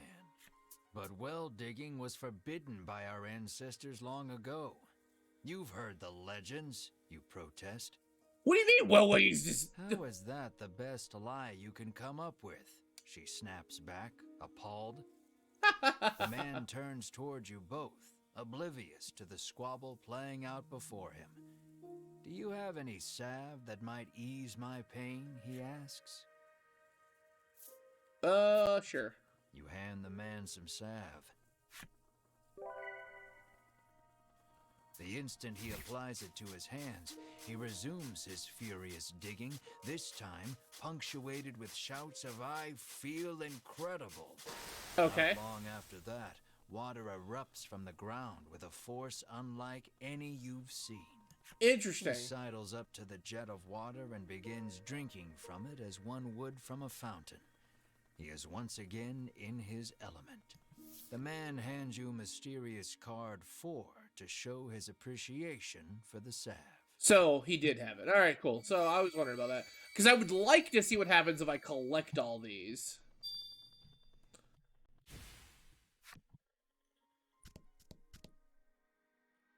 How many items do I got in my inventory? Own cards, items.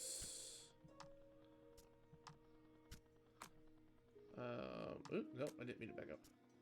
So I can buy another salve or two. Going to the apothecary.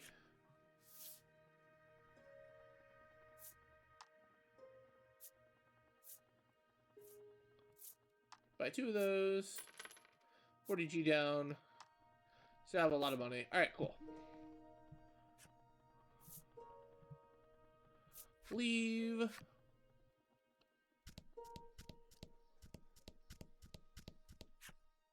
Enter the bewildering wood shortcut. Alright.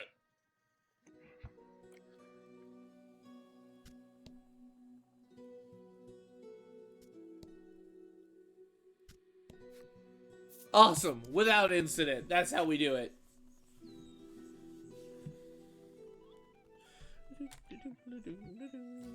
Oh,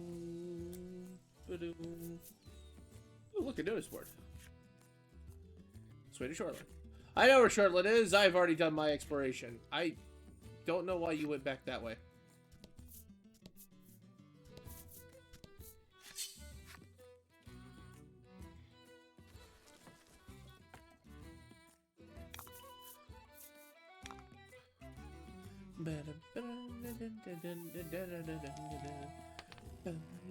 There we go.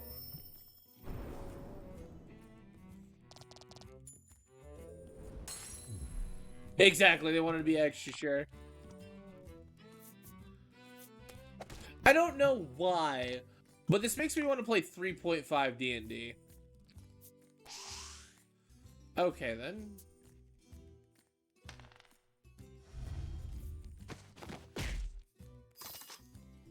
Ooh, that's interesting.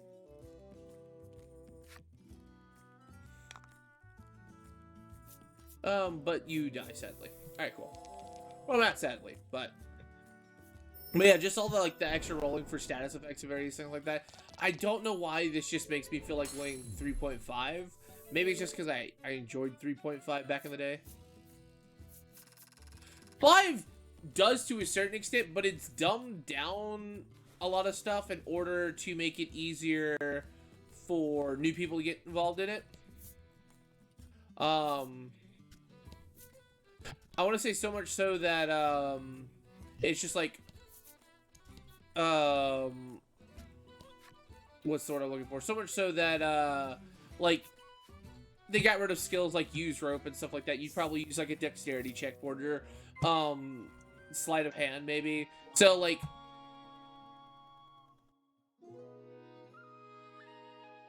yeah, 4th edition made it way too easy, but what's it called? Like in 3.5 you had a whole bunch of skills, and I want to say in 5e you have probably 15 skills or less if I remember correctly. I don't have a character sheet in front of me. But like they got rid of use rope. They still have like knowledge skills, but it's not near as much as like how it used to be, like knowledge this, knowledge that, and like it yeah, it's an interesting take on it. It definitely also kind of makes it that makes it easier for role playing. You also have like saves for every stat, so it's not like a fortitude save, a reflex save, or a will save. It's like, is it an intelligence save? Is it a charisma save?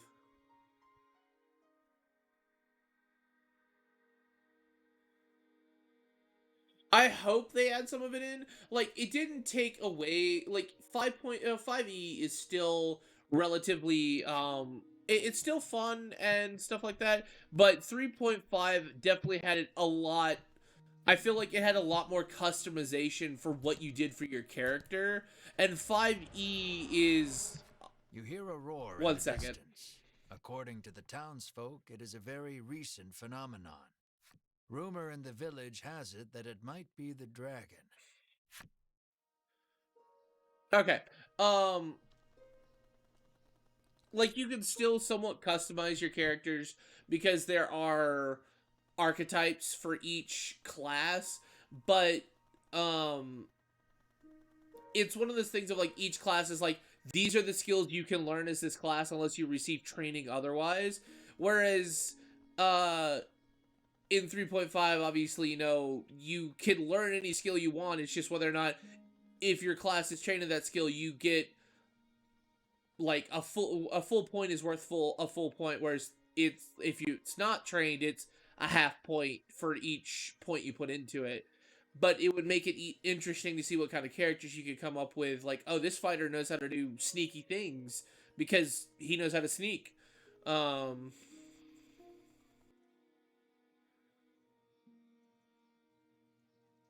Yeah, no, I feel like the paladins in 3.5 are definitely a lot better. Not 3.5, in 5e. Paladins in 5e are definitely a lot better than 3.5. Like I said, they've added some good stuff to it. But at the same, oh, I should have just taken the carriage. I could have taken the carriage back to that place.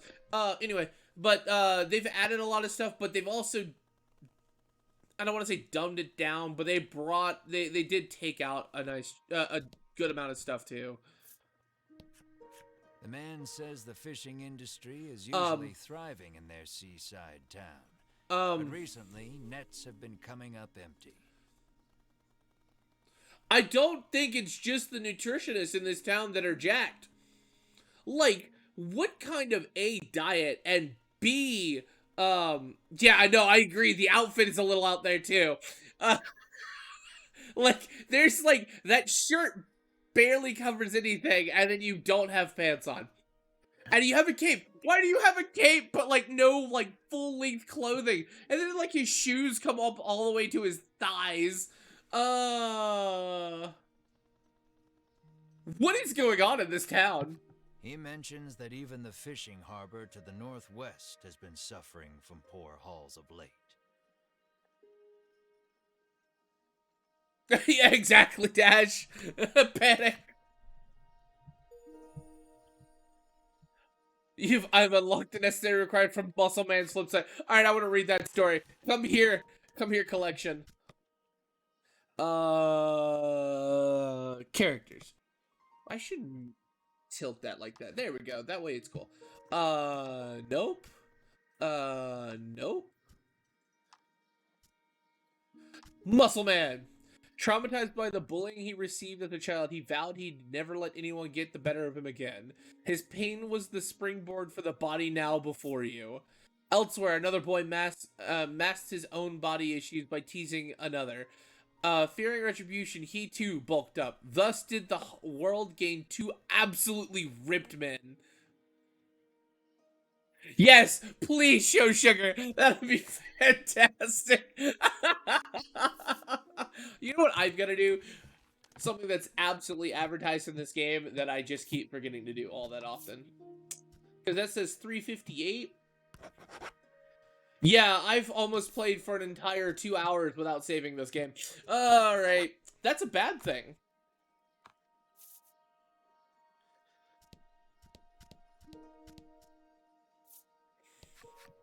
A troubled woman tells you that there has been a rise in thefts lately.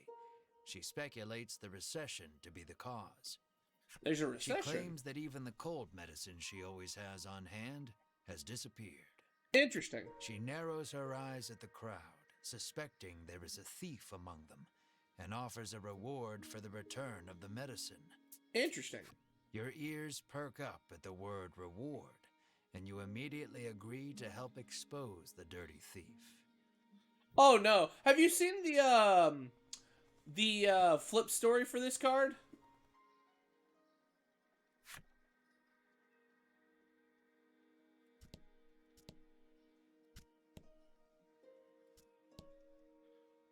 Because if you haven't, I'll gladly... Oh, no, not yet. Alright, so... let's just go back here. Nope, not monsters. Characters. Mature... Oh, no, stop. Mature woman. Every morning she wakes up early to get breakfast ready, and every morning she has to take her husband's abuse. There's only so much a woman can stomach. Flip story. The mornings are quiet now, save for the soft sounds of chopping. Her husband vanished some days ago, and ever since, meat's been on the menu more often than not. She's a cannibal, from what I can tell. Like, that's what I'm getting out of that, is that she... Yeah, exactly. Like, this game is, yeah.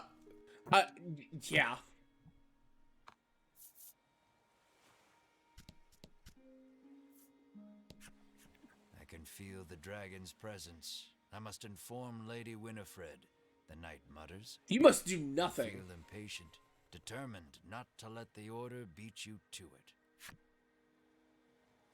Order does nothing but bad things.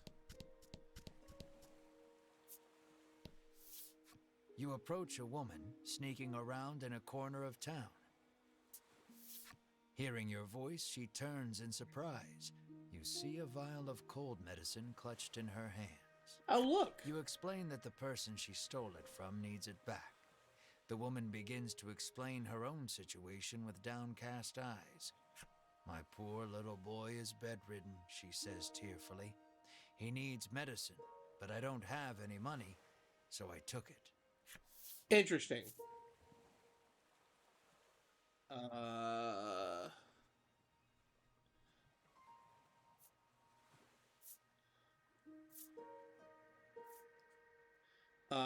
I don't know what to do in this situation.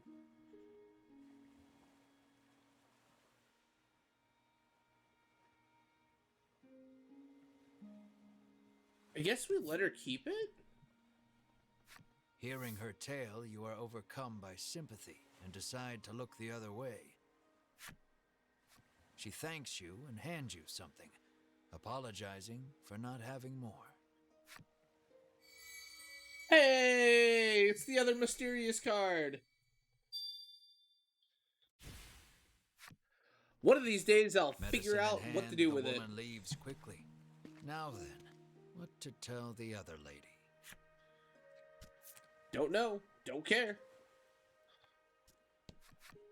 You explain that you are unable to find the thief. Clearly saddened by the news, she explains that she keeps the medicine on hand for her husband, who gets sick quite easily. She laments that she may not have the money to buy more. Unsure if you made the right choice, you return to your journey with a heavy heart. I mean, sound like everybody getting sick. Sick. All right, time to meet the two buff men. Reads, "The Great Nutritionist Oreo." You open the door without knocking. Is anyone home, you call? A muscular man emerges from the back. That man has like a full-grown fox just wrapped around him, and bird fly. Like, what is happening in this town? Are you the nutritionist? Look at that toned physique. You got the wrong house. Yeah, I know, right? All the muscular men. You politely ask if he is the nutritionist. Indeed, I am the nutritionist Oreo, he answers. He says he has been studying dietetics here for many years. You hand Oreo the extract and explain that your comrade is now bedridden because of it. He stares at the extract for a long time, and then opens the bottle and laps at the liquid inside. "That's poison," Melanie shouts in alarm.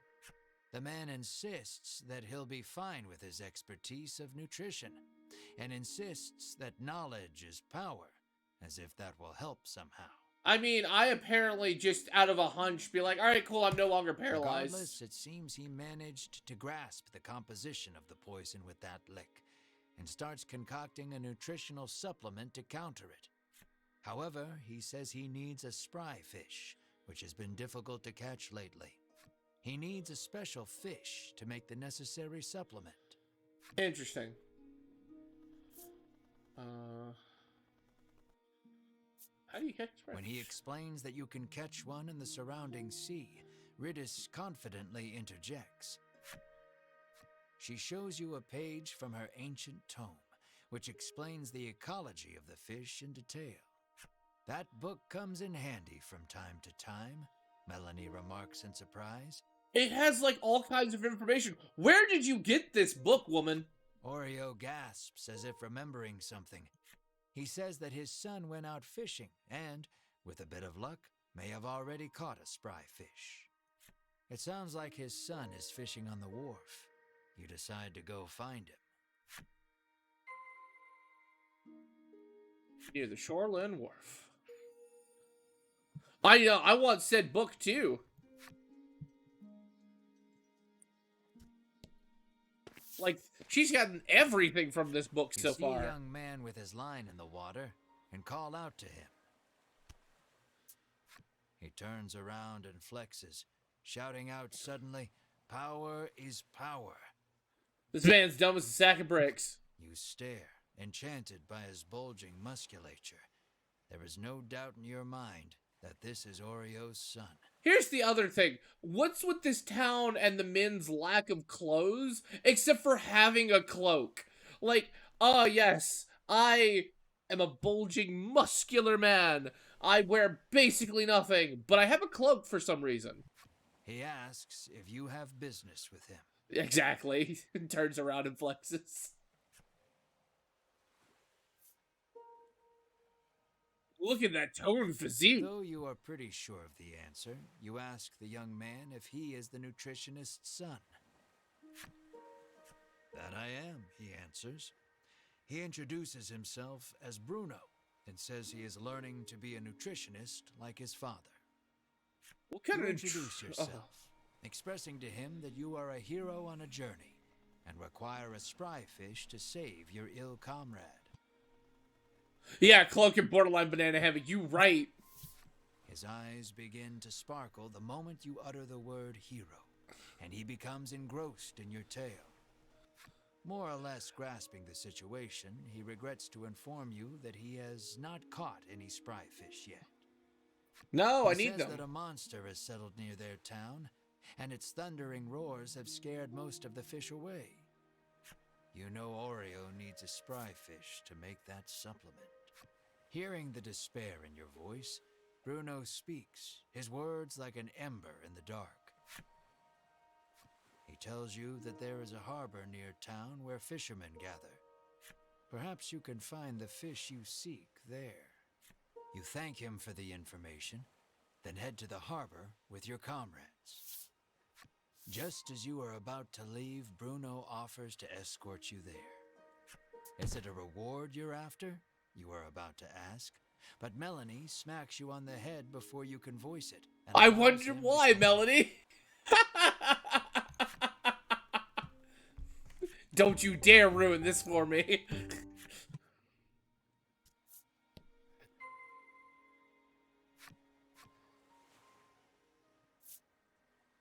Sure, I wanna look and see what Banana Hammock Man.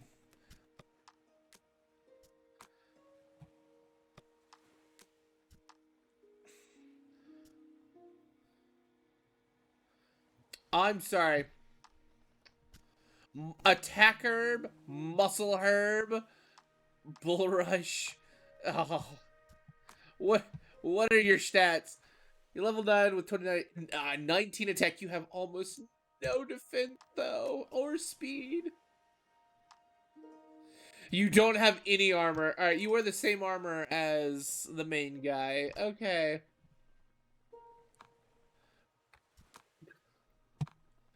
All right. This game has all of a sudden gotten really out there.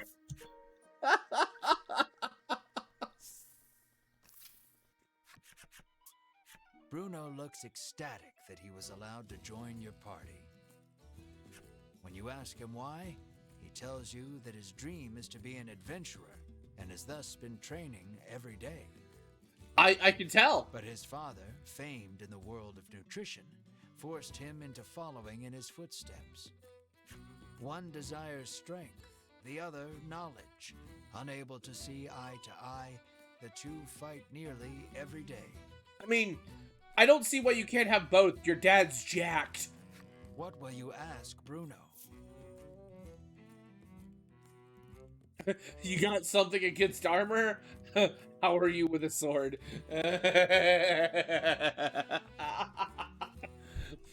What sword are you talking about? Curious about his attire, you ask why he does not wear armor.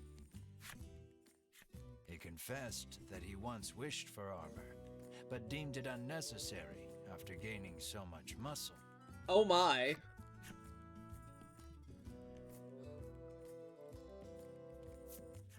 You ask Bruno about his sword arm, saying you are something of a swordsman yourself.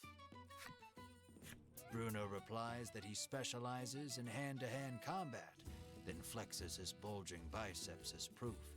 You're not wrong. They are absolutely loaded questions. Apparently, he only carries around a sword to look like an adventurer. So the sword is useless. In that moment, you realize something. While his passion for being an adventurer is true, he is dumber than a sack of rocks. Absolutely. The words "birds of a feather flock together" run through your mind, but you quickly chase them away, afraid of what that means for you. You're dumber than a sack of rocks, Ash.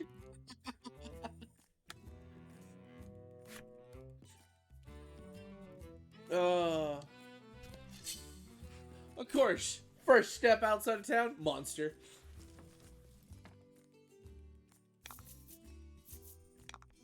Alright. Wind. 2. Critical.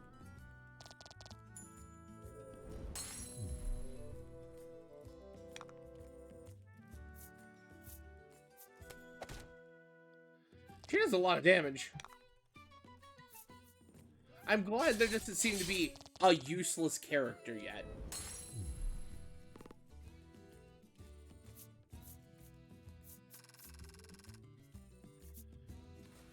Because there are some games where, like, you get, like, the fourth or fifth party member, and they're like, why do we have these? They're pointless. So far, it doesn't seem that way. Scour the harbor for the sprite fish. He has been fishing for several days, having decided not to return home empty-handed. He hopes his wife and child back in Shoreland are well.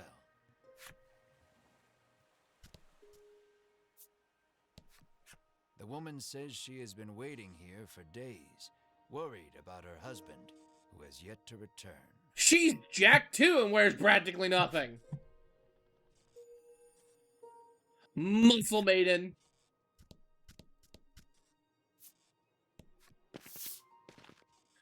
Why do you... Tempered Piscator stands there, having just returned from fishing. He's jacked, but he looks like a baby face. Yeah, exactly. Those shoulder blades on that woman were ridiculous. Mars' fate rests upon this man's haul. Like, what is with all these people being muscular? Terrible, he says, showing you the few fish he's caught. Inside you see... a spry fish, Bruno shouts. You ask him if you can have the spry fish, but he says he won't give it up for free. I mean, yeah. When you ask how much it will cost, he gives the absurd price of 1,000,000 gold pieces. Okay, why? You're heartless, Ridis pouts. The man is enraged by the rude response. Just then, Bruno prances forth and shouts, "Stop right there." Bruno, it makes me wonder if you're swinging for the other team when the card reads, Bruno prances forth. Your fisherman muscles are simply sublime, he exclaims. He challenges the man to a competition of muscles with the spry fish as the prize. Dash, have you seen Full Metal Alchemist? Either one, Brotherhood or regular one?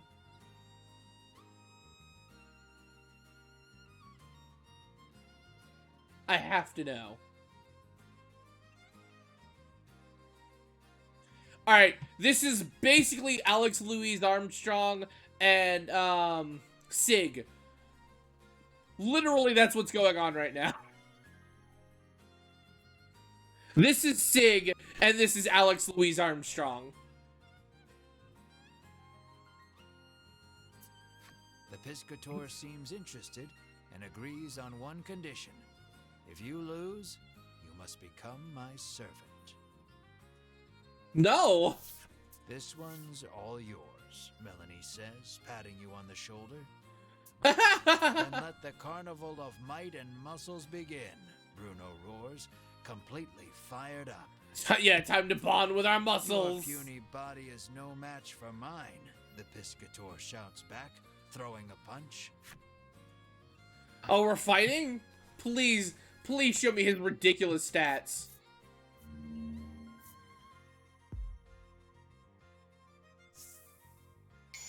Happenstance cards. Ooh, add 2 to all allies and enemies' attacks. Alright, cool.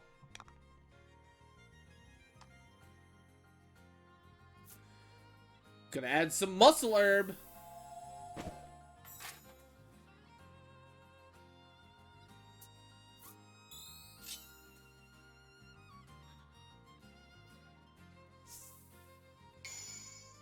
All allies recover 4 HP. Wish that happened at a different time. Chop! Alright, interesting. A battle of beefiness. A battle of beefiness.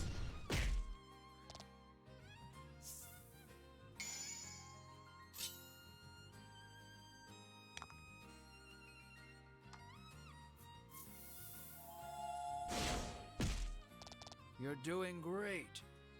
Oh, you missed it earlier, Sugar.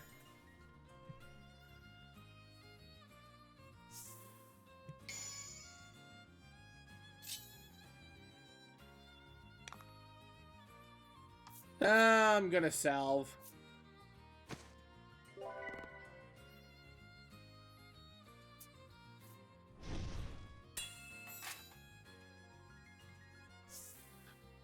But it's apparently not just the men. There are women in this place that are just jacked.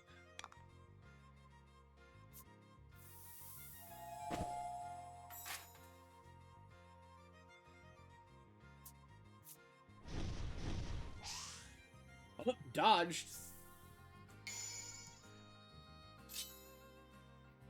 But yeah, literally this is Sig from Full Metal Alchemist, and this is Alex Louise Armstrong. That's my headcanon now. Like, that's what these people are. That's right. Looking ripped. Looking ripped. I love how he says different stuff for this combat alone.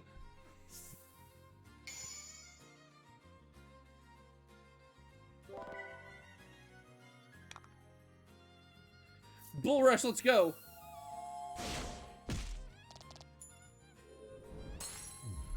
That's right. Can't handle this beef. Why do I get nothing for that fight? That's not fair.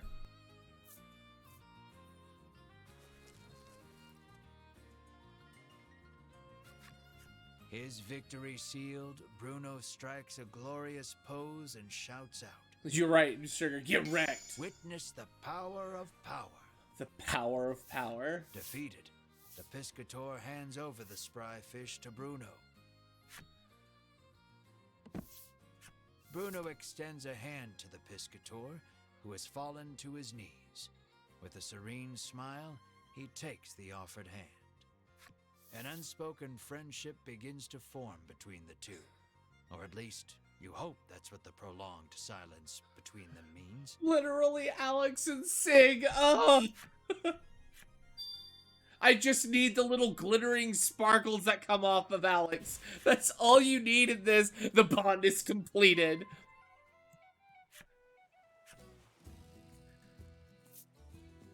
Yes, I would like to change my party. Ash. Alright, no, first up. Oh, no. Party. Alright, we're gonna put you here, you there, because I have to do this in a particular way or my brain just dies. Yes, enter Shoreland. What happened? With Like, the fry fish in hand, you head back towards Oreo's clinic. Bruno looks at your group sadly, reluctant for this little adventure to end.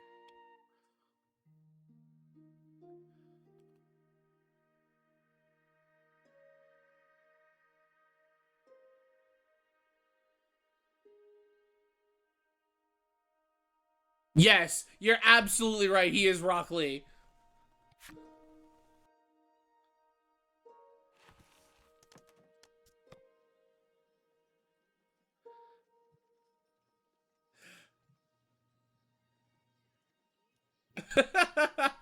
Yeah, I see it now. Absolutely fantastic. Everybody else is gonna be like, what is this guy streaming?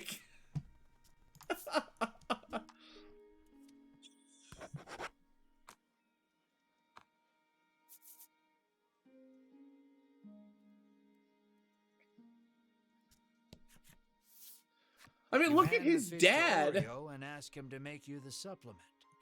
Give me a moment, he says, then takes the fish and heads into the back.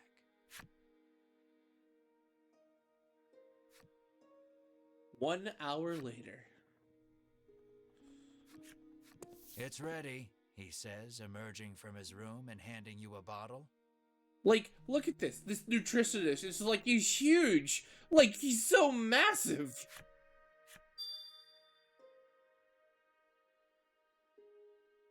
Made supplement and flushes out monster poison. Alright, cool. You hope this will get Mar back on his feet. You need to get back to Unionville on the double. But before that...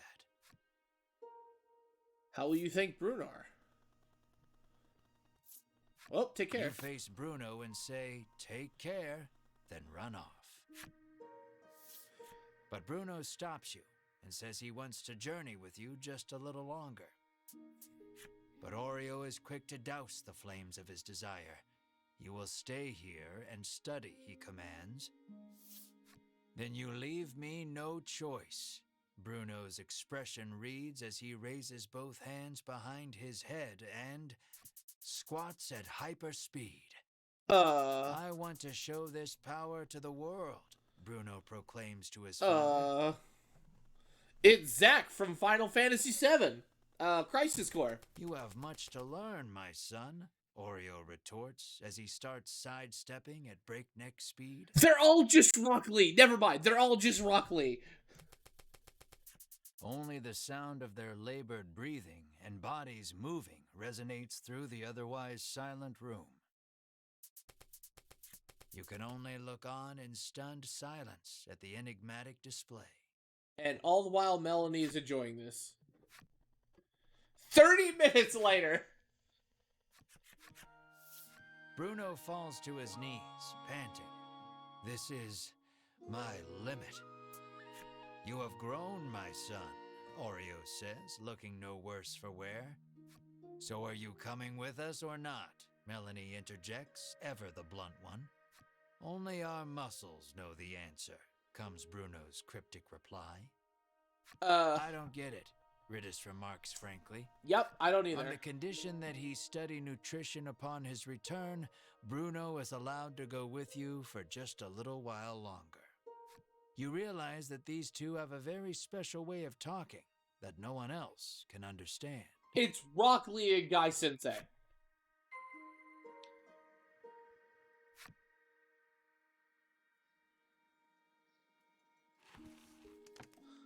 Let me save, because I don't want to have to worry about...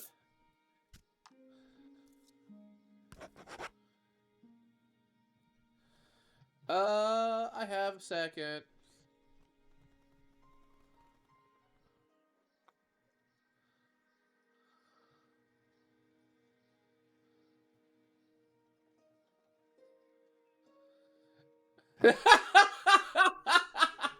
That's fantastic. What is...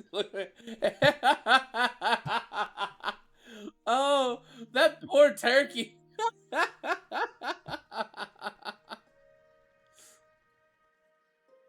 I love it. Oh.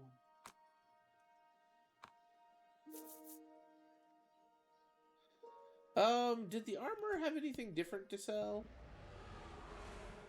Hearing yet another roar in the distance, you realize you need to get the supplement to Mar so you can investigate the sound together.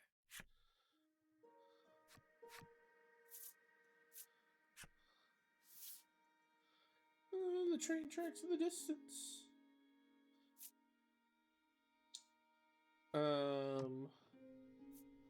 Bye. Because that's from R. Yeah, you do. Current gear. For Ross Mail, ooh, -2 to speed. So it takes him down to 9, which would be fine.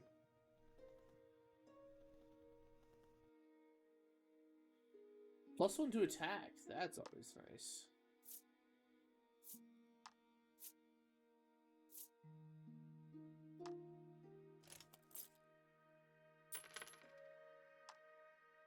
All of a sudden losing all my money to buy equipment. As with every RPG.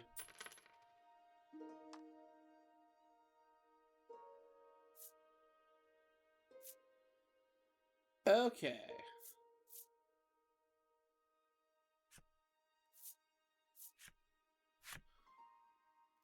Alright, let's get out of here. Let's boogie.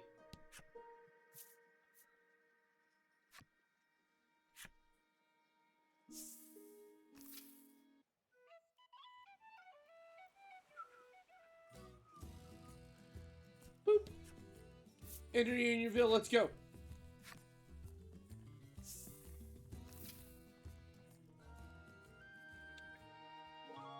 I want to get my tiramisu out, but I don't want to get up and stop streaming for the moment. Magical little critters can stay for free, the innkeeper informs you. Interesting. It appears the headman's long-standing pronouncement on the welcoming of all magical creatures also applies to you and your party. Nice. Meet Mar.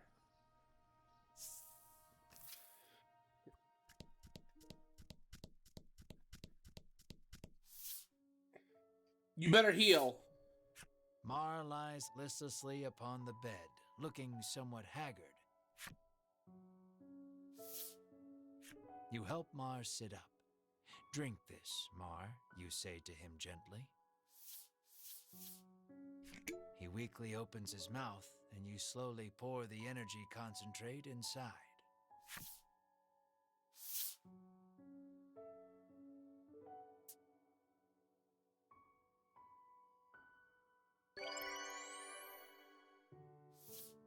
Mar abruptly bolts up and turns his head toward you with a puzzled look. It looks like Mar is all better now. Yay! I'll consider it, Sugar. I'm still rather enjoying this bear hug. You give Mar a tight hug. Mar mewls softly in discomfort. Overcome with joy, you sob and stroke Mar's head. See, you're a jerk to people, but apparently, Damar, you're an angel. And Ridis watch you two with a smile. Bruno is deeply moved to see nutrition bringing a smile to others. Yeah, you enjoy that brownie, Sugar. And then put that brownies back on your list so we can buy you more.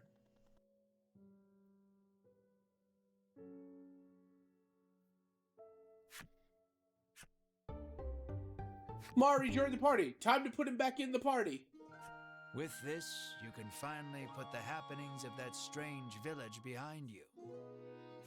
You decide to take Bruno back to Shoreland, then continue your search for the dragon. You don't know about that. Apparently you and you and everybody else in the house except for like Dash and the youngest. Or is it the youngest? Or is it the eldest? One of them love the brownies. Expensive, my foot.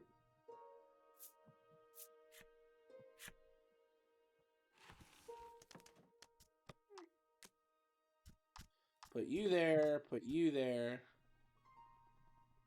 Also, you never sent what? Ah, the baby. Also, you never sent us the code for making up a throne.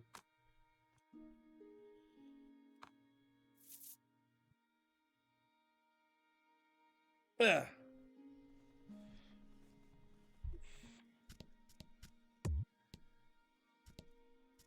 Let's leave this place.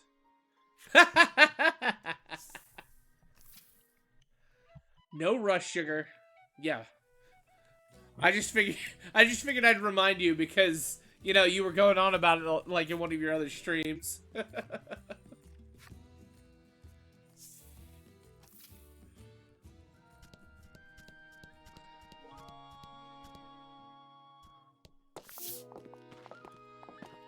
You arrive at Bruno's house. Though he seems to want to adventure a little more, he reluctantly enters his house. I'll do my best to try to remind you, Sugar. You ask Oreo if he knows anything about the monster behind that mighty roar.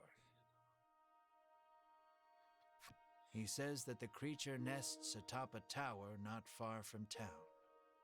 With that, your next destination is decided. Here, you will part ways with these two, but you owe a great deal to the nutritionist and his son. Yeah, we do. Bruno looks at you, his eyes begging you to let him come along. What will you say? How will I respond? Let us defeat the dragon together, you say to him. Really? You are sure his power and knowledge will come in handy against the beast. And you realize with a grin, he will be so happy just to come along that he will not want a share of the reward. Of course. Bruno is happy he can continue the journey, but Oreo stops him before he can get carried away. You must stay here and study, Oreo says. Bruno explains that the journey thus far has taught him the splendor of nutrition, and he now wishes to travel the world to deepen his knowledge. After hearing his son out, Oreo suddenly removes his glasses. Oh my! And in the blink of an eye, the flesh of Bruno's cheeks, pectorals, and abdomen recess. And Bruno is lifted off his feet with a dull roar. Oh my! Your eyes go wide at Oreo's assault, which was too fast for your eyes to catch. Knowledge of nutrition can help save lives, but also strike down enemies. Oreo says softly. Wow, nutrition is incredible, Ridis marvels, not putting too much thought into the events before her. Nutrition is apparently crazy in this game. Knowledge is the true power. You tremble, never wanting to make an enemy of Oreo. You're not wrong. Though Oreo still deems his son's knowledge insufficient, he tells him to travel the world and surpass him someday. Thank you, Father, Bruno says from the ground, moved to tears by the strength of Oreo's knowledge. So it comes to pass that you journey to the tower with Bruno to find the roaring beast. You know, I didn't think I'd get 5 people in a party. Yet another colorful character. Colorful is an understatement.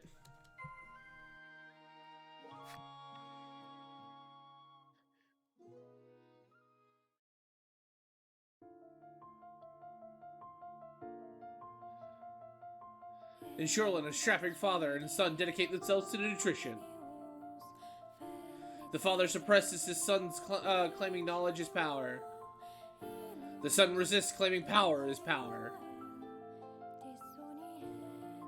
With the aid of both, their exhausted comrade springs back to life. Hi, Jay!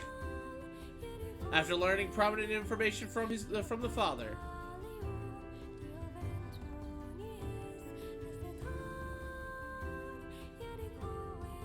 The party heads to the imposing tower near the shore where the nest is, to find the source of the roar that shakes the land. And what should they find there at? The Dragon's Tower. Hi, baby! Who's the cutie?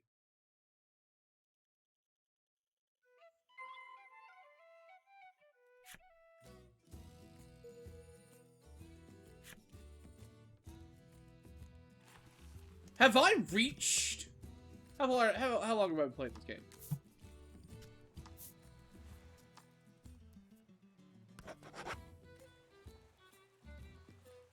Am I almost done with the game already? If I am, that's crazy. Oh, he recognizes my voice now? That's adorable. I love it. Do they keep running into these mountains?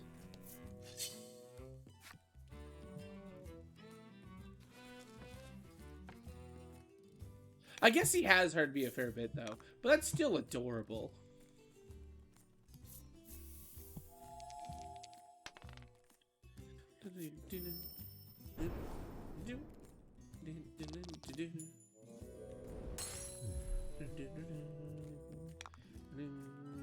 Oh, I have a piece of equipment to equip Mar.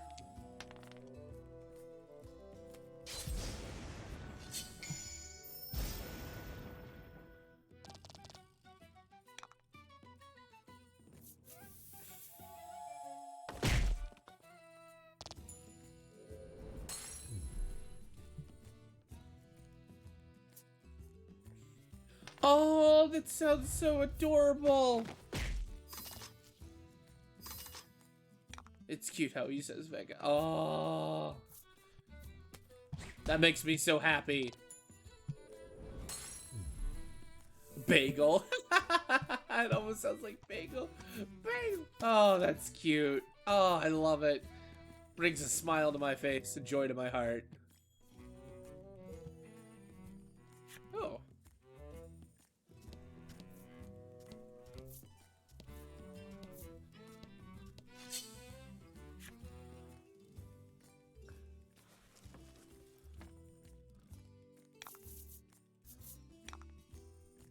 Doop.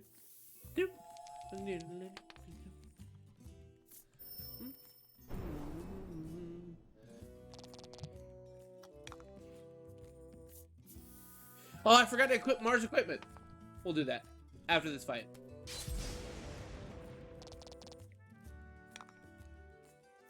Roundhouse punch to the face. I really like the card animations. It's awesome. Oh man, if I'm almost at the end of the game, what should I play after this? Gain freeze immunity. Interesting. Blubber.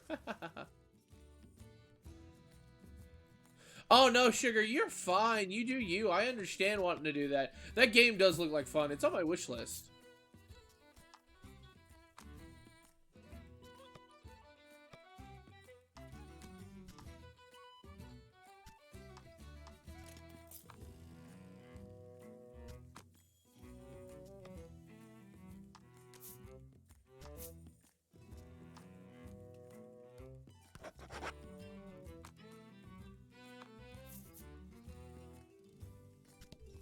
It definitely seems like a game that will eat up a lot of time and just very, what's the word I'm looking for?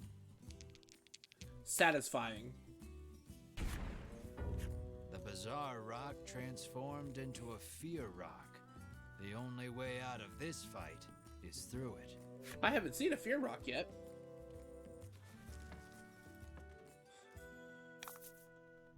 Don't hold back. Oh no no no no no no no no no no no no. Oh, that's a high attack.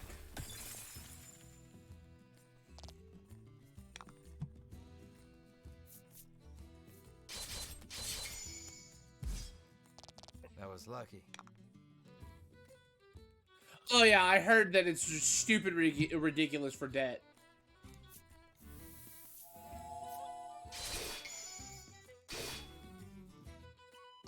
That was lucky. Wow, that.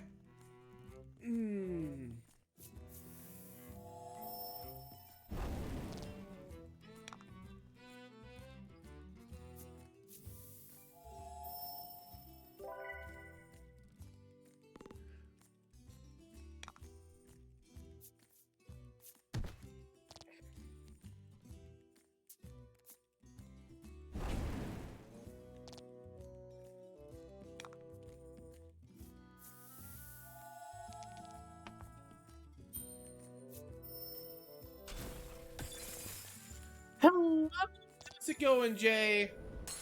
Appreciate you coming on down to the stream. You caught us at either the halfway point or midway, the halfway point or towards the end of this game. But it's an interesting little game. It's, think, almost basically like a pen and paper RPG, but told through the medium of cards. There's an actual voice actor that's the GM and everything like that. It's interesting, for sure. Items. I need more health potions.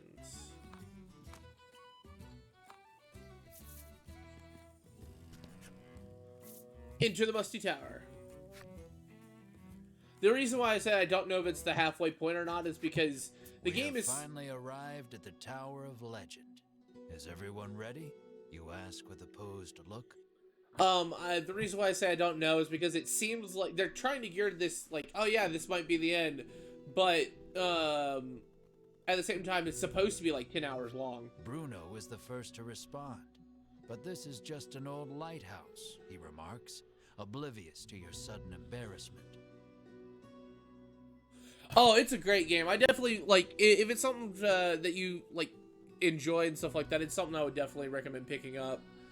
For sure.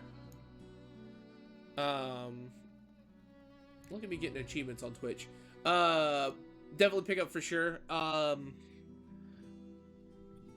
If you like supporting the companies, I definitely would recommend picking it up at full price. But I also understand wanting to wait for it to go on sale because it is a shorter game and the price for what it is. It's like, I'm sure it's got a little bit of replay value to it, but not a ridiculous amount. So. Ridis snorts to herself, seeing you red in the face from jumping to conclusions. Enter the tower and search for. That's why I said, like, this game seems like it's almost done, because you're supposed to be hunting for the dragon, and they're making accusations that the dragon's here, and it's just like, really? Already? Besides cards, multiple XP earned. Oh, that's nice. I like multiple XP earned. You'll also hear me muttering constantly in this game. I will constantly just be saying all kinds of nonsense for no reason. I like that take on the harpy. Like, it's not like overly provocative or anything like that. Yay, double XP! Ridis leveled up. Lightning proof, awesome. But if this is the end of the game, it's like a low-level RPG. It's not one where you get to, like, levels of 99. Yeah, that's a smart move. It appears this sturdy door has a magic seal on it. Unfortunately, it is out of her realm of expertise. Ridis rolls up her sleeves and shouts, "Open Sesame." You swear you have heard these words somewhere before. You all watch in silence as the door stays shut. You snort to yourself, seeing Ridis red in the face. Now then, how will you get in?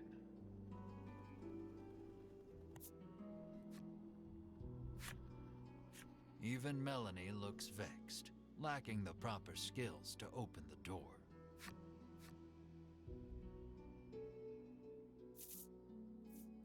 You?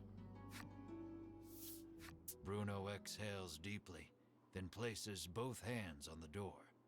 He pushes with all his might, his breath labored, chest heaving, sweat dribbling.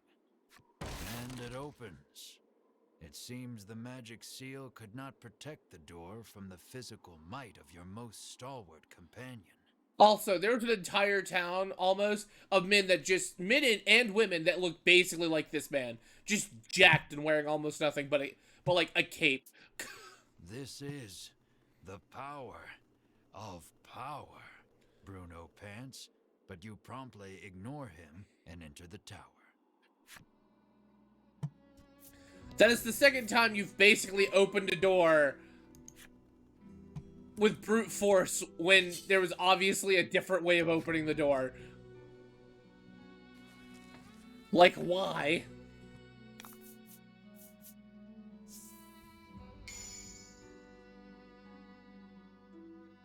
Takes 3 damage. Oh, ow! Stop! No!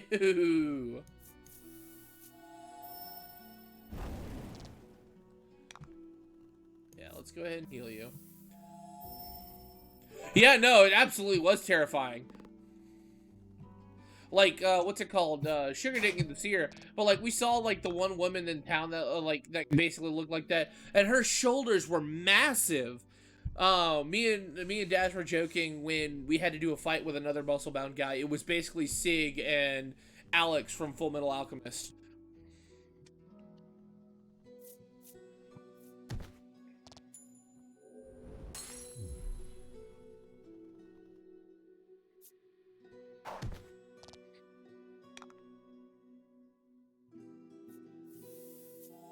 But the combat system is really interesting. You can have up to 4 abilities at once. Any ability that's not just your basic attack uses stones, and you generate 1 stone per person's turn. So it's... Oh, no, I didn't mean to do that. So it's an interesting setup for sure.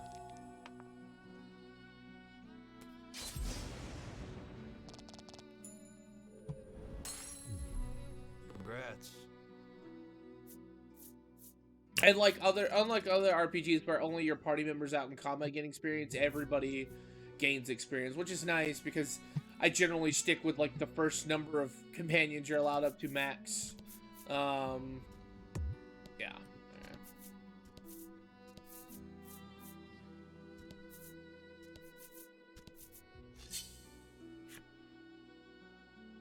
And there's like usually only like 3 enemies tops that you can fight. I need to stop doing that. Kill the harpy. And then like various ones are like roll dice to help determine damage and stuff like that. So it's really interesting take on combat. So I hope they come out with more. And maybe like in more detail for some of them. Because the detail of the cards, the music and everything like that, the GM's voice are really good, but I'm talking about like more like just more to it. Because if I'm really about to beat this game, it's well worth the money in my opinion, but at the gain immunity from attack down and defense down. Invincible. But it would have been really short. Treasure! Oh, quality salve. We need those.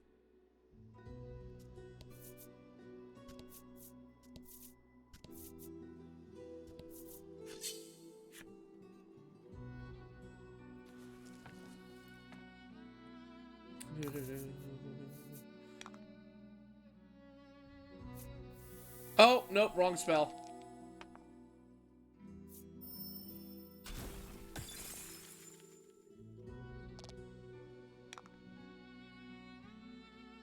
Alright, we'll just do a standard attack then. You were summoned? Where do you summon? I don't remember summoning anybody. What voodoo magic did I do? I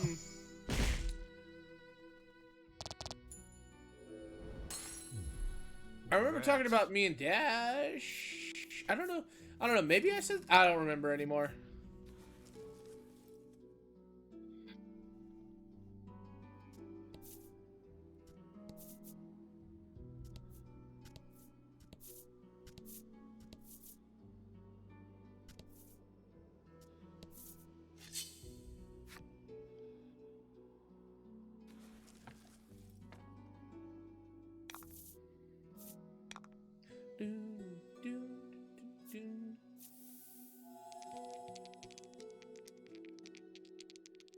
No, I apparently did. Jay's right. I mentioned that you didn't get to see like this really buff woman, because you were, I think you were off doing something, or you had just woken up, because it was absolutely ridiculous.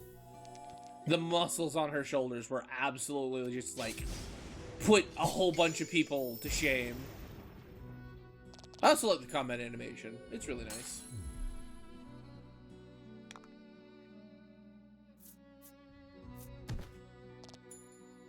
Wow, Mar does so much damage.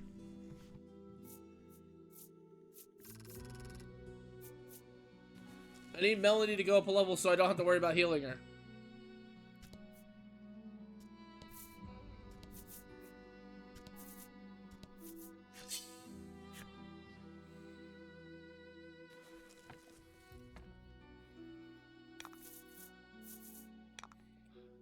Kill them with fire. Except for not, because these guys are weak to wind.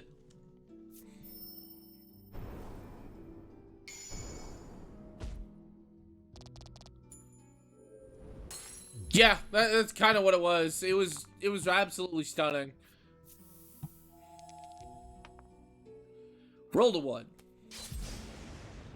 Still did stupid amounts of damage. Crit for me, baby. No, oh well.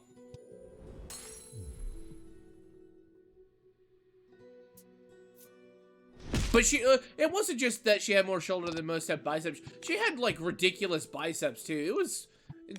She was fit. That's a great word for it. She was fit. She probably put a lot of men to shame. For sure.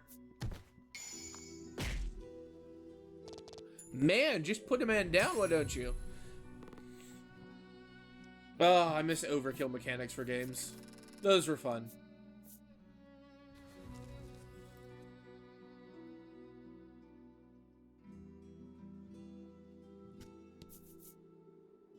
Found the stairs.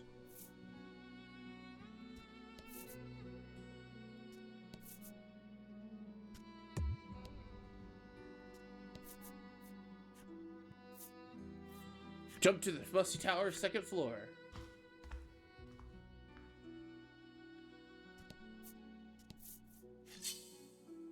An enemy appears.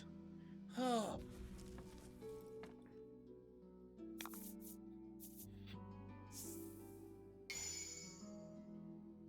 Yay, multiplier.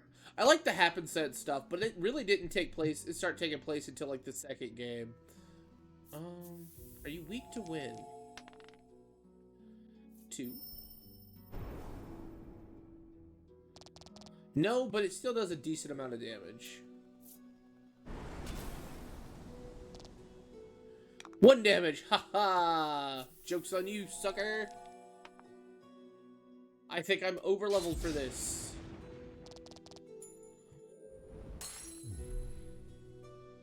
This is why, ladies and gentlemen, exploration is key. Because if you don't explore, you don't get the levels necessary to kill things.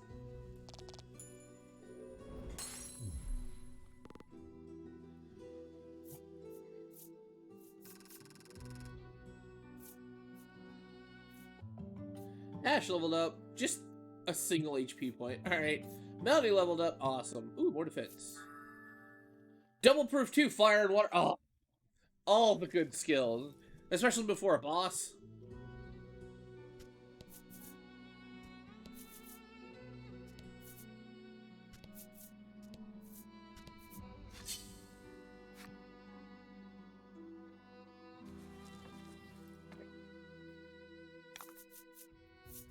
Let's do this. Flame on you. Skelebro.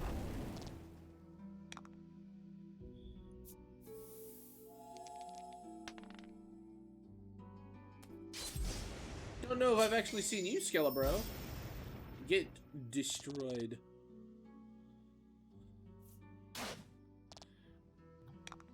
That tickled. Here, have some fun.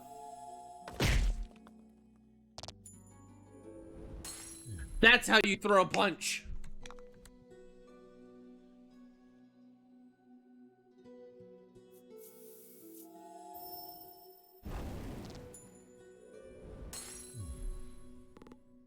And stretch. Oh. So how's your day been, Jay?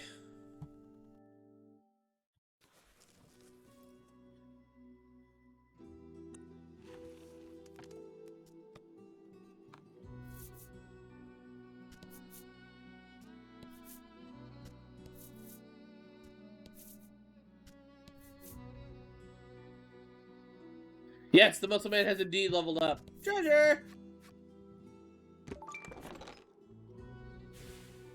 Welcome back, Dash. Welcome back.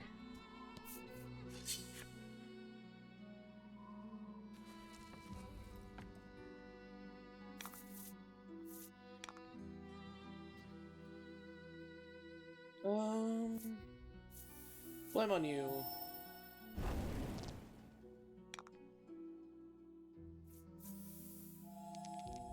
The weird thing is like, I haven't really had to change any of my, That's good, Jay. I'm glad. I don't know what it is. Like, it doesn't seem like it's been 4 hours, and so I'm just having fun with it. Like, I guess that's the best way to do it. Roundhouse kick to the face. I don't know, maybe it's because it's just, it's not like an over frustrating game, or like the fact that I've had y'all here for a while. I don't know, it's just, it doesn't feel like it's been 4 hours. I don't feel like it, I feel like I would, like I'm playing a normal video game. Yes, quality salve! Awesome!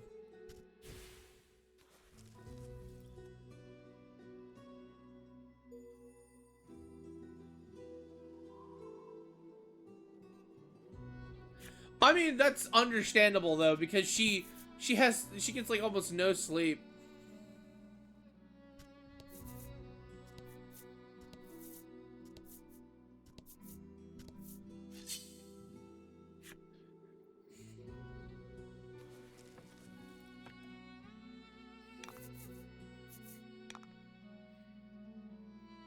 Fire to the tree!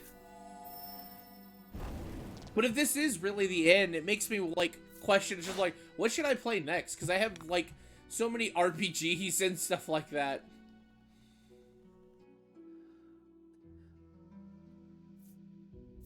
Lightning Flash, and then roll out.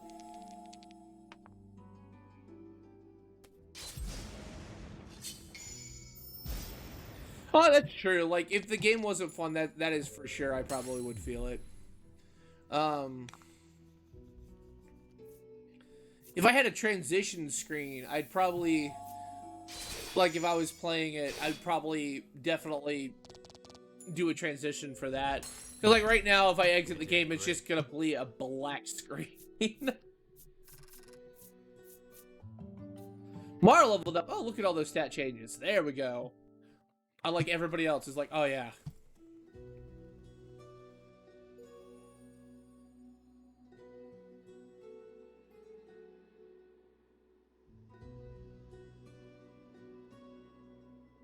Alright, cool. I'll, here, let me, phone.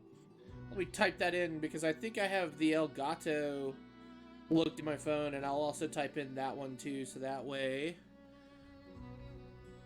I have both options available for me to look at. Perfect. Awesome. Thank you very much, Dash. Thank you for sure. Wraith Wolf. See, like, the other thing that makes me concerned about us nearing the end of the game is because if I go to the collection and I look at... So, I haven't found all the monsters yet. So, I don't think I'm there, but I'm getting close. Because I think some of these monsters are found through random events. Like, this guy, I found him through a random event. He was a rare monster that kind of popped up. This was a rare monster. So I don't know if I'm getting close to it or not. And it makes me concerned that I am, and that some of these guys are found through random events. And if that's the case, oops, wrong button on the wrong screen. It'd be interesting that we're already nearing that, because I found almost all the characters. So I've got maybe 1 or 2 more chapters, if that. You know what I should do? I should save. Saving's important.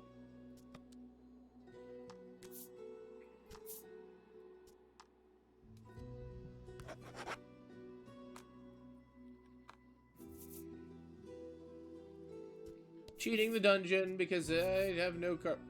Hello! Foolish humans. Did you come here to consign the drops of salvation to oblivion? The monster asks. I have no idea what you mean, but sure. Sounds like he is saying something important, but you do not understand it in the slightest. Yep.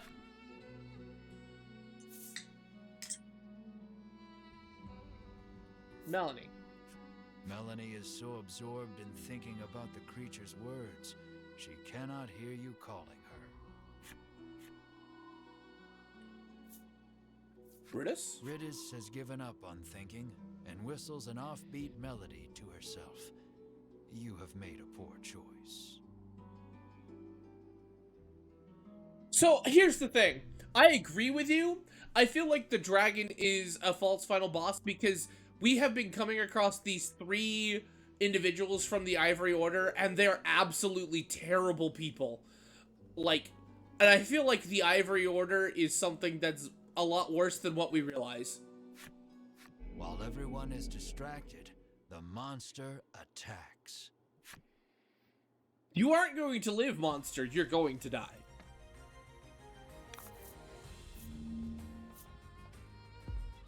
I've already fought something with 100 HP. You're going to lose. Happenstance cards. Add 3 to element. Ooh. Freeze. Nope, that's 4. Oh, and he's resistant to it? Alright.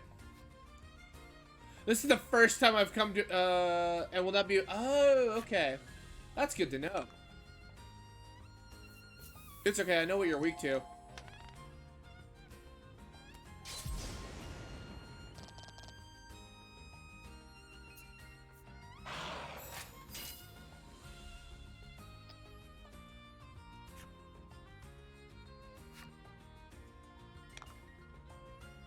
Let me just add 8 to my attack. Alright, cool.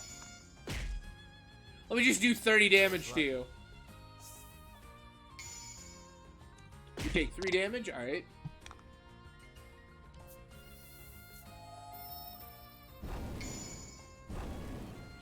And just like that, ladies and gentlemen, he goes down. He's dead. Ah.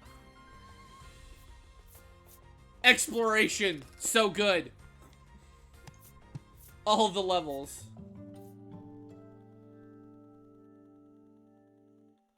Understandable. It's all good, Void. I understand. Understand completely.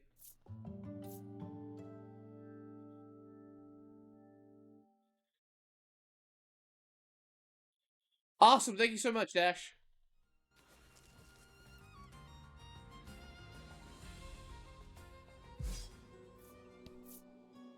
Stairs.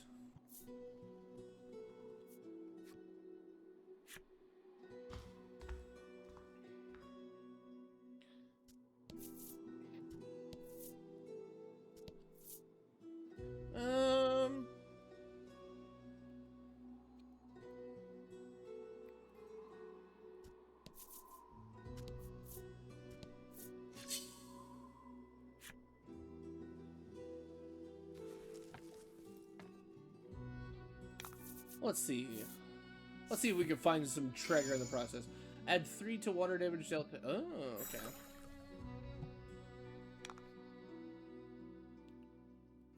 We'll win this guy.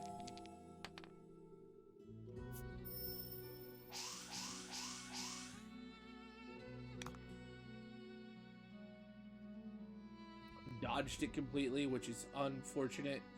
Lightning strike you. With a 5. Awesome.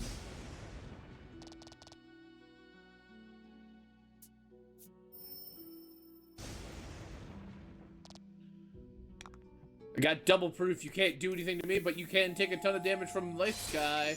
Yeah, there we go. That was lucky. Yeah, tell yourself that all you want.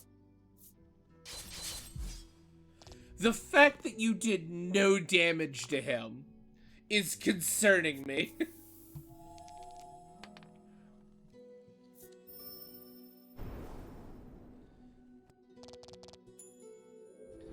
Like, he did 1 damage when he's supposed to be doing a whole bunch.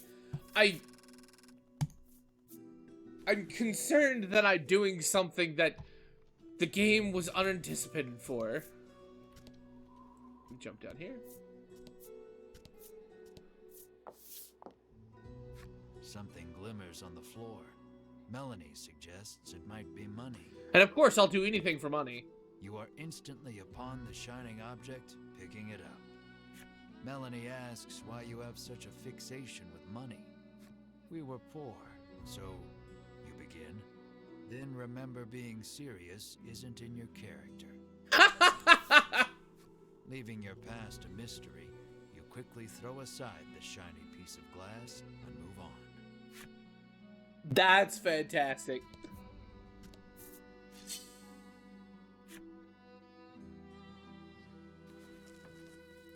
Is it your character? Oh. About the enemy.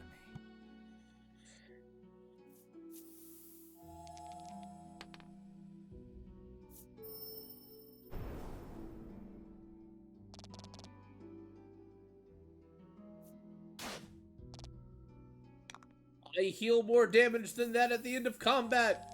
Good try, good sir. Oh, so he's weak to lightning. Interesting. You know what's also weak to? Roundhouse kick to the face. Double time.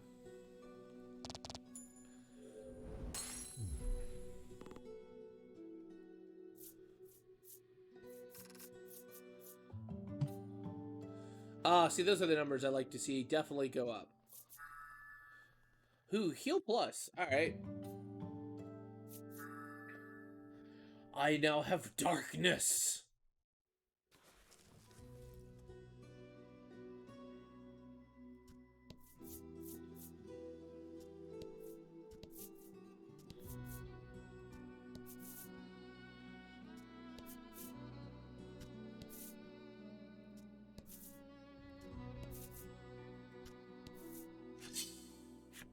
Alright.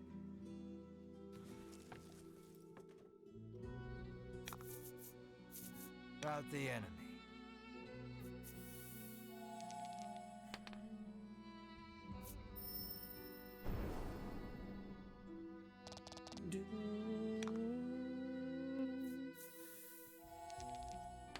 Let's go.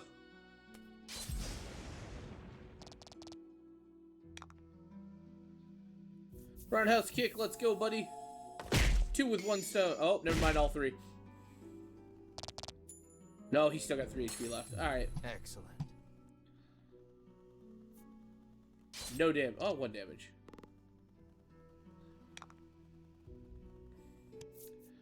Simple magic strike should do it. 14. Yeah.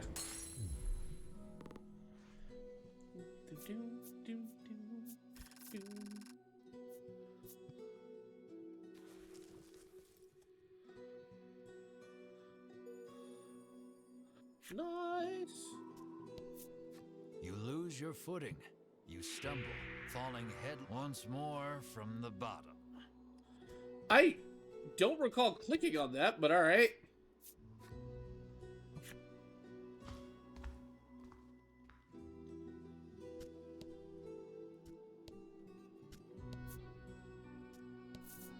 The ground collapses beneath your feet. You fall together with the rubble. Ah, okay. 3rd time's the charm. Nope. It seems like you can return to the floor you were just on, but only once. What you are assailed with a sudden dizzy spell and feel your consciousness fading. You realize that you're back at the entrance of the floor. That dreadful falling feeling in the pit of your stomach must have been your imagination.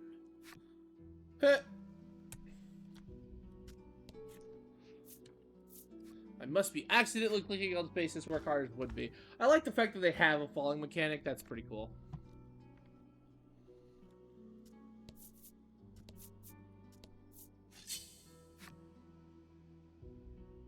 Yes, the game took pity on me. But apparently only once. Why? Why are we all poisoned?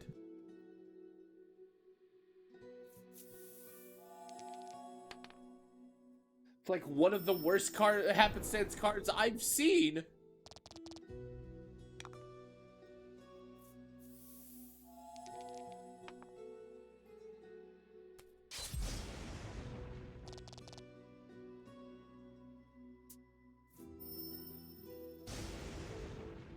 Wow, that's the most damage somebody's done to him. Guess what? Returning the favor. And no one took any poison damage. You did great.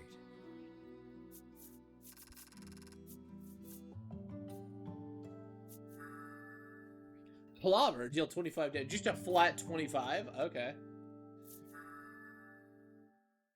Eulogy. Restores 10 HP to all allies. Ooh, that's nice.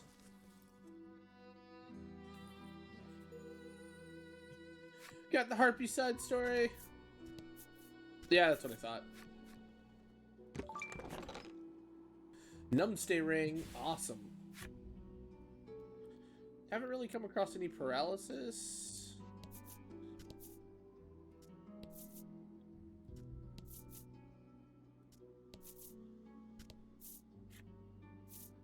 Fourth floor of the Musty Tower. Let's go.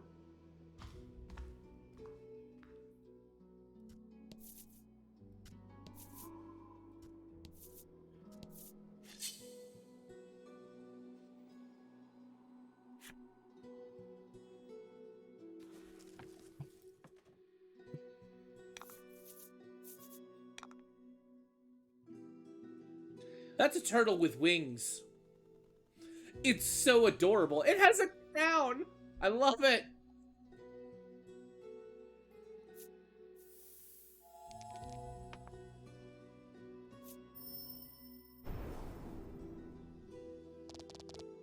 Weak to that.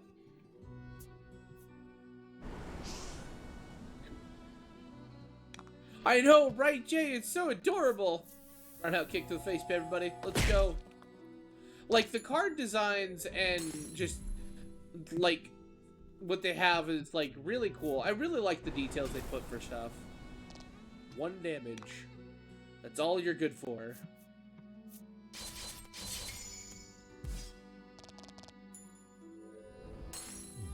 was lucky.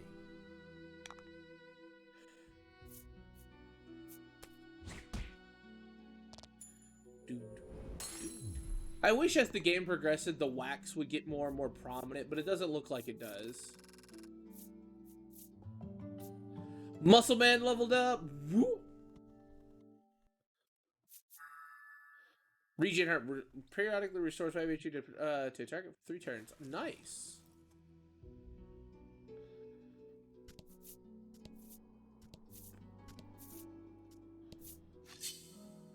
Another enemy. The other interesting thing I've noticed... Oh, wait, no, there is a runaway button. I just didn't see it. Oh, on all enemies? Awesome. We take Let's that. do this. For very, very, very good reasons.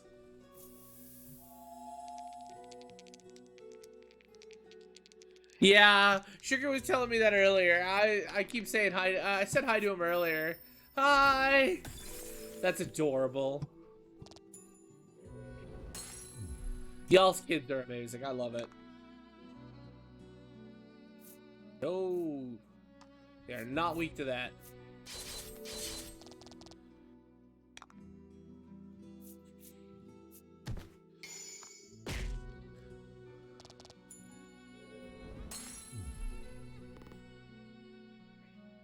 It's funny how I have enough interaction that your child knows how to say my name, apparently. Although from what Sugar says, it sounds like bagel. I'll take a serum over that.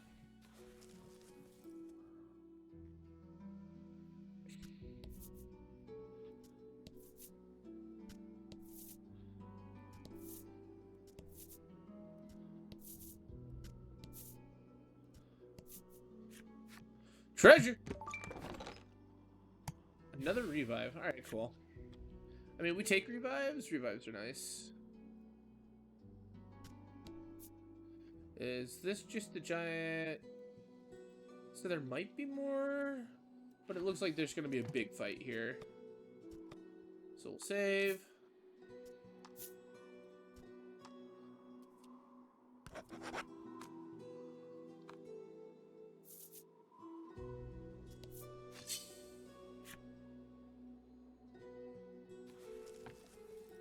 What you trying to throw at me this time, game? About the enemy. Just a single turtle. Can we make some turtle soup with fire? Nope. What about lightning?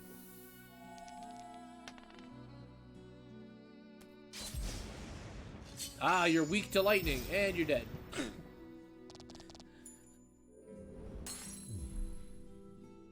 Brilliant. I love it.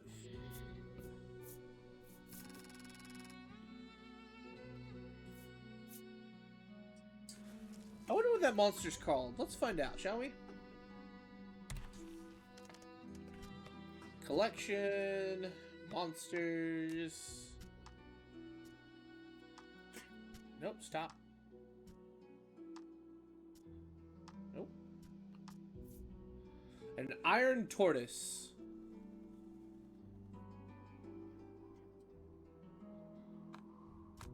Interesting.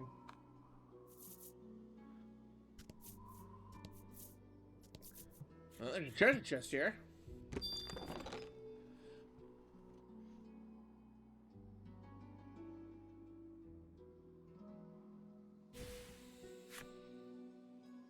A magic key. Man, we could have used that earlier instead of, you know, Brunor's brute strength.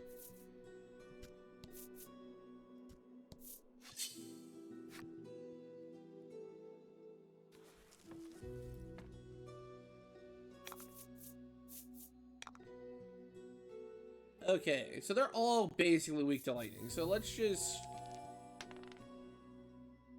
Oh, you know what? I can technically change her spells, but she does plenty of damage. And then when Mara comes in and just roundhouse, kind of ruins all of them.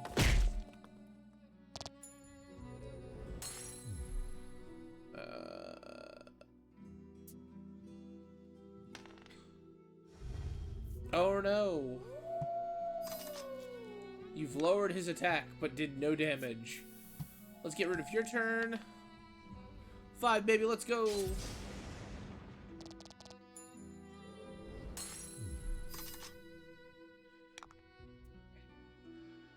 And then we'll cook you up. It's sad that they're not even weak to that, and she's doing 22 damage.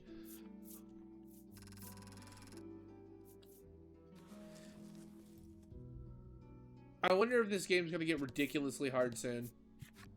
I'm worried it might. Savages no mercy. The dragon's heart and body have already been reduced to naught, it says. It sounds like he is saying something profound, but you do not understand it in the slightest. Brunor? Bruno silently compares his muscles against the monster's, then grins proudly to himself, the obvious victor. Melanie?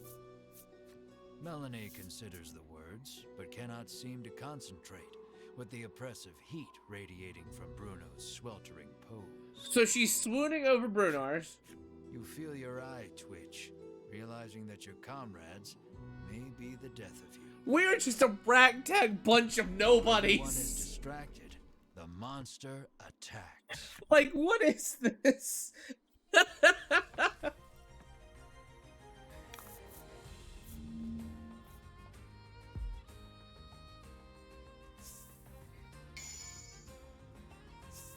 What do we got? +3 to all attack, all of our attack.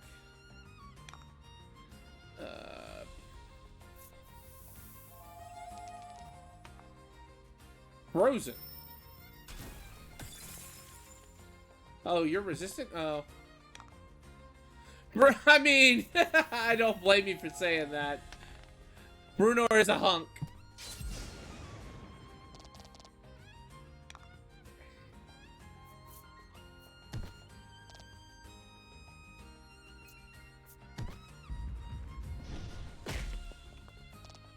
Alright, cards that just blatantly say we do this much damage are broken. Like, alright, I'm just gonna, without resistances, do this much damage. Okay, maybe not broken, but they're nice. I have 1 or 2 of them, but the amount of cost that they've got just might not be worth it. Oh, you're weak to win. Good to know.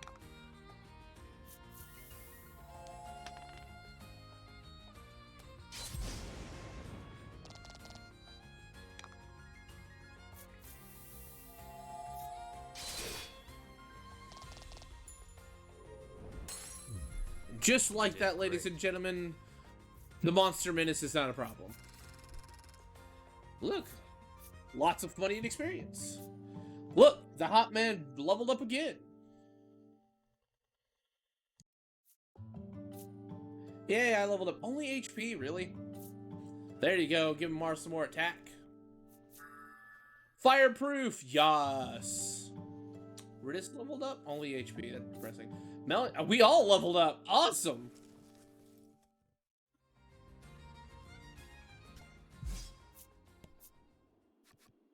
Though the battle is over, you cannot stop thinking about what those monsters were saying. Come on, we have to defeat that dragon, Melanie says assuredly. Why are you so obsessed with defeating the dragon? You ask her. She explains that her mother was killed by the dragon. She did not say any more, but her hatred for the beast was clear in her eyes. Interesting.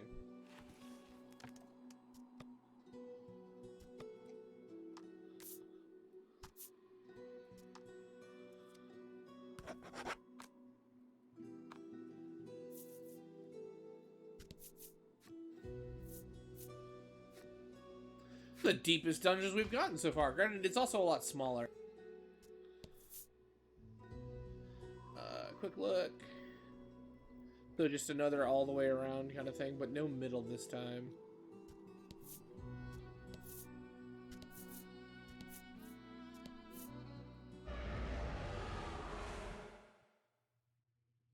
You hear the roar again.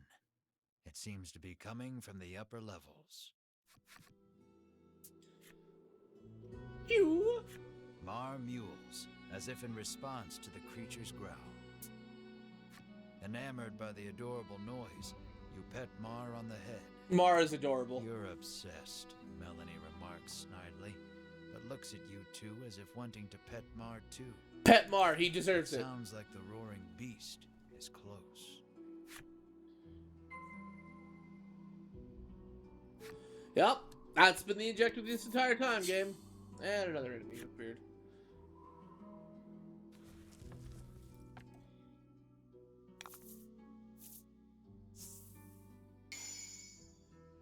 Oh, that's not good. These harpies. Harpies do lightning damage.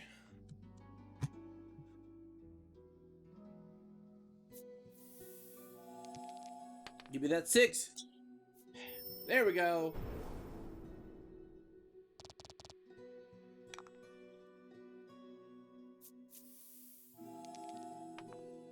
Ah, 2. But more than enough for Mar to come in with a finishing blow.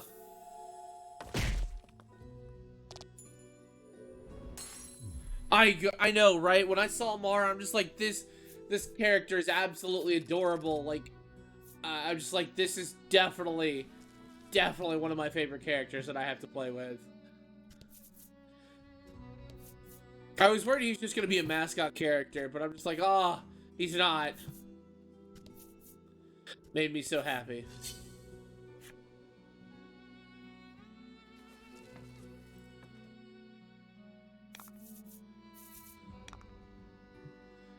Alright, so... I think you're weak to flame? You're not weak to flame, you're weak to ice. Made mistakes. Alright, cool. Please tell me you took out at least one of them. Took out 2 of them. Perfect. Will say I hate these rocks because they are... Unless you hit them with a weakness, you do literally no damage.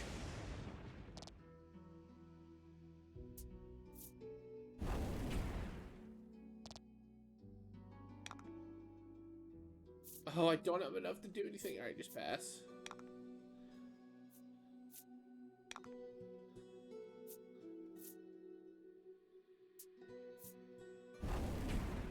Yeah.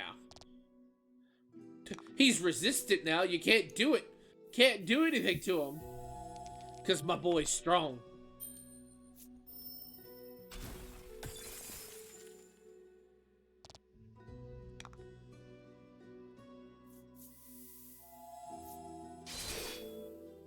Yeah, even like, even though you're breaking him out of ice, you're supposed to do double damage, and it doesn't even do double damage. It's ridiculous how, like, resistant they are to stuff.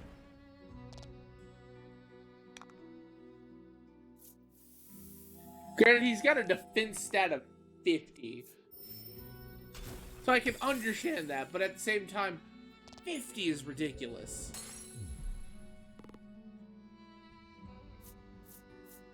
He does channel the power of cute to resist fire.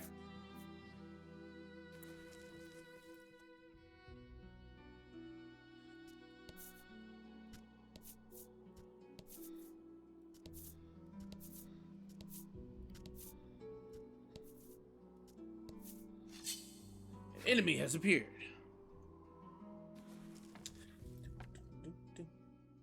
Like, I don't get bored of this music either. Like, double money. All right, we're down for that.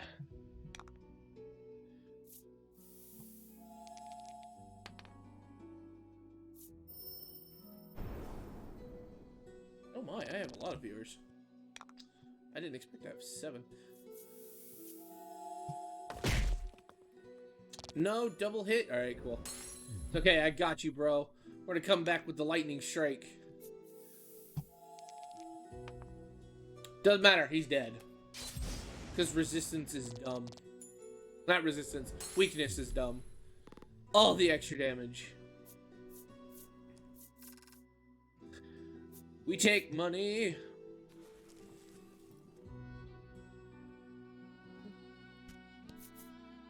Alright. Save, because we're progressing to another level.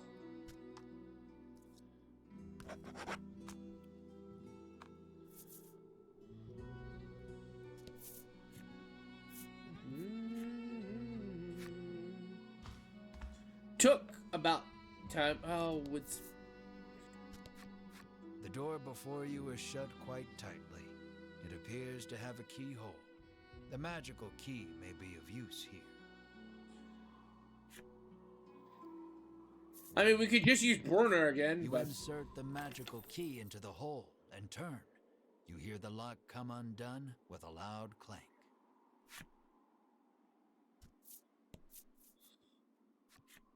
The dragon may be just ahead.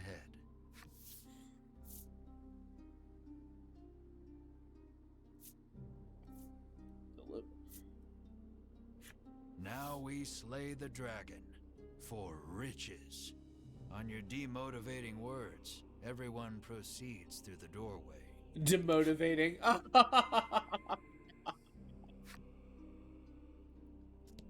I love how the music just get all of a sudden dark and ominous. How big is this floor? Okay, it's not super big.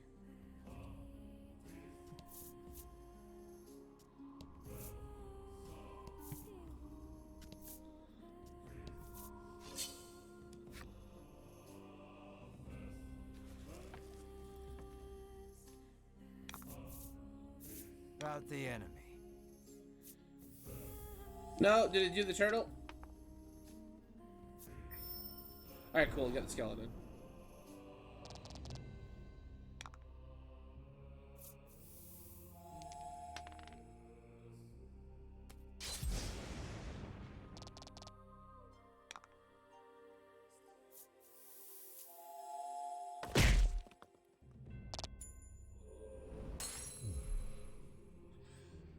You can definitely tell, like, really? You only did 4 damage? Want to try harder? This is where the dragon basically comes and one-shots me, right? It's like Tales of Arise when you fight that particular group of enemies and the dragon shows up. It just comes in and just one-taps you. Yeah, I got the Autumn Tortoise's story.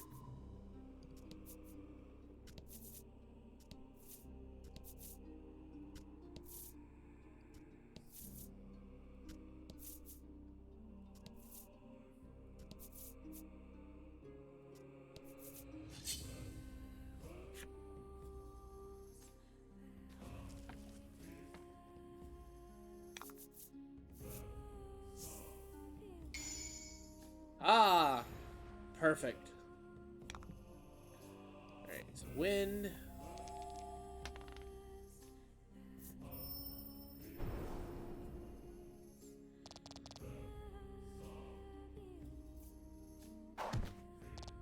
Ow. You know, that's the first time you've actually managed to hit one of us. I'm impressed that you actually do damage. Not impressed enough, though.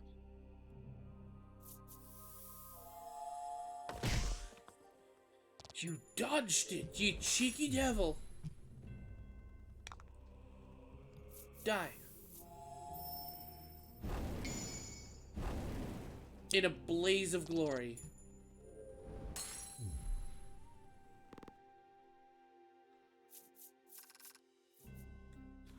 Not a lot of gold, unfortunately.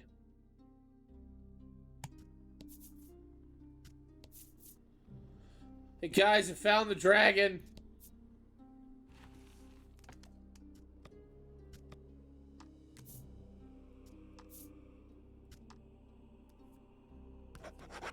A blaze, yep. Let's go. You have finally arrived. Before you stands the dragon you have been searching for. More assassins, the dragon sighs weakly. Whether or not the beast is weak, you care not. You muster up your courage and shout, "Prepare yourself, you big lizard."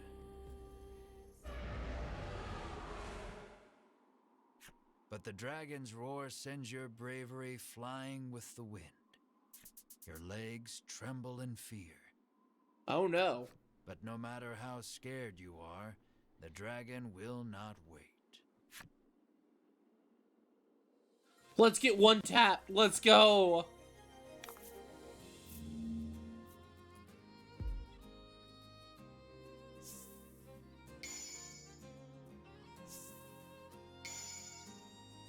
Why does it have to be fire?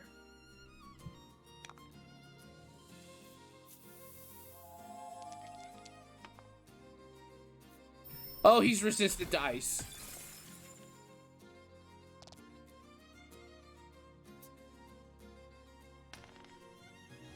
On a roll of 3 or greater? I'm sorry.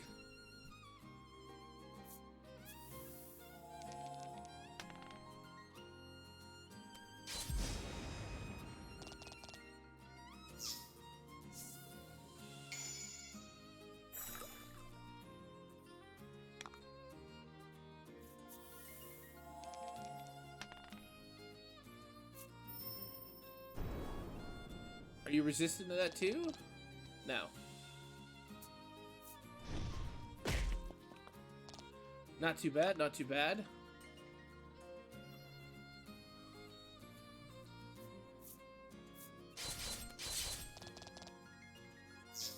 Alright, we got this. Alright, so definitely use Lightning Strike this time.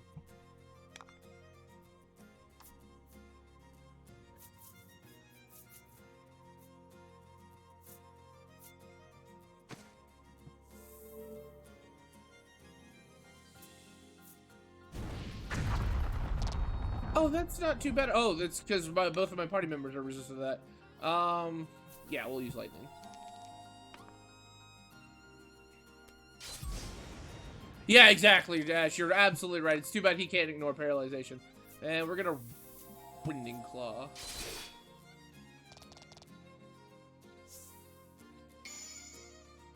Ooh, that's nice.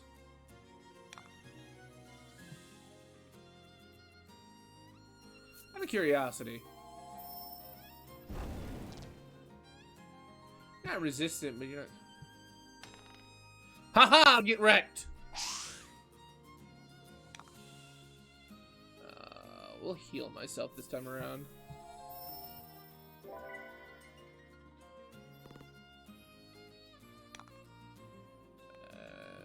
Another Winding Claw.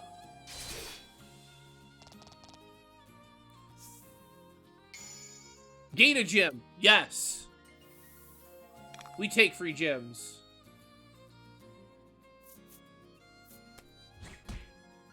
Okay, so you do about as much as a fireball. Ooh, nice.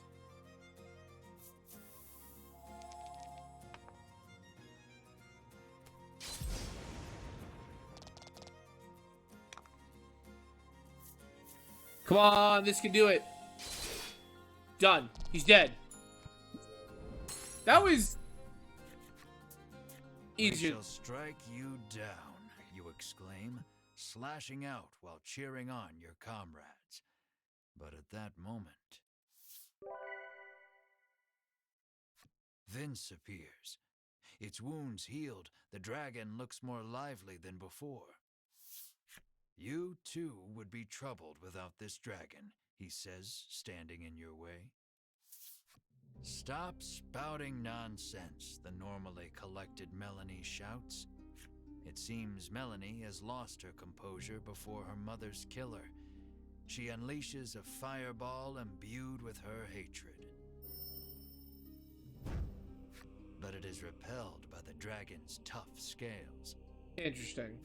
And the dragon returns the favor by spewing fire from its mouth. You seem to stand no chance against the revitalized dragon. Melanie looks distressed. Vince climbs atop the beast's back. The flapping of the dragon's wings sends forth one wind blast after the next. Stay out of this, Vince commands, then flies off toward the western sea.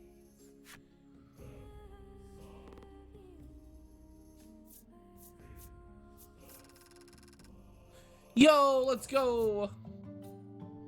Bruno levels up. Nice.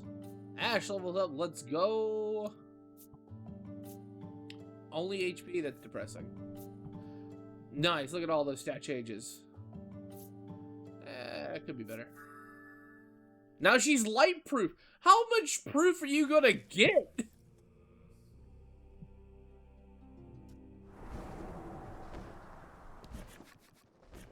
worry for Melanie, who has been burnt badly by the dragon's fire. I can't get up, she whispers weakly. Drink this, Bruno instructs, offering her a small bottle. It will help you regain your strength.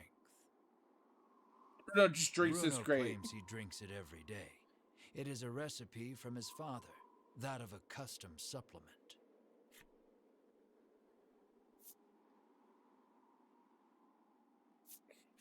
Make her drink it already, you cry, your panicked expression urging Bruno to give Melanie the supplement. Yeah, exactly. She is like a strong alcoholic. Because she's got... Melanie has a bad feeling about it, but downs it all in a single gulp. Yeah, fireproof, waterproof, windproof, lightproof. Yeah, she's like... She's got so much proof against the elements, and it's just like, excuse me? And suddenly regains her strength. At ease with her recovery, you descend the tower. The ocean spreads out before you to the west, whither the dragon went. Return to shoreland in search of a boat to pursue the dragon.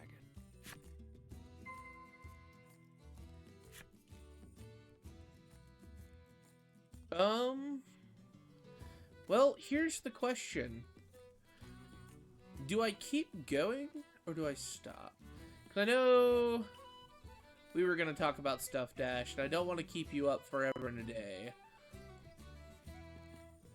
So I could end it and then play more Saturday? Question mark? Probably.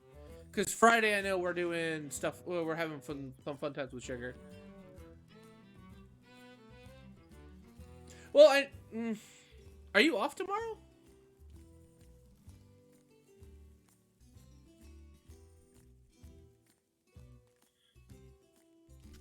Oh, nope, that's not the button I want to be. Okay, fair enough. Then I might play for a little while longer, but I probably won't play too much longer. Not because I'm not energized to do it, but I don't want to be too late. Alright, cool. Sounds good. That gives me time for about another hour, and then we will go from there.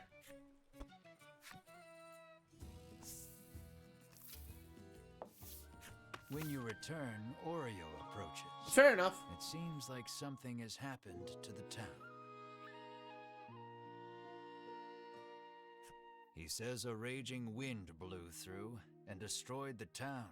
You surmise the flapping of the dragon's wings is to blame. That's a fair distance. What do you mean the dragon blew? Alright. You explain that you need a boat to go after the dragon, and Oreo's look turns grim. Sensing there may be a problem, you quickly make your way to the wharf. There are no boats.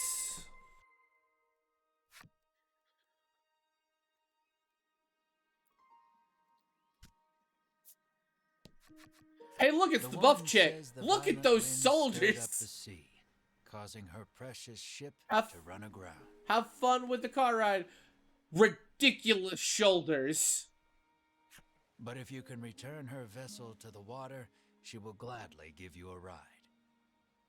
Your brows furrow, knowing that there is no way you could move a ship. Beside you, Bruno stretches, warming up his body. Let's go, Bruno. Let's go.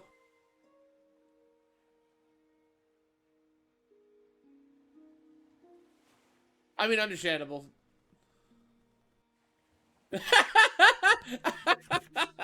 Dash run. Making a fantastic pose to show off his muscles, he charges straight at the boat. No matter how hard he pushes, though, the boat does not budge. Glad y'all are enjoying the cards. I can't even jealous. It's pointless, you sigh, turning around when a muscle-bound Melanie stands before you.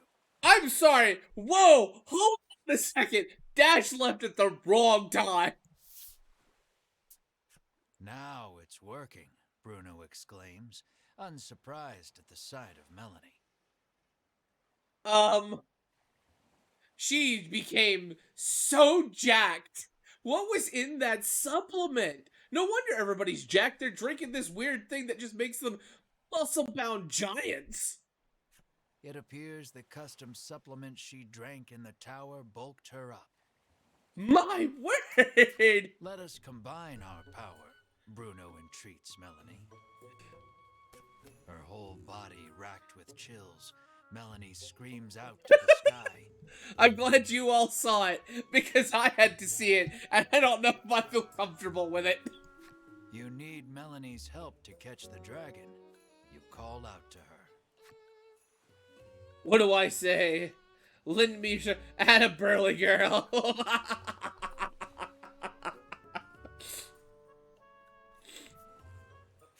You turn your earnest eyes to her and say, please lend us your strength. But, unable to hold back at the sight of her impressive build, burst into laughter. Of course I did. Oh my... The next instant, you receive a violent punch to the face and are sent flying. Just bam, gone. Not even in scene anymore. You're just dead. You hear your bones creak in a way you've never heard before. Yeah, I imagine so. She, like, probably has so much... Oh. But afterward, the two muscle-bound forms work together and return the boat to sea. Like, you act like there weren't, like, a whole bunch of muscle-bound people in... I will never be a beautiful bride like this, Melanie mutters sadly. You're wrong, Bruno exclaims. Those muscles are the most beautiful thing a bride could ever have. We all know what Bruno likes. At any rate, you leave the port town and follow the dragon.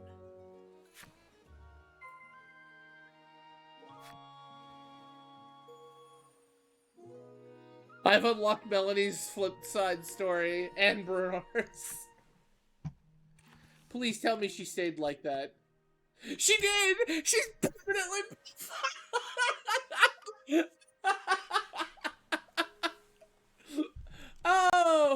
Oh, please tell me that doesn't wear off. That'd be fantastic.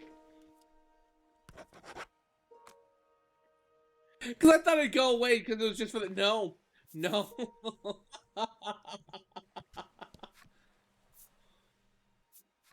You will be sailing after the dragon.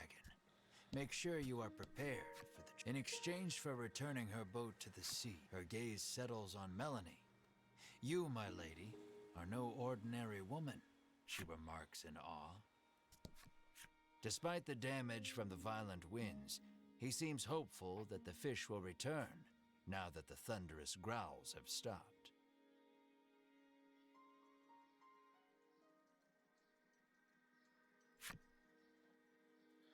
All right, let's go. I don't know. Did her stats change? No, they look relatively the same. Although, maybe her HP went up. Her stats might have actually changed, but not by much. That's hilarious. Oh, wait, that makes me wonder. Did her equipment change? No, it didn't. But that's still funny.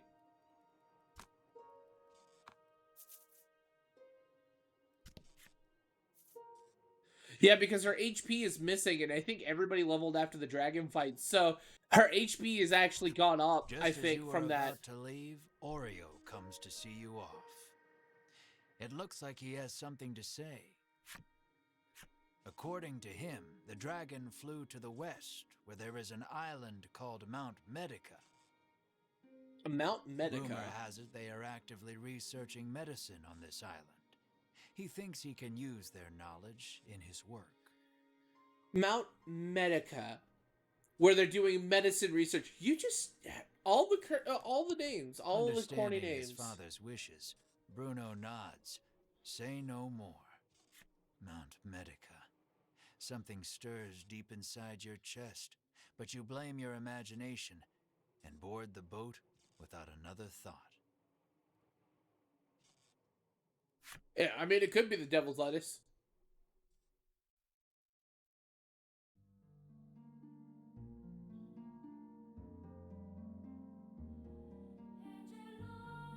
The heroes finally face the dragon at the top of the tower.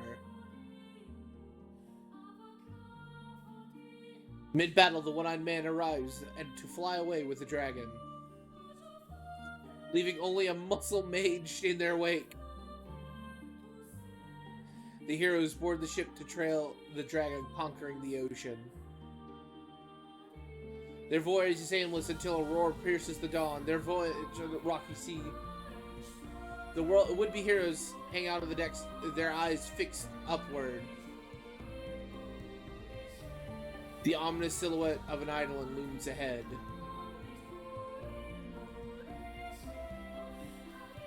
There they find a strange village that exudes an odd air. Chapter 6, Isle of Blight.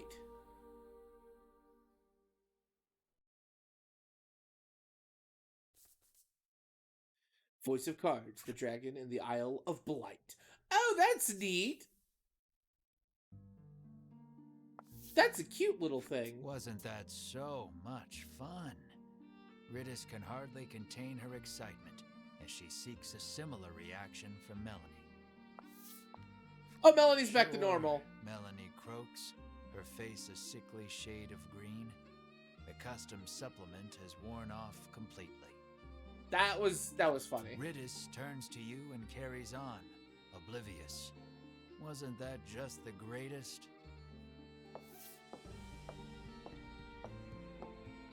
You, however, are a bit worn out, as your mid-voyage teasing of Melanie prompted her to wring you like a rag.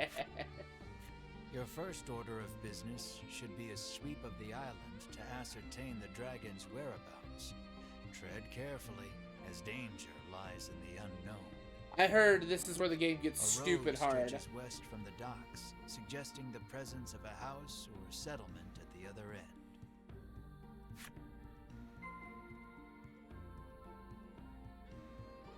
Alright. Have fun with whatever you're doing, sugar.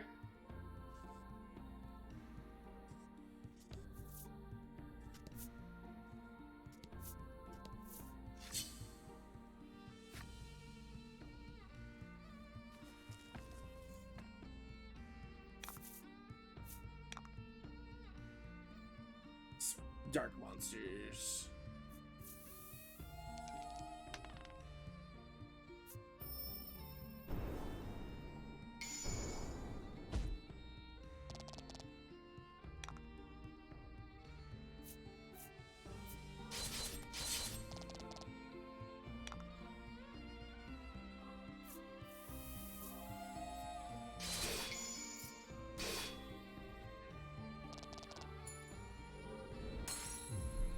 Congrats.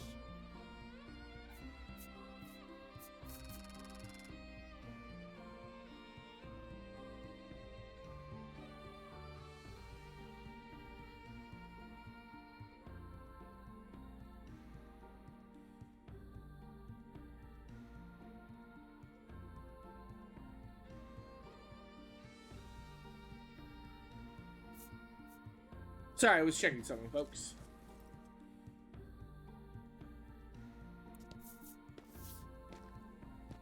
You take the lead, taking in the island's scenery. It all looks unsettlingly familiar to you. A white-hot streak of pain shoots through your head, feeling as though your skull will split in two. You grab your head as if holding it together and drop to your knees. The searing pain erases any hope of recalling the memory that felt primed to return to you. Beads of sweat are pouring off you now as you struggle to keep your head in one piece. Drink this, Bruno insists, offering you a bottle of headache curative. You greedily drink it down, desperate for relief. The pain begins to ebb, and you hurriedly resolve to press on. Do you have amnesia or something?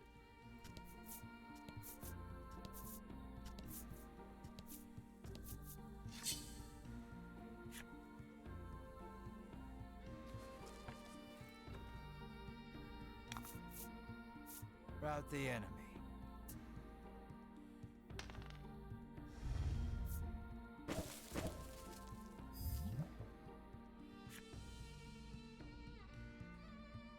No! Deadly poison is not good.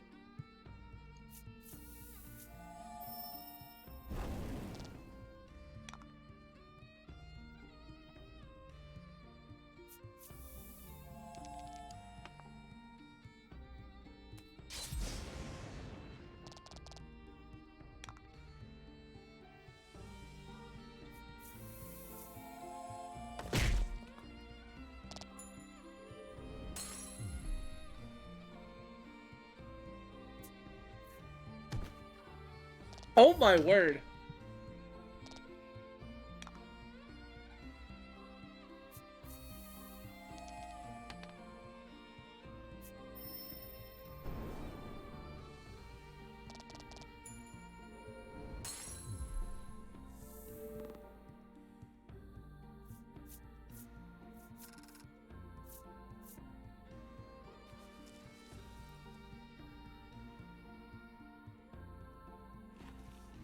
Well, the game does indeed get more difficult as you get to this part of the game. Alright, cool. So Cure's gonna be great, Heal's gonna be great. I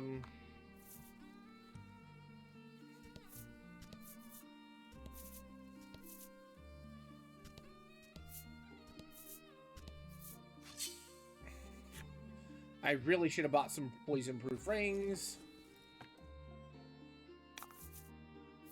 Don't hold back.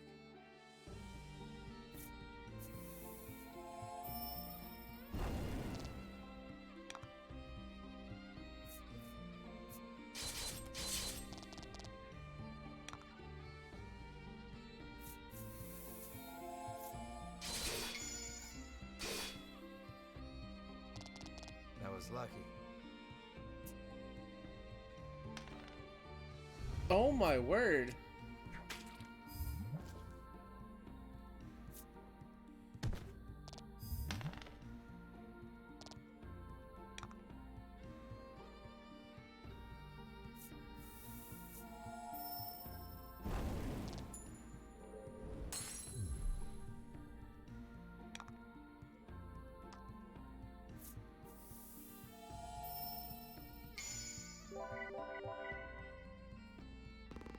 That was lucky.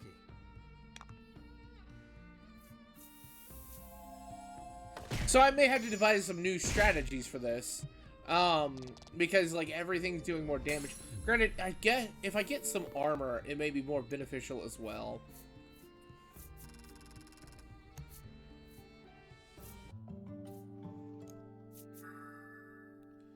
Ah, deep tissue, paralyze and freeze. That's always beneficial. I don't know how deep tissue massage cures freeze, but you know. Won't be able to climb that mountain.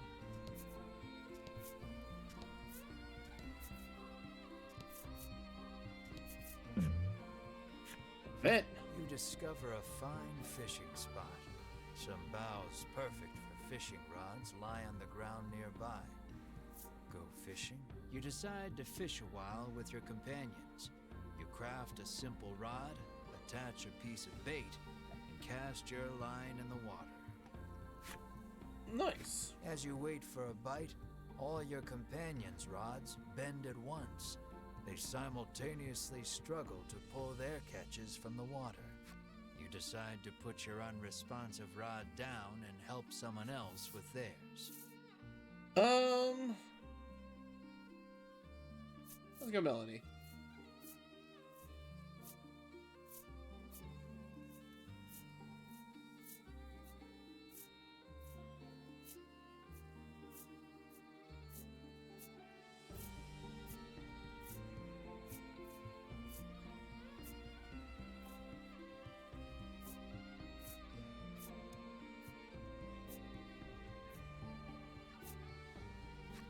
The water's surface undulates violently.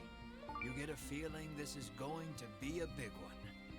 A giant fish soars out with a splash. It's bigger than you expected, but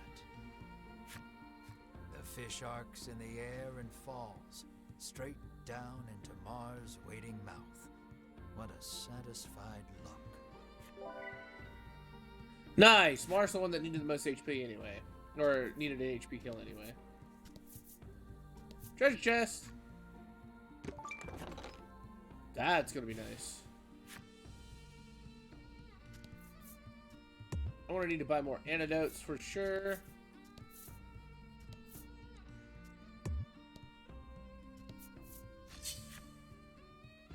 All right.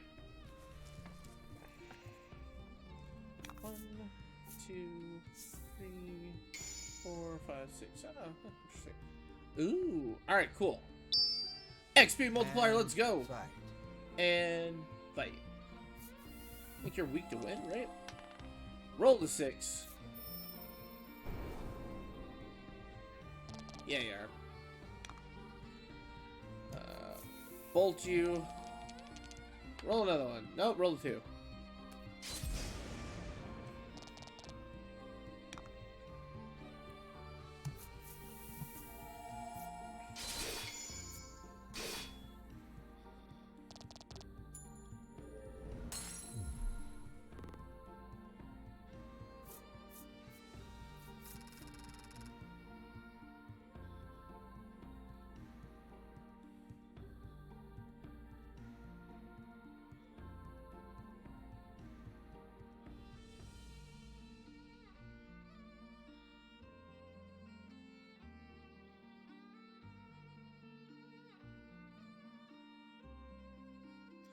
I'm sorry. I got distracted, folks.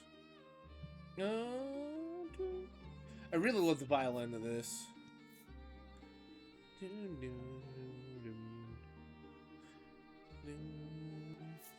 Treasure discovered.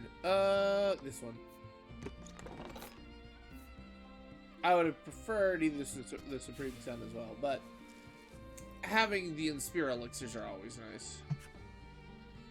I have more cards. Nope.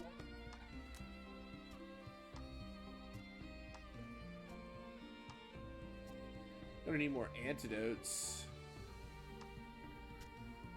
How many Inspira elixirs do I got? Oh, I have a lot.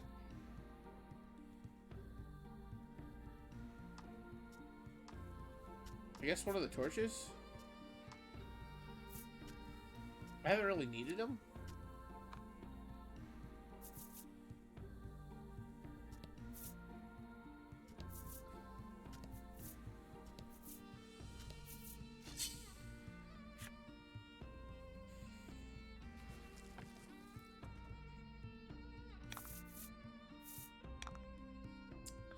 See, I don't like the fact that they're all blight monsters.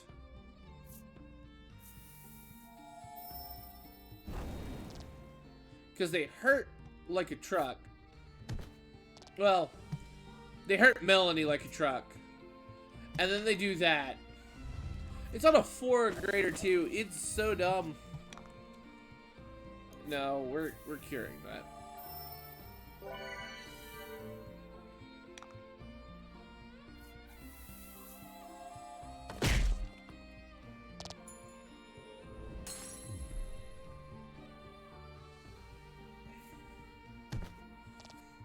So, like, the fact that they do regular damage for melee is fine. But the fact that they do deadly poison is so dumb. Deadly poison hurts. And they hurt Melanie like nobody's reason.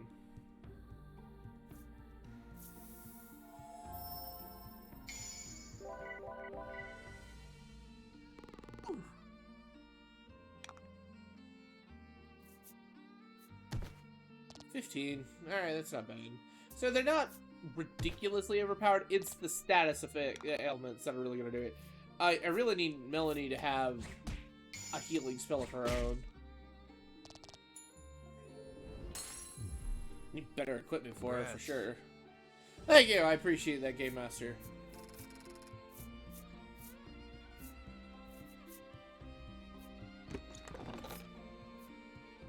Oh, yeah, we're keeping that. Because I don't know what curse is, but that's never a good status effect.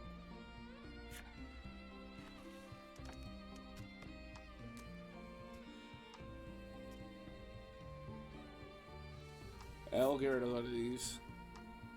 Which sucks, I would have liked to sell it.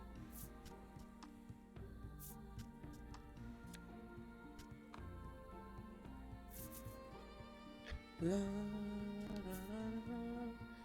la,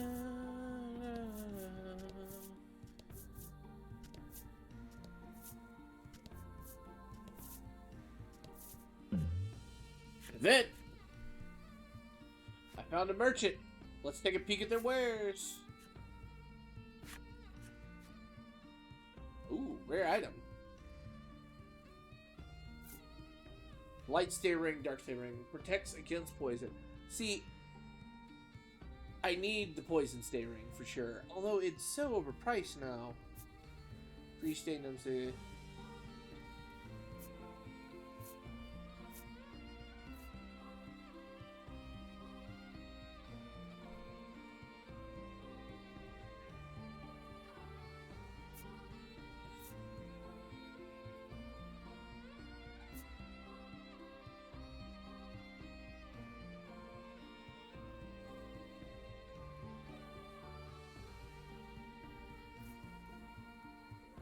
Stop by. And maybe we'll run into another one soon.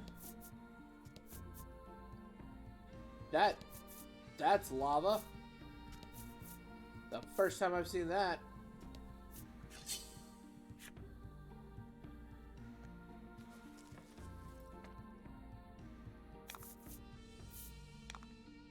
Oh, more of these guys. I hate these guys. Alright, die.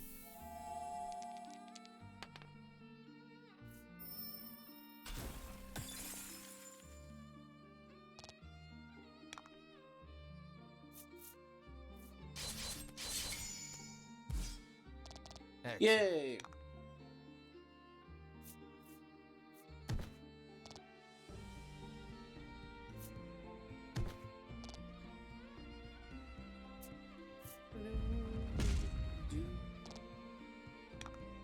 Keep rolling, rolling, rolling, rolling. What?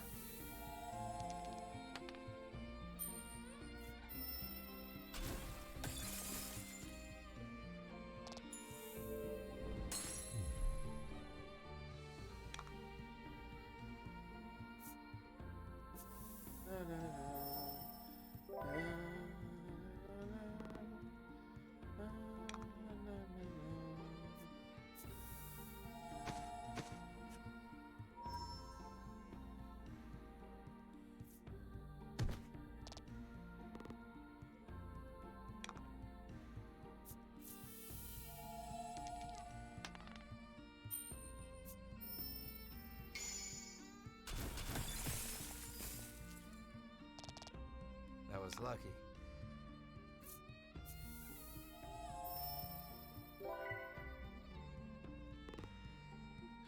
All right.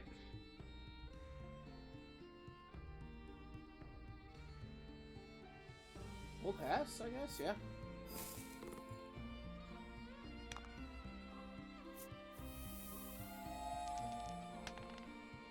Double freeze.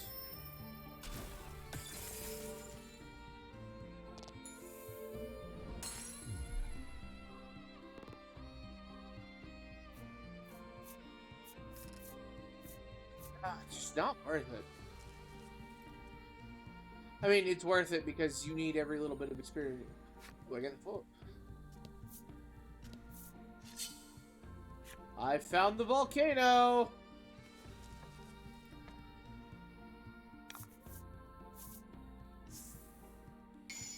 Gain a gem, yes!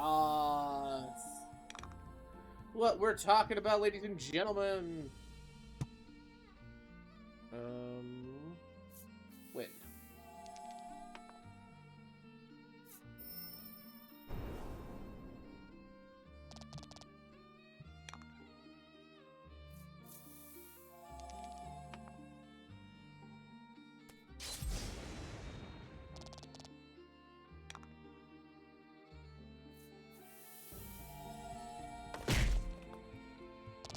Perfect. Kills one, damages the other one.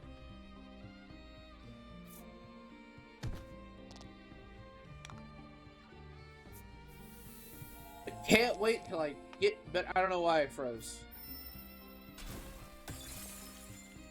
Should have done wind. Don't know why I did that.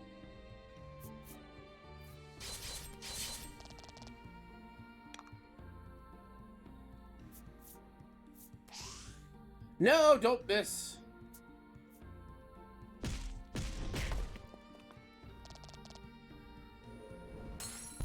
Oof.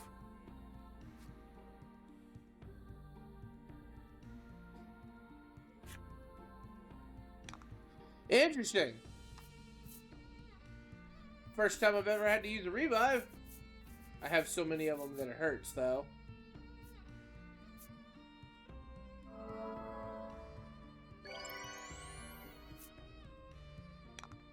Fives was 17.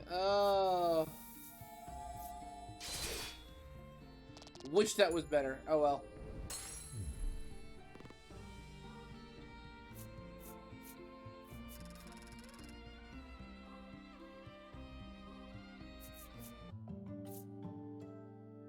Nice. Rita leveled up. Crystal Era. Alright, cool. Freezes. Perfect. In case I have to end up using her. Menacing over to. Alright, cool.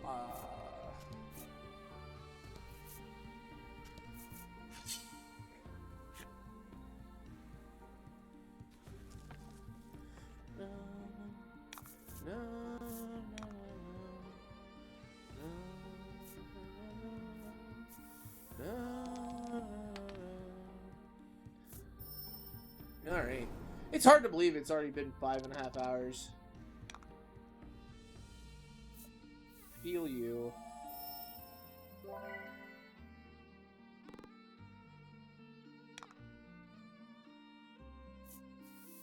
I'm having fun with it though.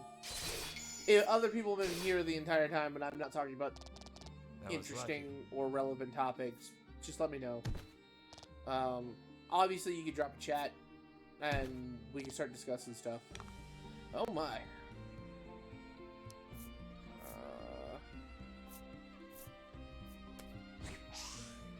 Well, that's annoying.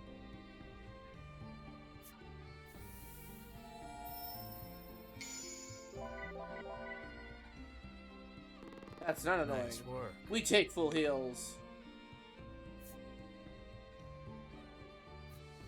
No, I kind of need both of those. Just go ahead and take out the big guy. Yeah.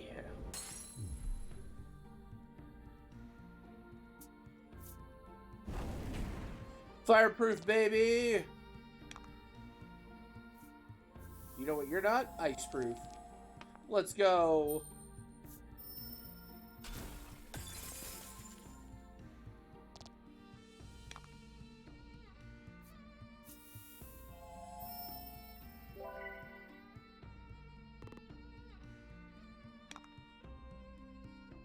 I can see why they say you should have 2 healers for this section, but I'm fine. I think if I didn't level myself the way I did, it would be a lot worse. Like, I didn't, like, if I hadn't wandered around as much and found a whole bunch of stuff, I can see it being a lot worse. Ash leveled up. Tri-Blade! Ooh. Deal 3 times damage. That's nice. Mara leveled up. I don't know if I want to replace anything right now, though.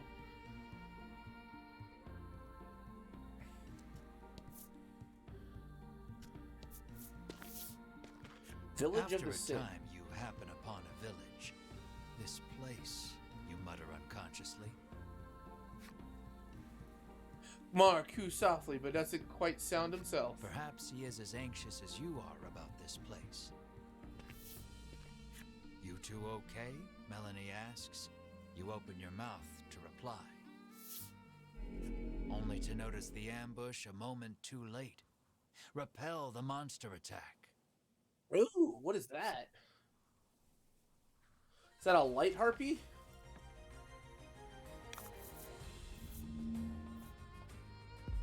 $85. $92. Happenstance. Gain 3. Bruh.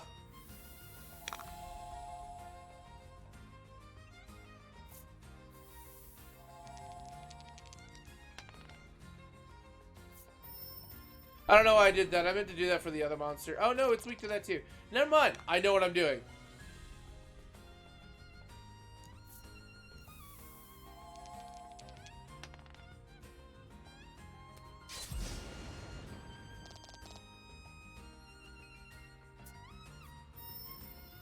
Oh, I don't like that.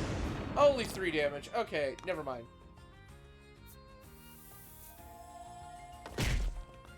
I was severely worried for nothing.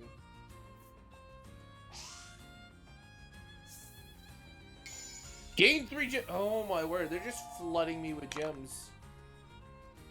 I'm not going to be able to get rid of all of them.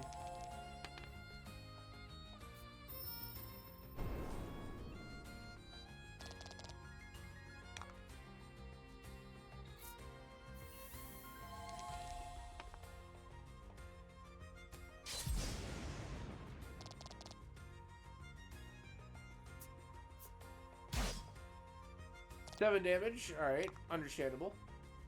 How about a roundhouse kick to the face? Missed one. 13 damage isn't bad.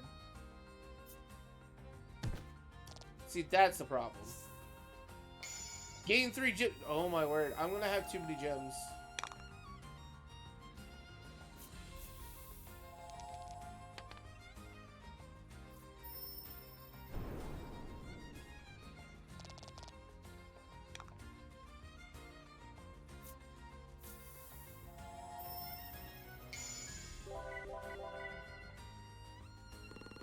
Nice work.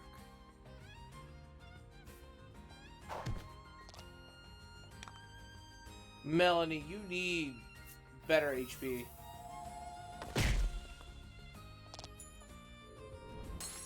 Like, you need better defense and just, like... Only so much I can do for you. Margo!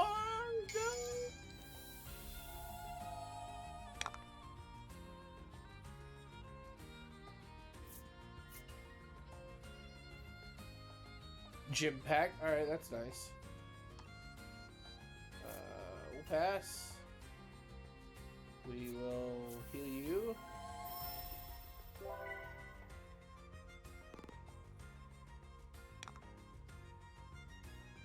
Cast Restore, Regenerate.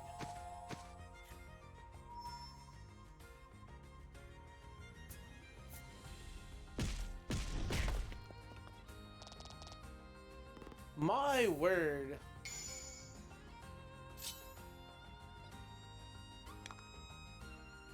Fine, we'll end it.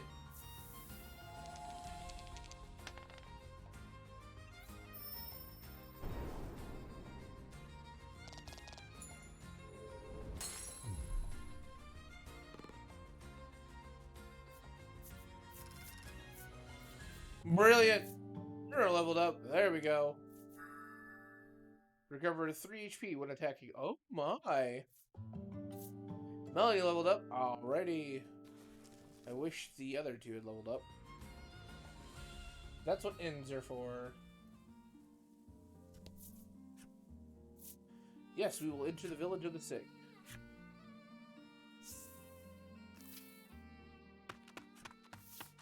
You are accosted by a man the instant you set foot in the village. Medicine, please, he begs. Interesting. His eyes are glazed over, and his general demeanor unsettling. Should he really have medicine?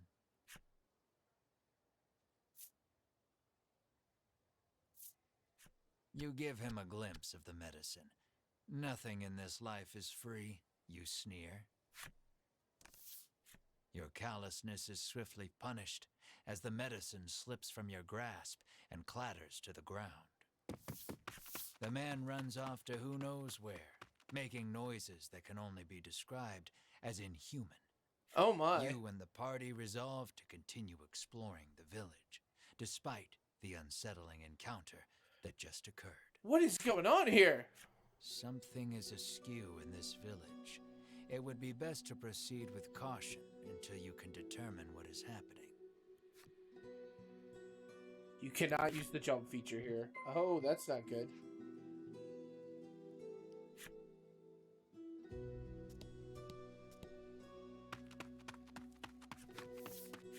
Another villager approaches you. Though his speech is slurred, the demand remains the same. Medicine. This villager is also behaving strangely. Will you acquiesce to his request? You remove the medicine from your pack, recall for a moment how much it cost, and begin sliding it back into place. In the blink of an eye, the villager snatches up the medicine bottle and darts out of view. What is going on? Something's not right in this village, Bruno mutters, clearly worried.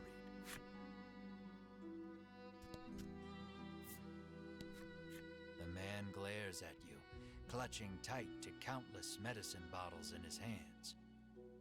They're He addicted. insists that they all belong to him and refuses to share them with anyone. They're addicted.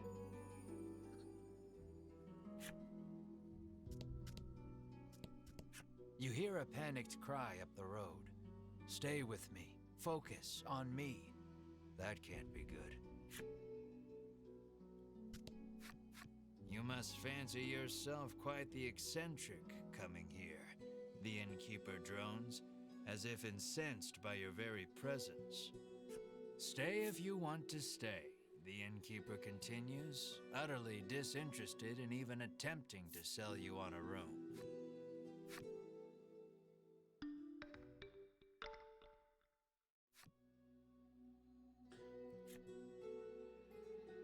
Awesome.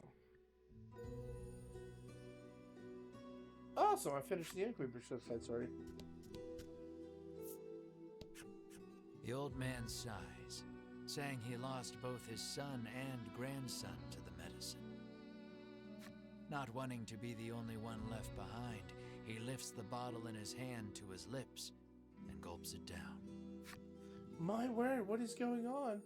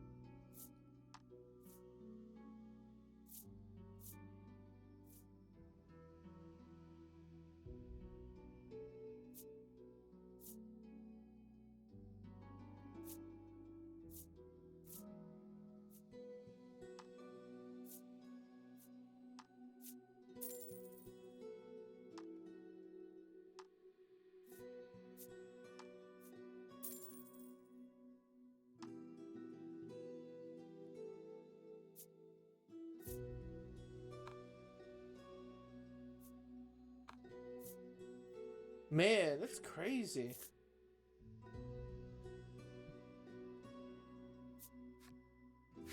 I wonder what's going on in this town. You ask the villager about the dragon. The headman can help you if you're in some trouble, she retorts, doubling over to empty the contents of her stomach onto the street. Dozens of empty medicine bottles litter the ground in front of this woman. What medicine are they selling to these people?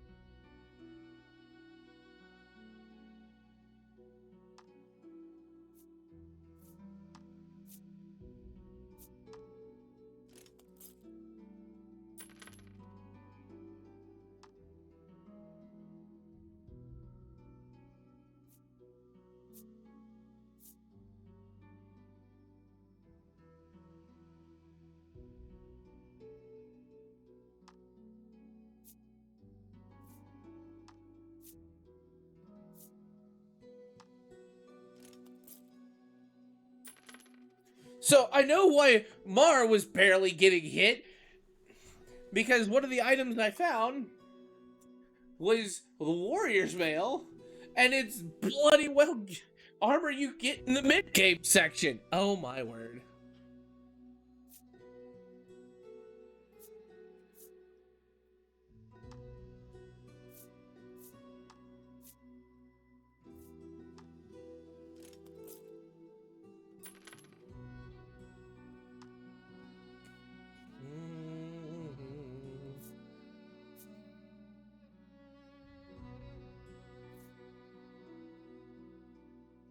I'd be almost willing to lose speed just so I don't have to deal with poison.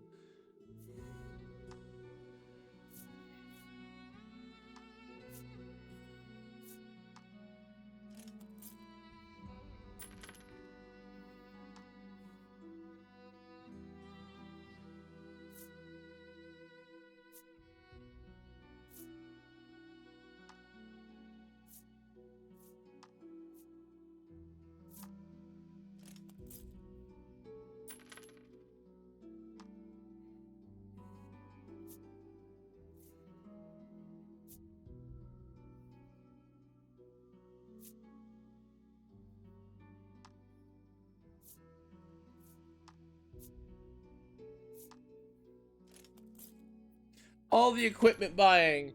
Oh man, it got 19 defense now. I'm so happy. Currently have.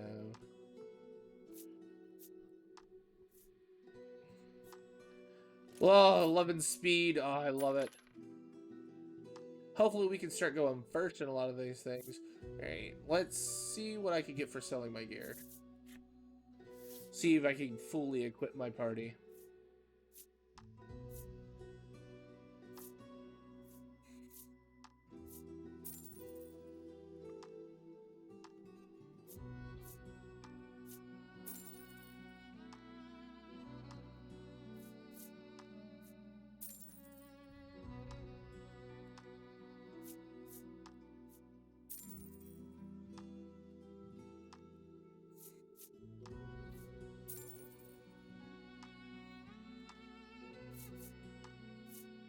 Man, I feel like it's been ages since I've like dealt with any of this equipment, but it clearly hasn't because, again, I had most of this like 4 or 5 hours ago. Like this was like awesome. This is brand new, or not even like 4 or 5. It's like 3.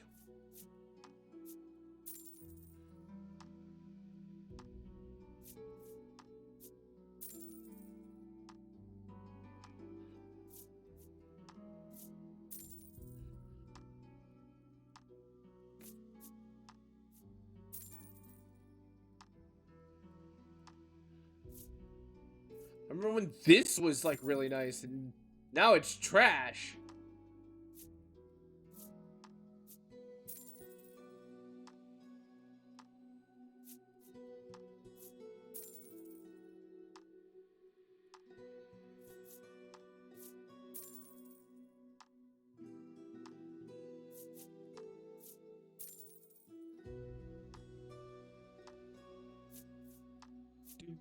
So I really what's going on in this town, like, cause, like, clearly there is a drug addiction problem. Like, everybody's got red eyes. It was like, like, it makes me very concerned, currently, of what is going on.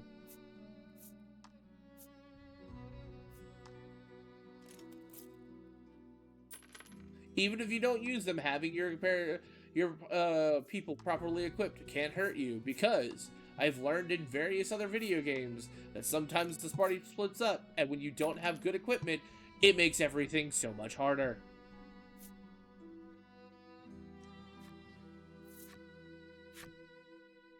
One of my favorite games, which I'll probably play on stream for y'all. Very cool. Well, here we go. You arrive on the scene to find a man collapsed in the street, convulsing. Another man kneels over him in an apparent attempt to provide comfort and care. The nobleman wears impressive white armor befitting a knight.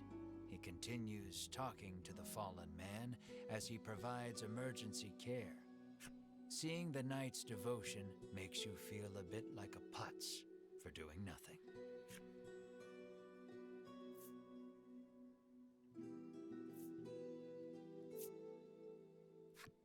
ask Bruno to provide some of his custom supplement. He furrows his brow and solemnly shakes his head.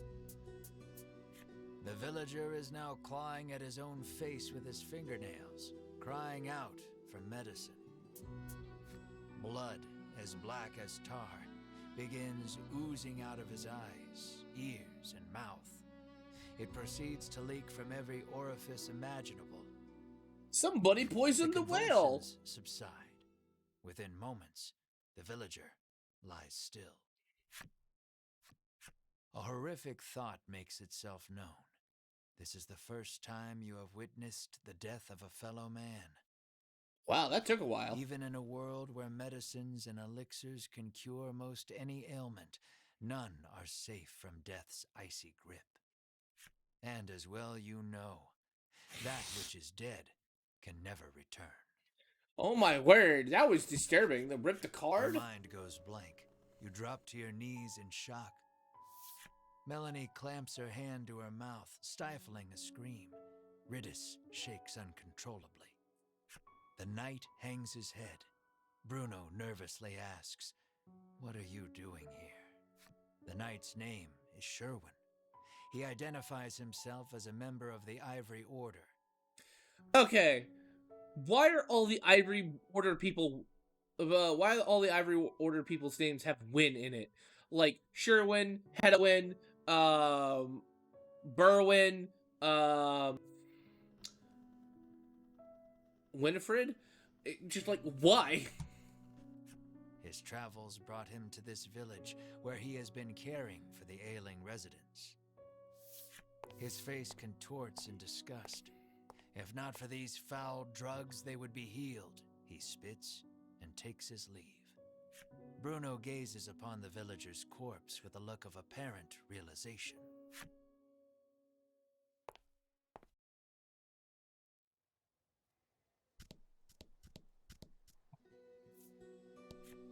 This cursed island is separated from the rest of the world, she mutters from the ground. I heard that outsiders call this place Mount Medica, she remarks, then throws the empty bottle in her hand to the roadside.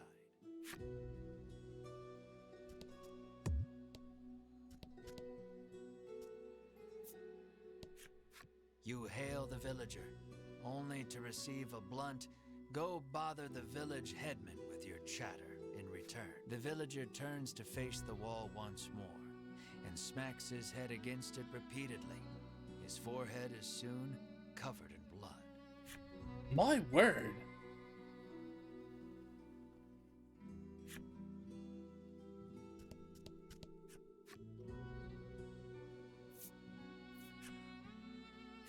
I mean, I'm playing cards so I could get some items, but I don't know how I feel about this.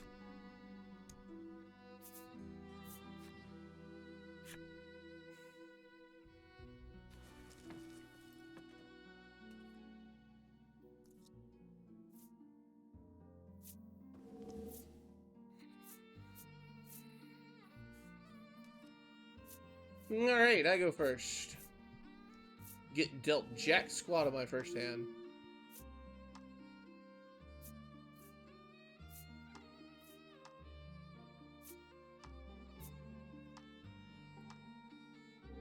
Well, he's got a 4.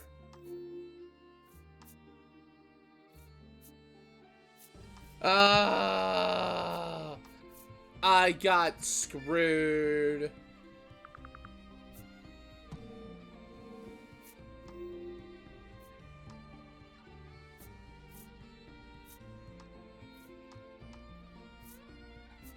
I'll play this one again.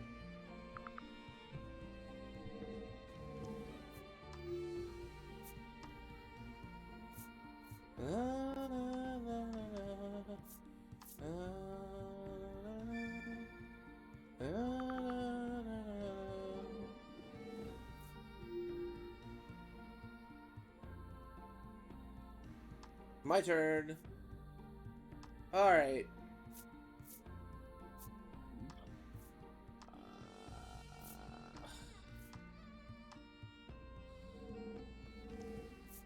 I don't want to give him the 7.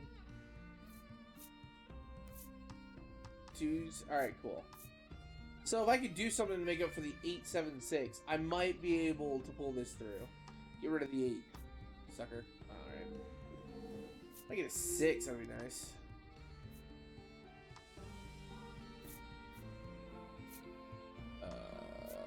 Alright, we take these.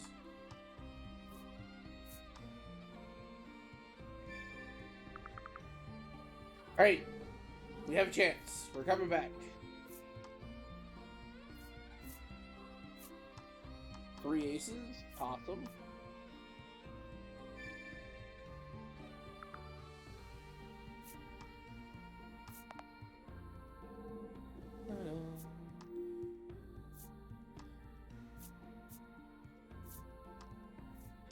Three, 4, 5. 3, 12. That puts me ahead. That's because he's got 2 2s. Got nothing. 3 in the 5. 3 in the 8. Interesting choice.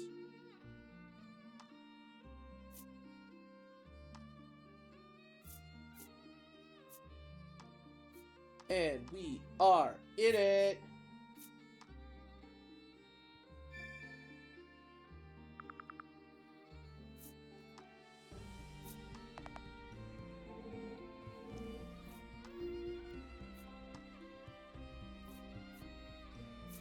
Double 5s. Better than your 4s? Or your 2s? Better than your 2s. Well, that leaves you with 39. I'm at 54.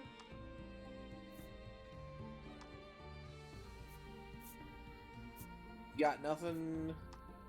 Keep the 8.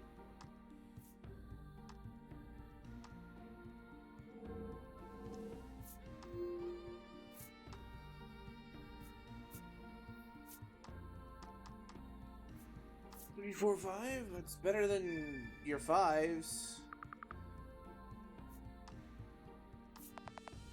Oh, why would you? Please give me a 6 or.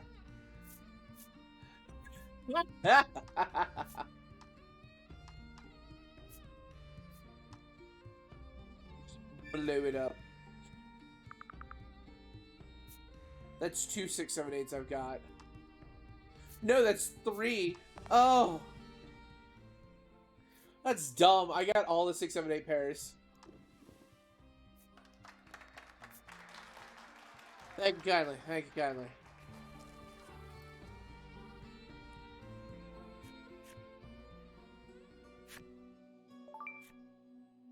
Quality cell, we take those.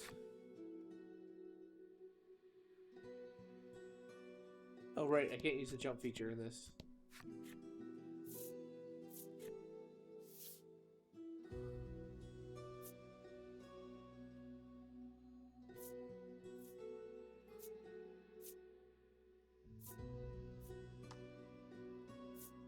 They're cheap.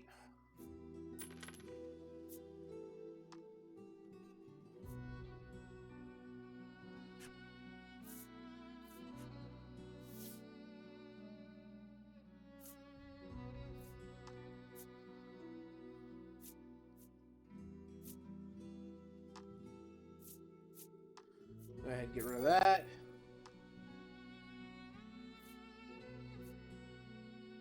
I'll keep the torch. I'll sell a bellwether.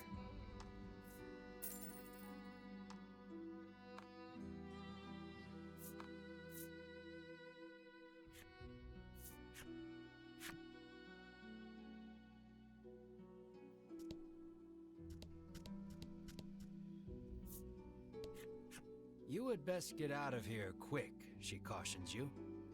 If you stay here, then you too will, she begins, then suddenly starts cackling. Interesting. A man approaches you as you wander through the village. Spare a bit of medicine, he asks genially. He sets about convincing you that your kindness will be returned tenfold if you just give him a little from your pack. His silver tongue would put even the best salesman to shame. Too bad. Reach for a bottle of medicine, completely taken in by his pitch. Bruno stills your hand. I wouldn't do that if I were you. Yep.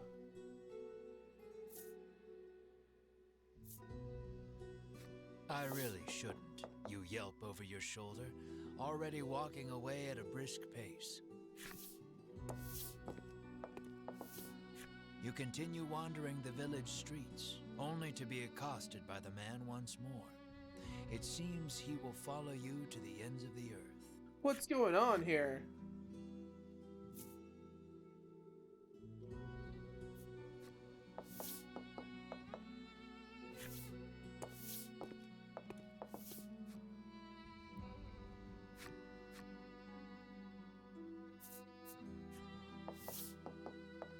Oh, am I stuck in an endless loop? Am I stuck in an endless loop?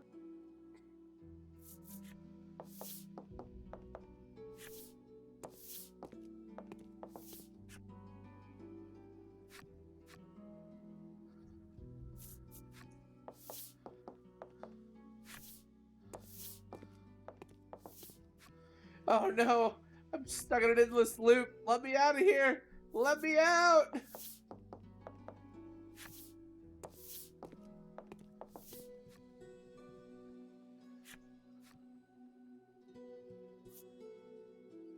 Out.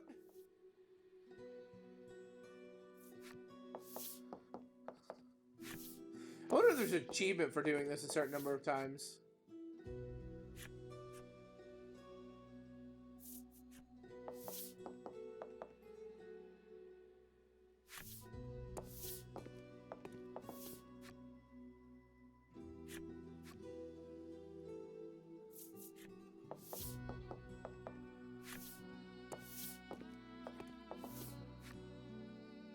Come on, let me out, let me out, let me out, let me out, let me out, let me out.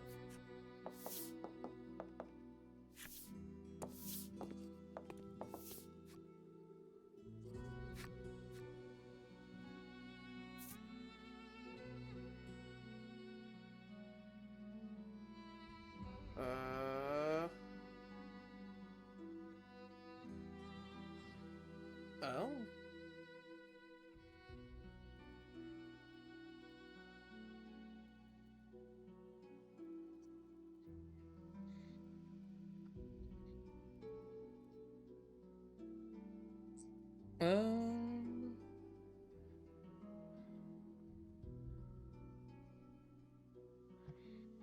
Sorry, friends were messaging me over the Discord talking about Monster Hunter World. If you haven't played the game, pretty decent. Fine, I will give you what you want.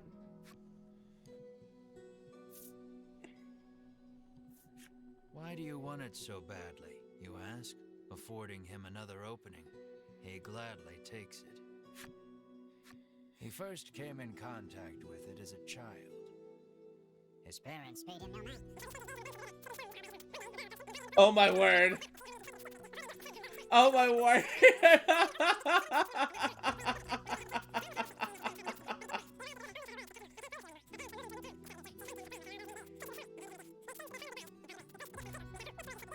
Oh my word. Ever since forgot its wonderful taste.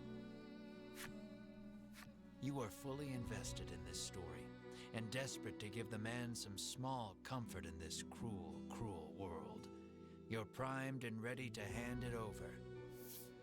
I've heard better sob stories, Melanie says dryly, having somehow absorbed the man's story, despite the blistering speed in which he delivered it. Interesting. Bruno thinks you'd better not, but you're not so sure. You heed Bruno's warning and return the medicine to your pack. The man's shoulders droop and he shuffles off out of sight. He appears to have dropped something peculiar in his haste.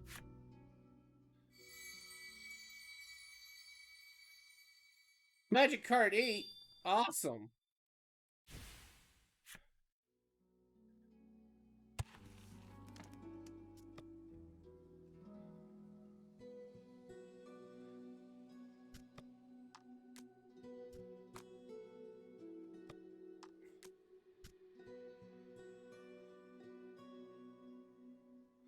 I'm missing magic card 7.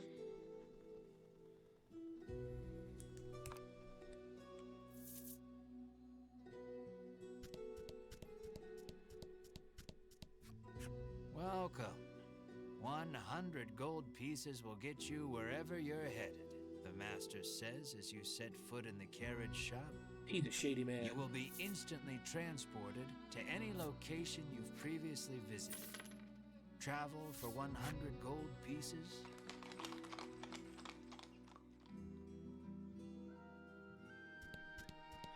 Can the magic key work here? You turn the magical key in the lock, and the door opens. Oh, wow, it's just like a regular, just... You sense a presence behind you, and turn to see a guard. He starts talking to you like your old friends. Hello, welcome back. He tells you this is where Queen Nilla used to store the royal treasure, but not anymore. So, you see, you won't find anything of value in there, he finishes, and walks away. There's a scrap of paper on the ground where the guard was standing. You pick it up and read it. Notice, some local merchants are engaging in illicit trade and unauthorized powerful loans. Cease any such operations as you discover them. Interesting. Magic card 7.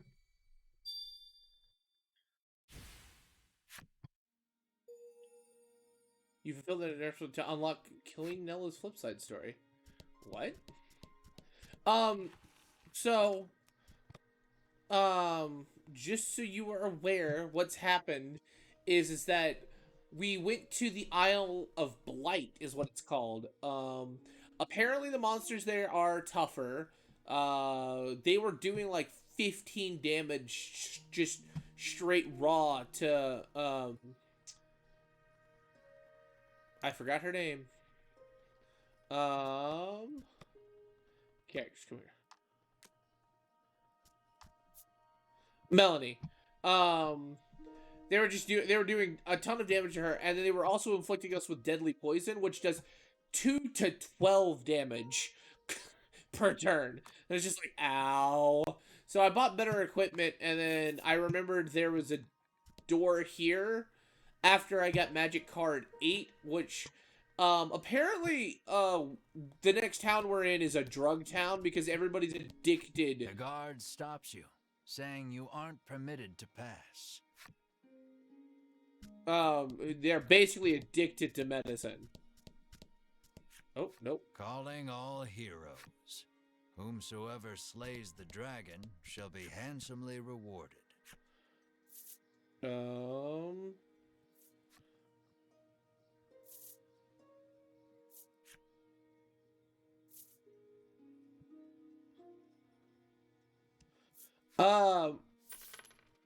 Because, yeah. Also, we met another main character. I say main character because you can see his face, of the Ivory Order, and his name is Sherwin. So, like, all of the Ivory Order people, here he is. All the Ivory Order people, his name is, like, have Win in it. See, look at this. Look, he's got red eyes, he's drooling from his mouth. Like, there is a drug deal thing happening in this town, and I don't know how I feel about it. There isn't a soul about. The house is surely abandoned. Also, we got an interesting treat.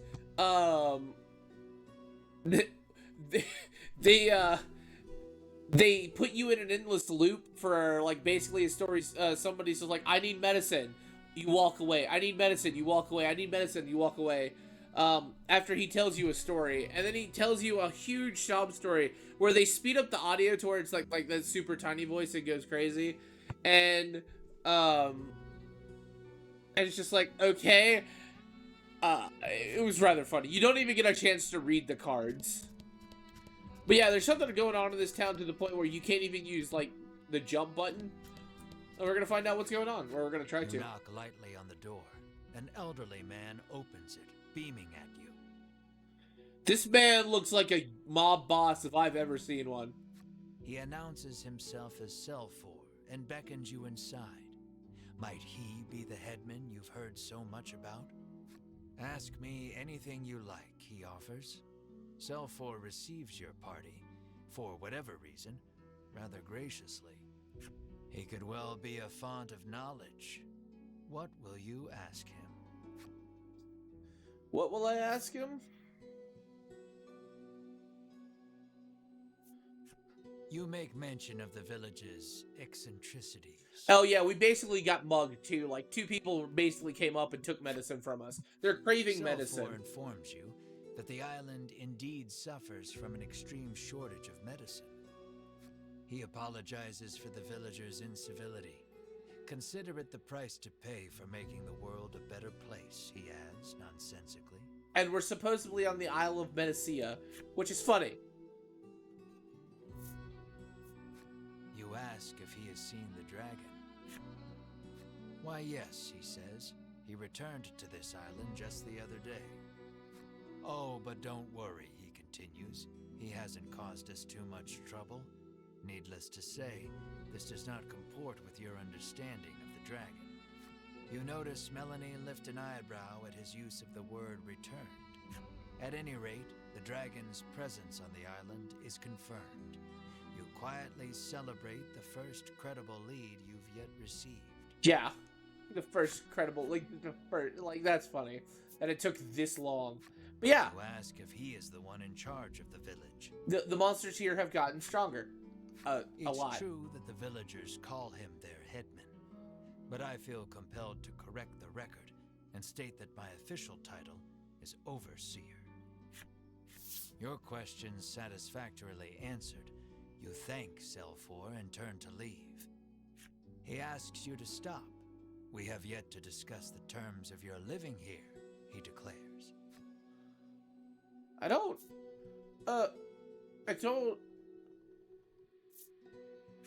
You explain that you are only here to pursue the dragon and have no intention to stay. Yeah. Selfor begs your forgiveness for thinking you were newcomers. It's perfectly understandable, though, what with the non-match among you, he says with a sneer. What does he mean by that? Melanie asks you, unable to grasp the old man's intentions. For reasons unknown, you feel the blood drain from your face. Your breathing grows ragged, and you break out in a sweat. We're done here, you say defiantly, as you storm out of the house. Oh, also, ever since you came to this island, Ash has been having all kinds of problems. Like, he had a searing headache, and, like, it seems he's on the verge of remembering something.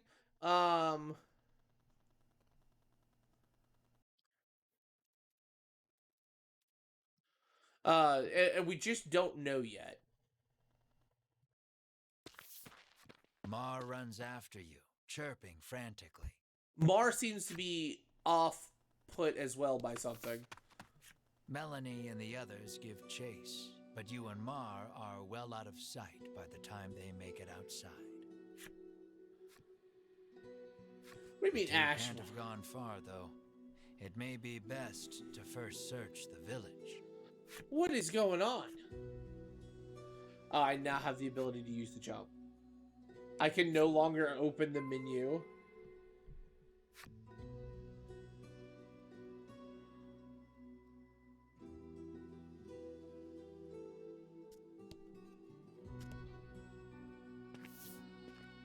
Melanie and company find you standing in front of a house. She can't quite make it out, but it sounds as though you're saying to Mar, "This place is..." Melanie calls out to you, prompting you to blurt out, "Sorry, just had a bad stomachache back there," in your characteristically glib manner. Yeah, for the moment I can't save. Mar chirps skeptically. Melanie opens her mouth to speak. What's up, history buff? How's it going? You caught us in the second half of Voice of Cards.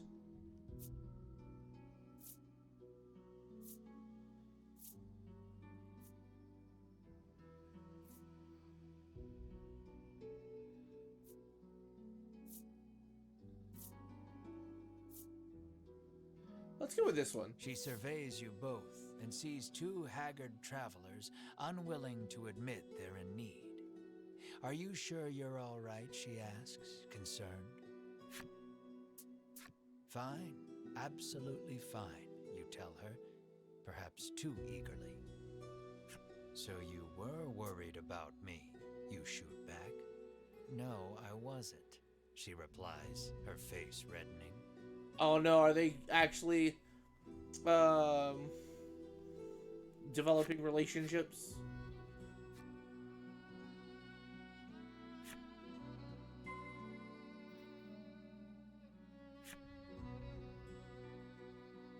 Understandable. I'm glad it sounds like you're having a good Thanksgiving. I'm going to save because that looks like one of the Ivory Order people, and I haven't saved in quite a while.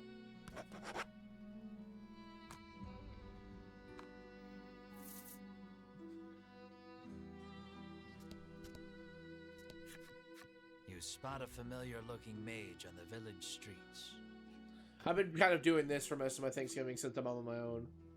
It's Winifred. Winifred takes no notice of you and ducks into the apothecary.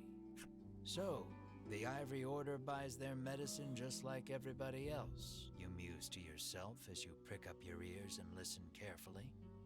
I'm enjoying it quite well. I like the aesthetic, the feel, the music. I just enjoy it. I enjoy it as a whole. I really wish, I really wish and hope that they make more, like, a couple more, like, games like this, like, in a world like that. Yeah, I know you have, Jet. Welcome back. Hi, how's it going? I mean, it's all good, Jet. I can't spell either. But yeah, Voice of Cards is, it scratches a lot of my aesthetics. It's got a D&D-esque feel. I like the voice for the Game Master, and I really like how you're not playing the perfect hero. Playing the perfect hero all the time can be quite annoying, and I like the difference here. But yeah, Jet, we've been going for 6 hours and 13 minutes. So, you know, quite a while. Winifred and the apothecary speak in hushed tones. You'd guess it's an order for special medicine, but you can't make it out. Stream's been going really well. It's just been me, chatting with, Zinthos the Raven, occasionally Sugar LeBlanc. White Gaming Rabbit has just recently joined us. But for the most part, it's me just, yeah, I don't know why her outfit's like that. Oh, yeah, no, I love the Tales of series. I own, for the PC, and I'll probably end up playing them, Tales of Symphonia, Tales of Zestiria, Tales of Basirial, Tales of Vesperia, and then if I can get remote play to work since I don't have an Elgato, I will probably end up trying to do remote play and see if I can play Tales of Arise as well. The Tales of series I really like. I know a lot of people are kind of like, they either like it or they hate it, but I've been enjoying them a lot. Oh yeah, there you go. Tales of Symphonia is an interesting one. I haven't personally played a lot of it, and that's because of my usual issues. The game is even better with Nier Music and DLC. I thought about it.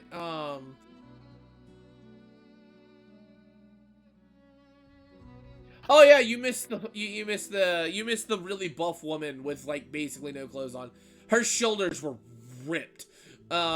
She was fantastic. But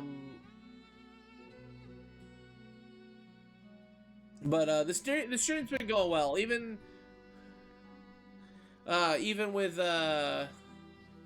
what's it called? I lost my train of thought.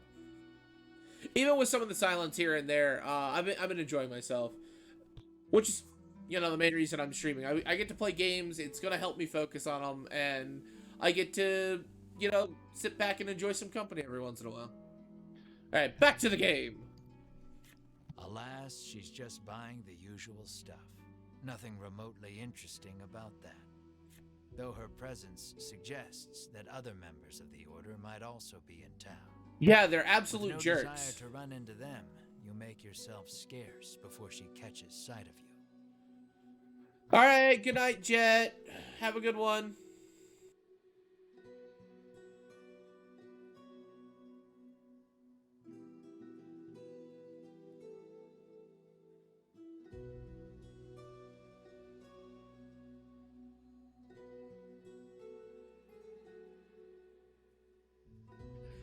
I never played Destiny, and I've been hoping that they eventually either do a remake of some of the old Tales games, or I find some other way to play them, because they look interesting in their own sense as well.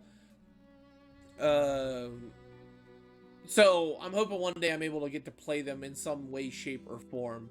Arise is an interesting concept that deals with some interesting topics as well.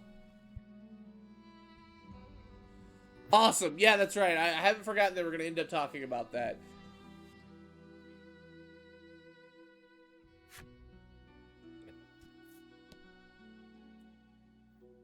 All right.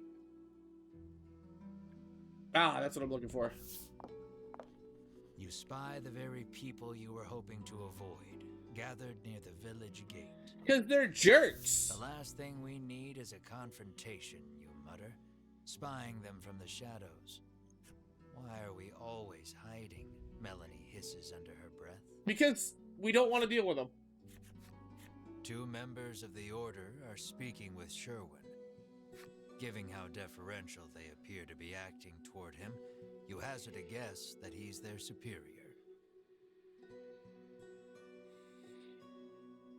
Nice history buff. I really like that.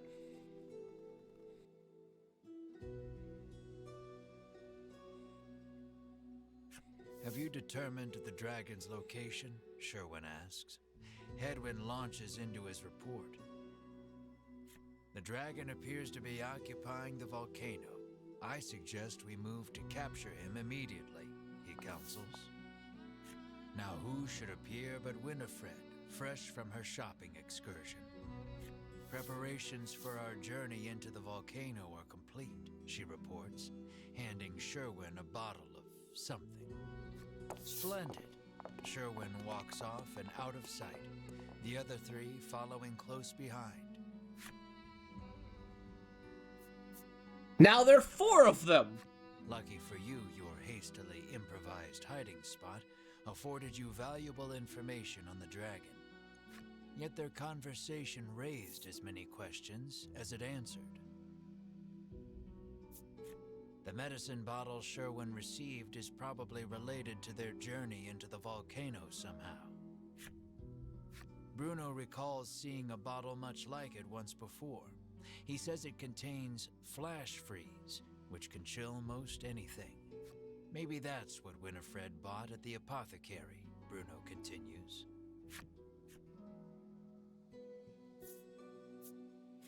You know that the dragon is lurking in the volcano, but you haven't a clue how to get from here to there. Isn't it that mountain with all the smoke pouring out of it? Ridis asks, pointing westward. Why, yes, that sure does look rather like a volcano. I already found it, though, because I explore. There was talk of capturing the dragon. Melanie picked up on the incongruity as well. The queen ordered the dragon killed, she reminds you. You narrow your eyes. You 3 have no right being this helpful, you think? Mar pinches your cheeks without warning. You yelp in pain, which at the very least crosses dreaming off the list of explanations. Returning to the matter at hand, it's clear what must be done. You'll have to get your hands on some flash freeze if you hope to enter the volcano. Do I have money for that? Because I am quite a broke man. Happen to have any flash freeze for sale? You cheerily ask the apothecary. She flashes a wry smile. How do you steady the roiling magma's flow? She asks cryptically. Yeah, The that's like meaning behind the question is everyone utterly lost else. on you. She needs a password, Melanie mutters over your shoulder. The answer then would be the password. So, how do you steady the roiling magma's flow?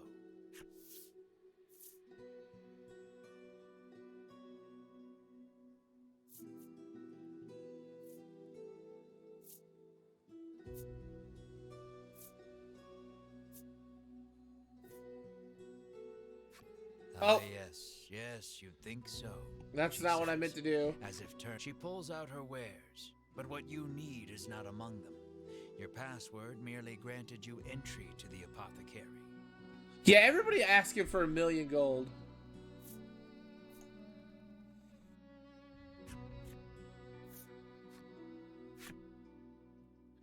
I didn't mean to pick that.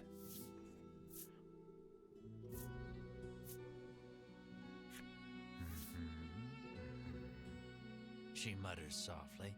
Alas, no.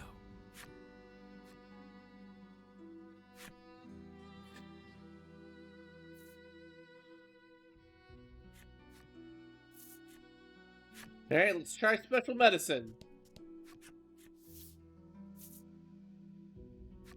The old woman rolls her eyes, suddenly looking defeated. How did you know the answer? Did someone tell you? She mutters bitterly.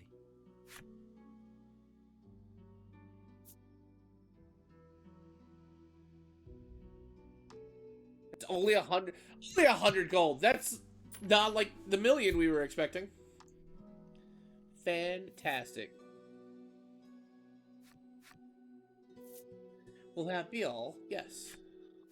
You've managed to crack the code, and a bottle of flash freeze is yours. At last, you are ready to enter the volcano. You've got a long road ahead of you, so you had best be prepared.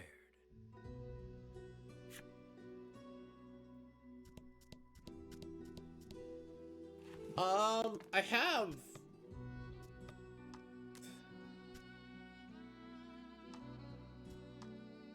pretty much max items. I've bought all the best equipment.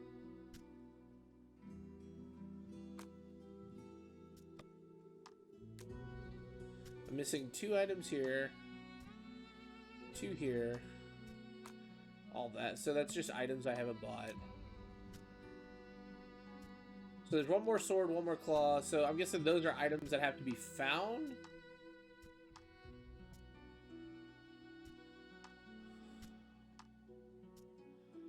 This is because I haven't bought the rings.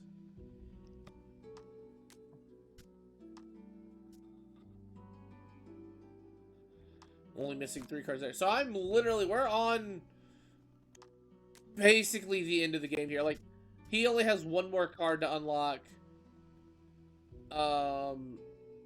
It looks like he's unlocked all his cards. No, he's got 1 more too. She's got 1 more. She's got 1 more. He's got 2 more. 1 more, 1 more. And everybody else is unlocked too. So, yeah, we're on the end here. Yeah, we've got 1 more movie. Alright, cool. So, do we try to blitz it? Do we try to blitz the game here? 2-day beat the game?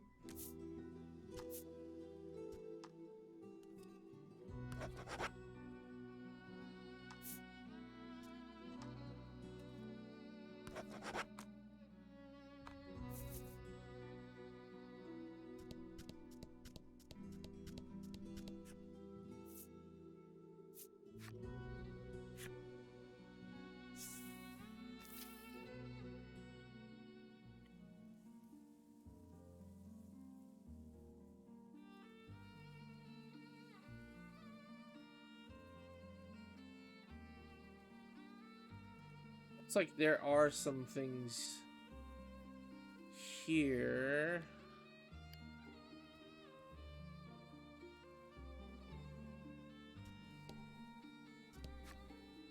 Into the volcano. Yeah, let's go. heat of the volcano engulfs you the moment you set foot inside. Of course, the dragon is hiding out here. Guess it's as good a place as any to corner him. You reason with yourself, trying to keep your spirits up. Crossing this river of lava won't be easy. Really? Like, everything else has been relatively... I don't want to say... what's the word I'm looking for? Easy. They're not easy, but it's just like the they haven't been super tough. Like, it's been back in it, like, it wasn't like it was like, oh man, I'm knocking on death's door every time I beat a boss. It was like, all right, cool. I guess we finished that. Or I think the lowest some of them got was like to 20 health. So it's interesting how they go from not super bad to apparently really tough. I kind of want to go explore the island. Let's go explore the island. After giving it some thought, you figure you'll try again later and turn back. Yeah. Because the island looks relatively large. It gives me a chance, I guess, to farm up some XP.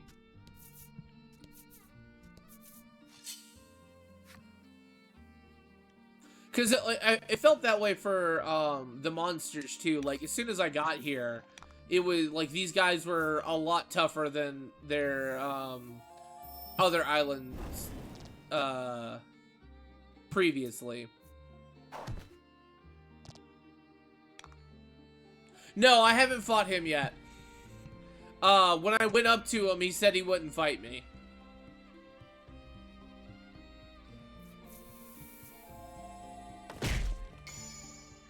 I wanted to, but he's just like, you're not strong enough yet. And I'm like, okay. I'm like, what level do you have to be to fight him?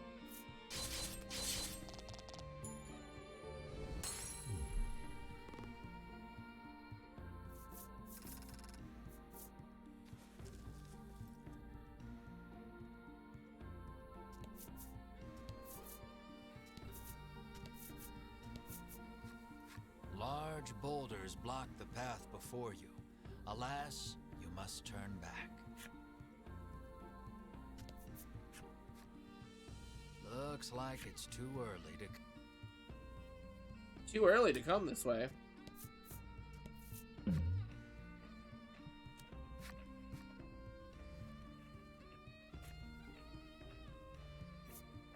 Nope, because There's I don't have nothing you money. need to buy, so you pass by without paying it any mind.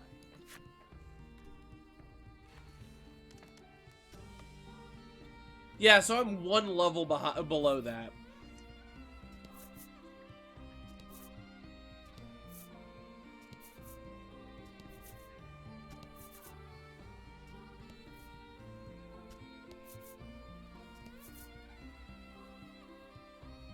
Are you telling me I can't get up there yet?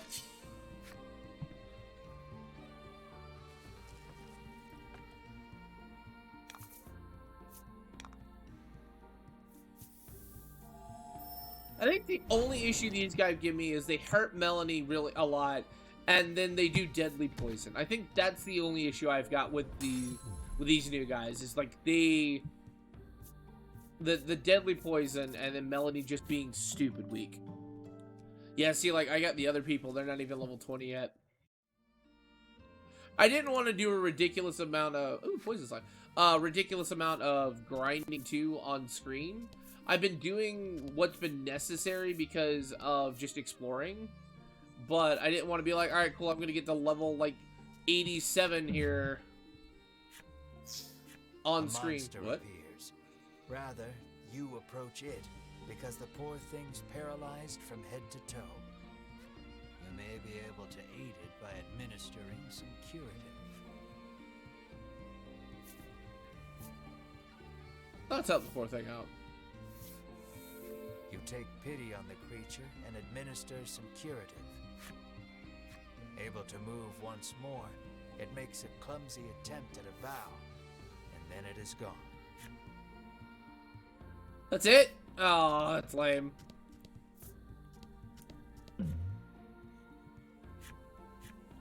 A monster appears. It sees an opening and lunges at you. Before it can reach you, another monster leaps into its path. Is this creature protecting you? Oh no, I love Melody too. Like, don't get me wrong, but The two monsters engage in a ferocious battle. You watch, perplexed. Why are they fighting each other? I love her At to last, death. The monster that first lunged towards you flees. Your protector, grievously wounded, collapses to the ground and is still.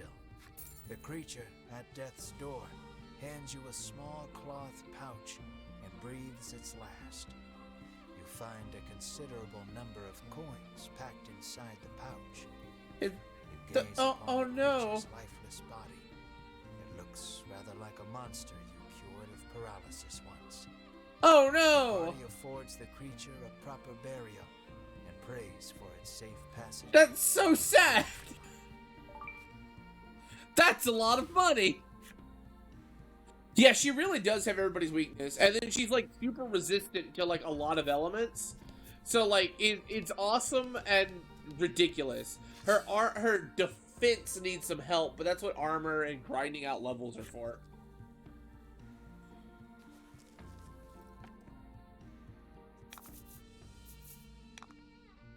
Like, I have yet to need to change out these 3 skills.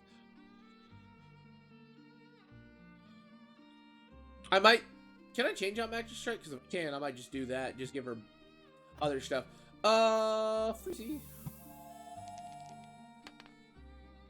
Sad day.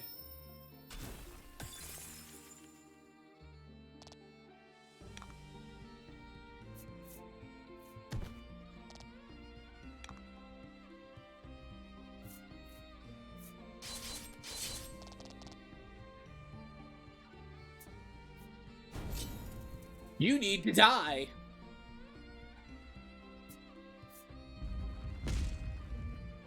Not too bad. That was so negligent, it doesn't even matter. Another 10!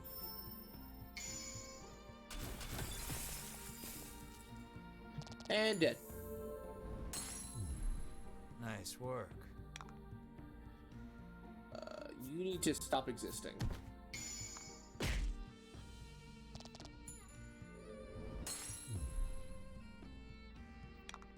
And then just hit them with swords. I'm sad that only does 1 damage. That's so pitiful. See, like, she gets hit so hard.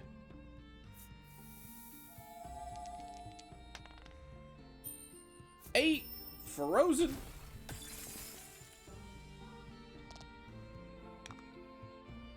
I'm gonna give you a pass. Heal.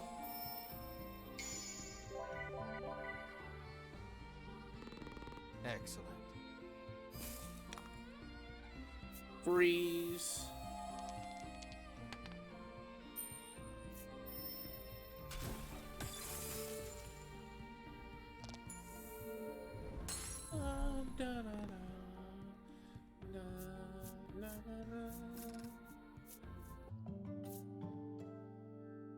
Alright, I hate to do this to you folks, but I have to take a quick bio break. I'll be right back.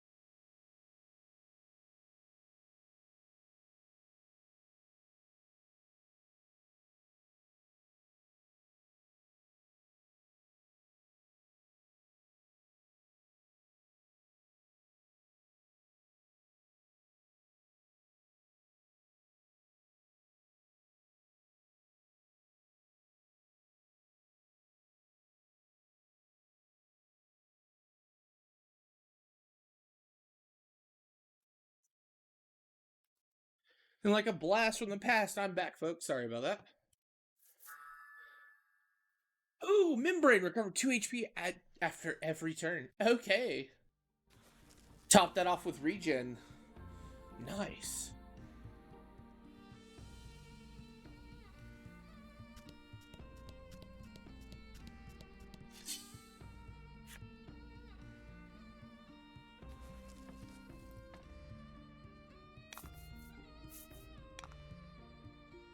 Freezy. Yeah, that's what I'm talking about. I love how I just keep apparently rolling lots of 10s. Like, the game's just being nice. Oh yeah, another crit. Nice work. Lightning strike you for added damage, hopefully. Yeah, that's what I'm talking about.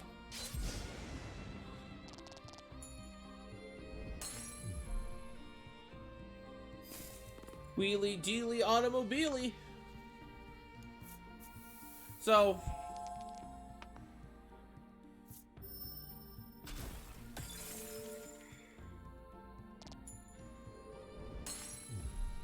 Congrats. So I don't know if I want to try grinding a little bit or if I want to... Yo, Ash leveled up. There we go. Or if I want to try to see if I can fight the boss asses. Because... With a whoosh of displaced air, something shoots across the path right in front of you. What is that thing? That was a monster. Careful not to attract attention to yourself. You sneak a glance in the direction the thing flew. Yep, monster. Just like you thought. Scattered in the monster's wake are gold coins, glittering in the sunlight. 1,000 gold coins.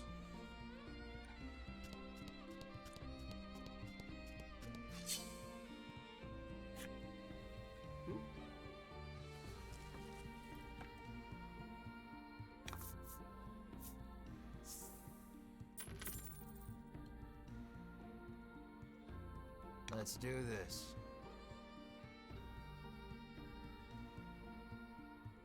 All right, let's go. Sorry, had a notification.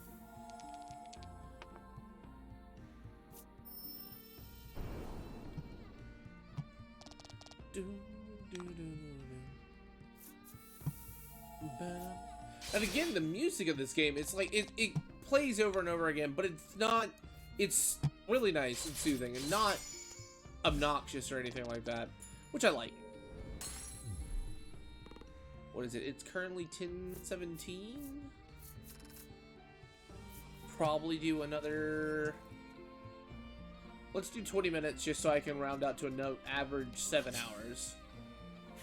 Or not average, but I have a total of 7 hours. Man, it's like a day at work, but this is far much more fun. Why do they all have to be poison monsters? No!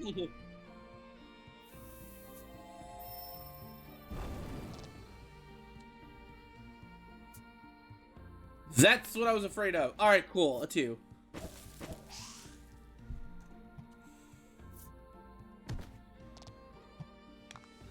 Wheelie dealy, roundhouse kick to the face.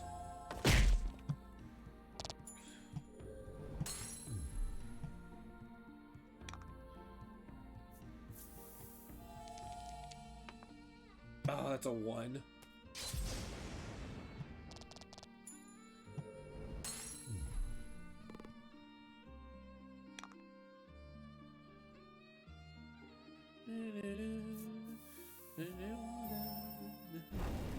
I do like the different artworks for the enemies though. Like, even though they're basically reskins, it's nice that they like did the upgrades for them and did a different artwork for them. Melanie leveled up. 0 element, deal attack plus 30 damage to all enemies. That's 5 stones, but that's so good.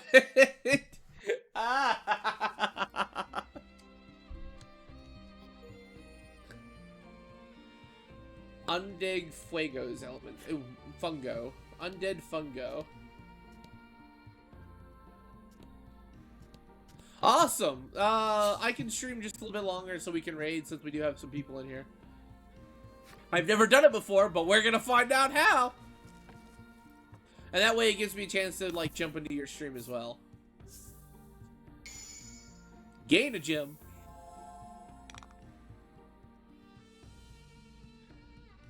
We're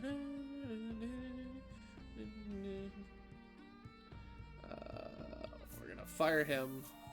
Because I am more afraid of the poison than the guy with a giant hammer.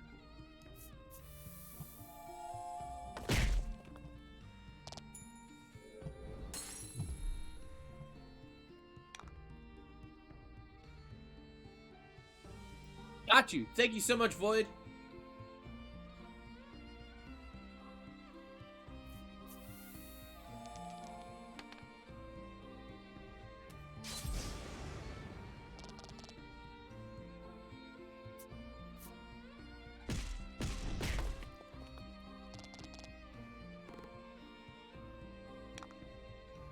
Oh, that hurt so much. No, you're weak to win. It's like the short enemies are all weak to fire, and then the people who stand up are weak to win. Noticed that.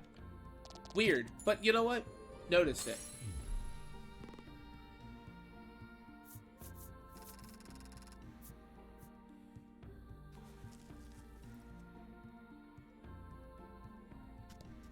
So what I may do is, oh,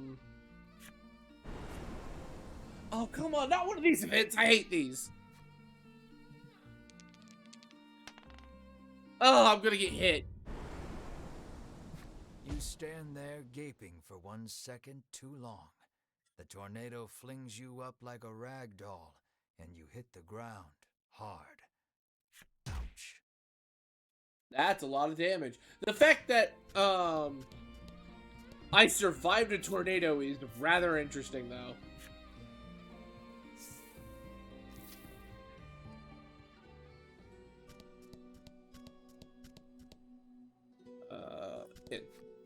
Here to stay the night? The innkeeper asks the moment you set foot in the inn.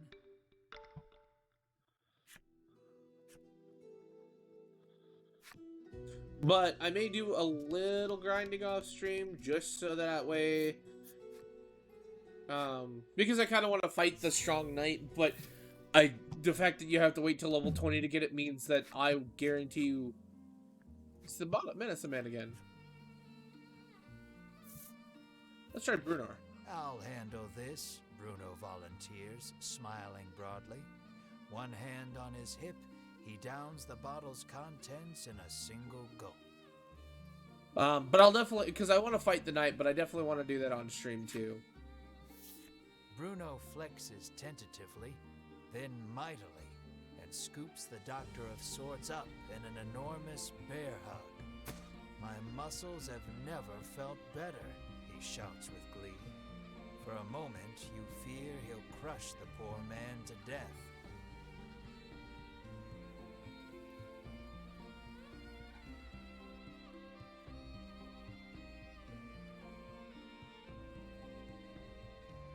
I have no idea.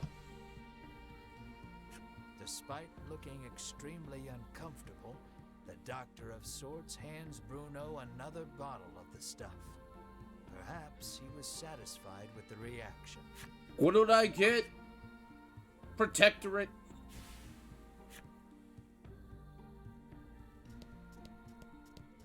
A monster appears to be in pain. Seems the poor thing's been poisoned. You may be able to aid it by administering some antidote.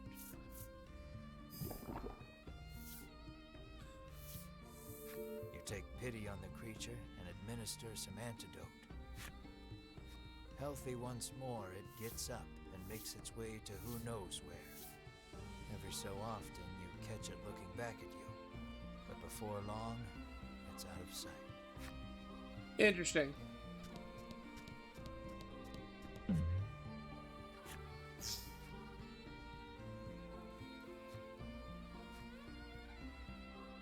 Do I even have curative? You would help it if you could, but you have no curative on hand. Unable to do anything more, you keep walking.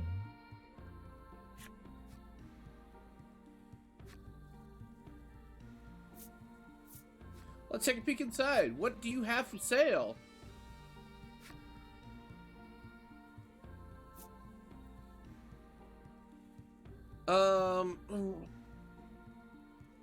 I do kind of want these, but I don't know.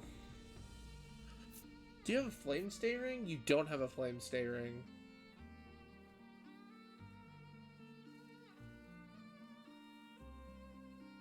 Exactly. What you buying?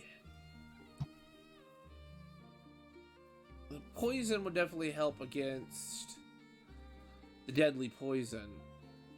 Or at least that's what I'm hoping. I like the design for it. It's really cool. I like the design for all of these, but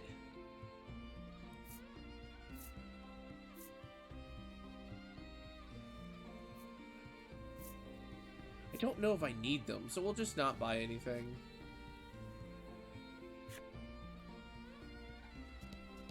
Granted, that's me under the assumption that the dragon's just going to use fire. He can be using all manner of things. But I've yet to encounter a creature that does curse. Or at least if I have, it has yet to do curse to me. Why are you so aggro, game?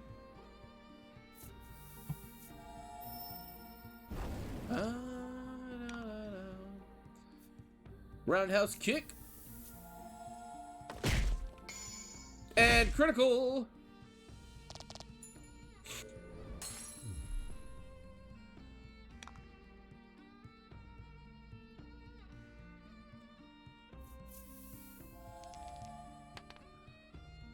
Oh, a 1. But that should be plenty. Especially with a crit.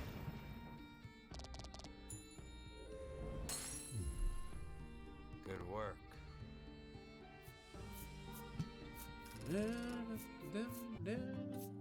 Bruno leveled up.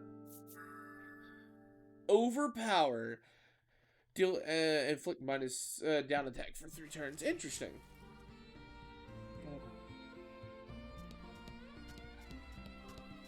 I think I have a way to counter that, though. I think he has an attacker.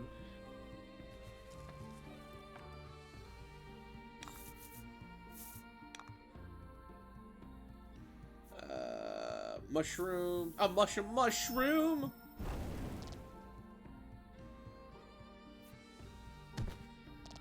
Negligent. Like, seriously. Why are you hitting the tank? Y'all need to be smarter than that. Don't get me wrong. I'm happy y'all are hitting the tank. And a critical. But at the same time, you would think that you would be smart.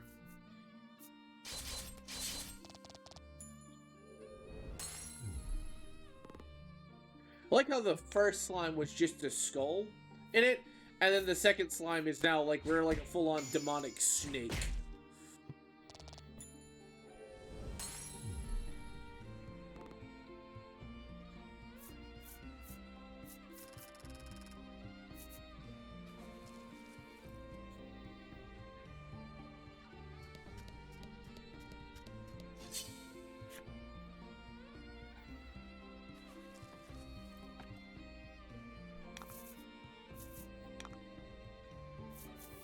What I'd also like to do, and he's dead, is grind out levels, but, probably grind out gold, because I would like to see what will happen if I buy that legendary item, and I do that on screen too, though, like where the first town had, it's just like, oh yeah, where like, we've got a legendary thing, it's like, oh, this is nothing but counterfeit. I would like to see if it's actually worth anything. Because that'd be pretty neat. I do that on stream to find out if I'm horribly disappointed or if I'm thoroughly impressed. Because since I'm grinding out I'd be grinding out levels. I mean, I'm getting a decent amount of gold. I'm not getting ridiculous amounts. But, I mean, between getting items... Oh, yeah, that's what I'm talking about. Oh, the curative would have been nice. But between... just grinding out, it's just like I'm already at 4,000, so It'll probably be a little bit longer than I'm thinking, so I may not end up having it by the next stream, but there's a lot of time between now and then.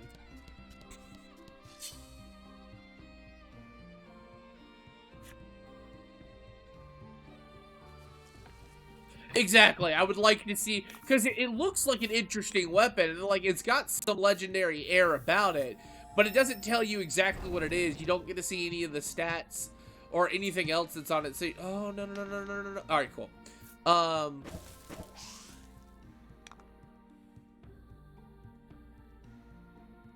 Exactly, and I want to see if they are cruel about it, or if they actually, it's like, oh, this actually isn't a counterfeit. It's actually an item. So that'd be interesting to see.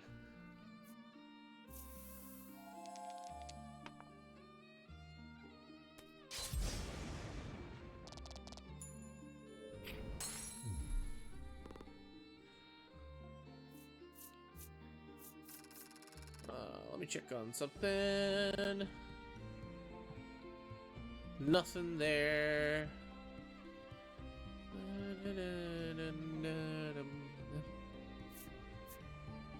Oops. Alright, cool.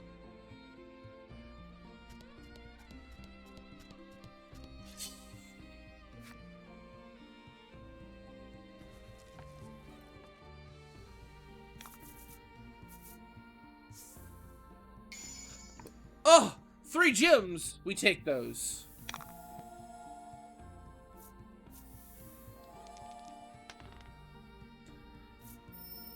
Just hit everybody with all the spells.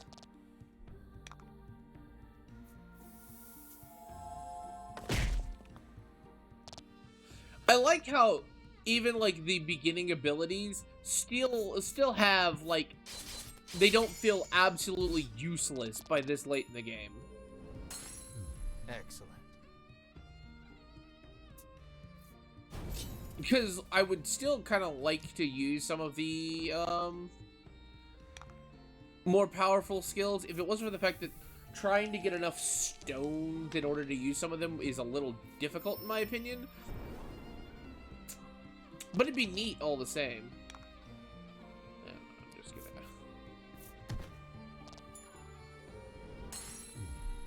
Good work.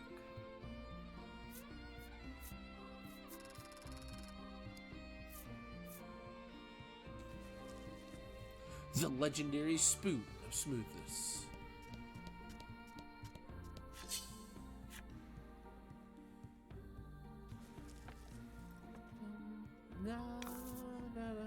Let's do this. Let's do this. You are right, my good sir. And just punch it in the face. I'm glad status effects don't carry over outside of battle like other games used to. Simply because it would be so much more to handle and manage. That is for sure.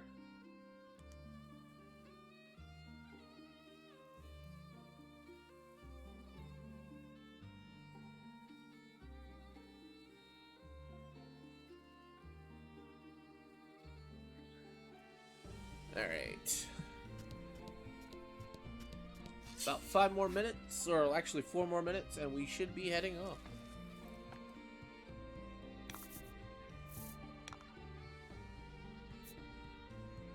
Hit the 40. Crit? No. Oh, well. That did only 2 damage. See, a piece of me is just like, I feel like it would be a super, especially after, what History Buff said. It's just like, man, I'm worried about the last fight being super difficult. And then there are like moments like this where it's just like, I don't think the last fight's gonna be that bad.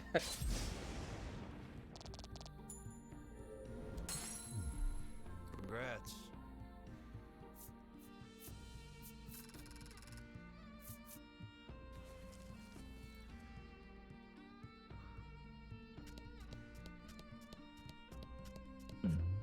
An event. A monster appears and just stands there, stock still, staring at you. Suddenly it makes a pained face, acting as if it's been poisoned. Aha. This must be the monster you saved with the antidote. It places a medicine bottle at your feet and is gone as quickly as it came. You suppose that's its way of saying thanks. Interesting. Ooh, I got a revive from it. That's cute. I prefer that over the other one basically committing suicide trying to save me. Like this one. No thanks.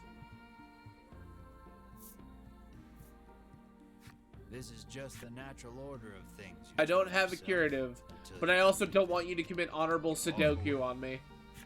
Like, oh, I'm gonna save you. Oh. I didn't see what that was. Let me see if I can catch it on my stream. Cheating, I know. But you know what? That was a person.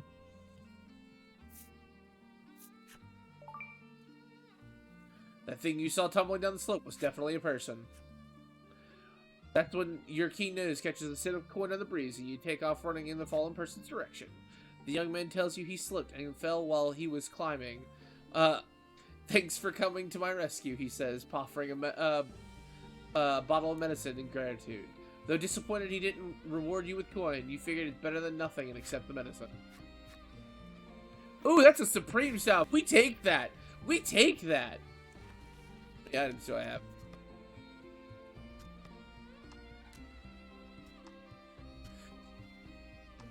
Oh yeah, no, I know it's pronounced seppuku, but I like Sudoku better. Commit honorable Sudoku.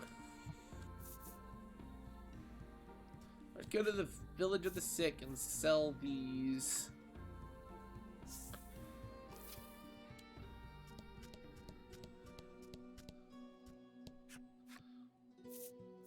Don't know why I kept saying. I guess when I was younger, I didn't know how to say seppuku. But now I just say Sudoku because it's funny.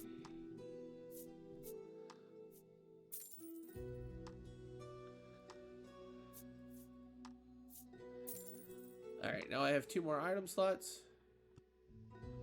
I mean, have you seen some of the Sudoku puzzles? They're ridiculously hard.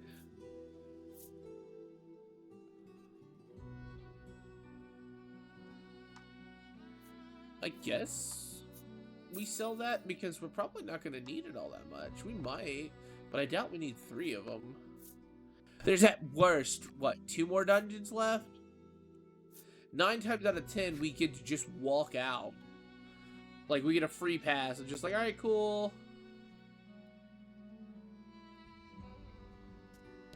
I'm glad it tickled your fancy.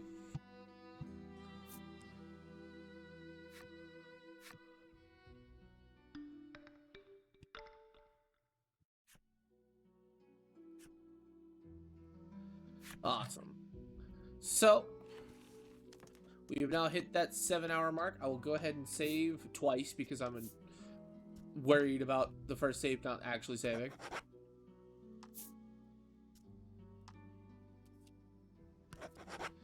And since I do have 4 viewers, we will actually raid the channel.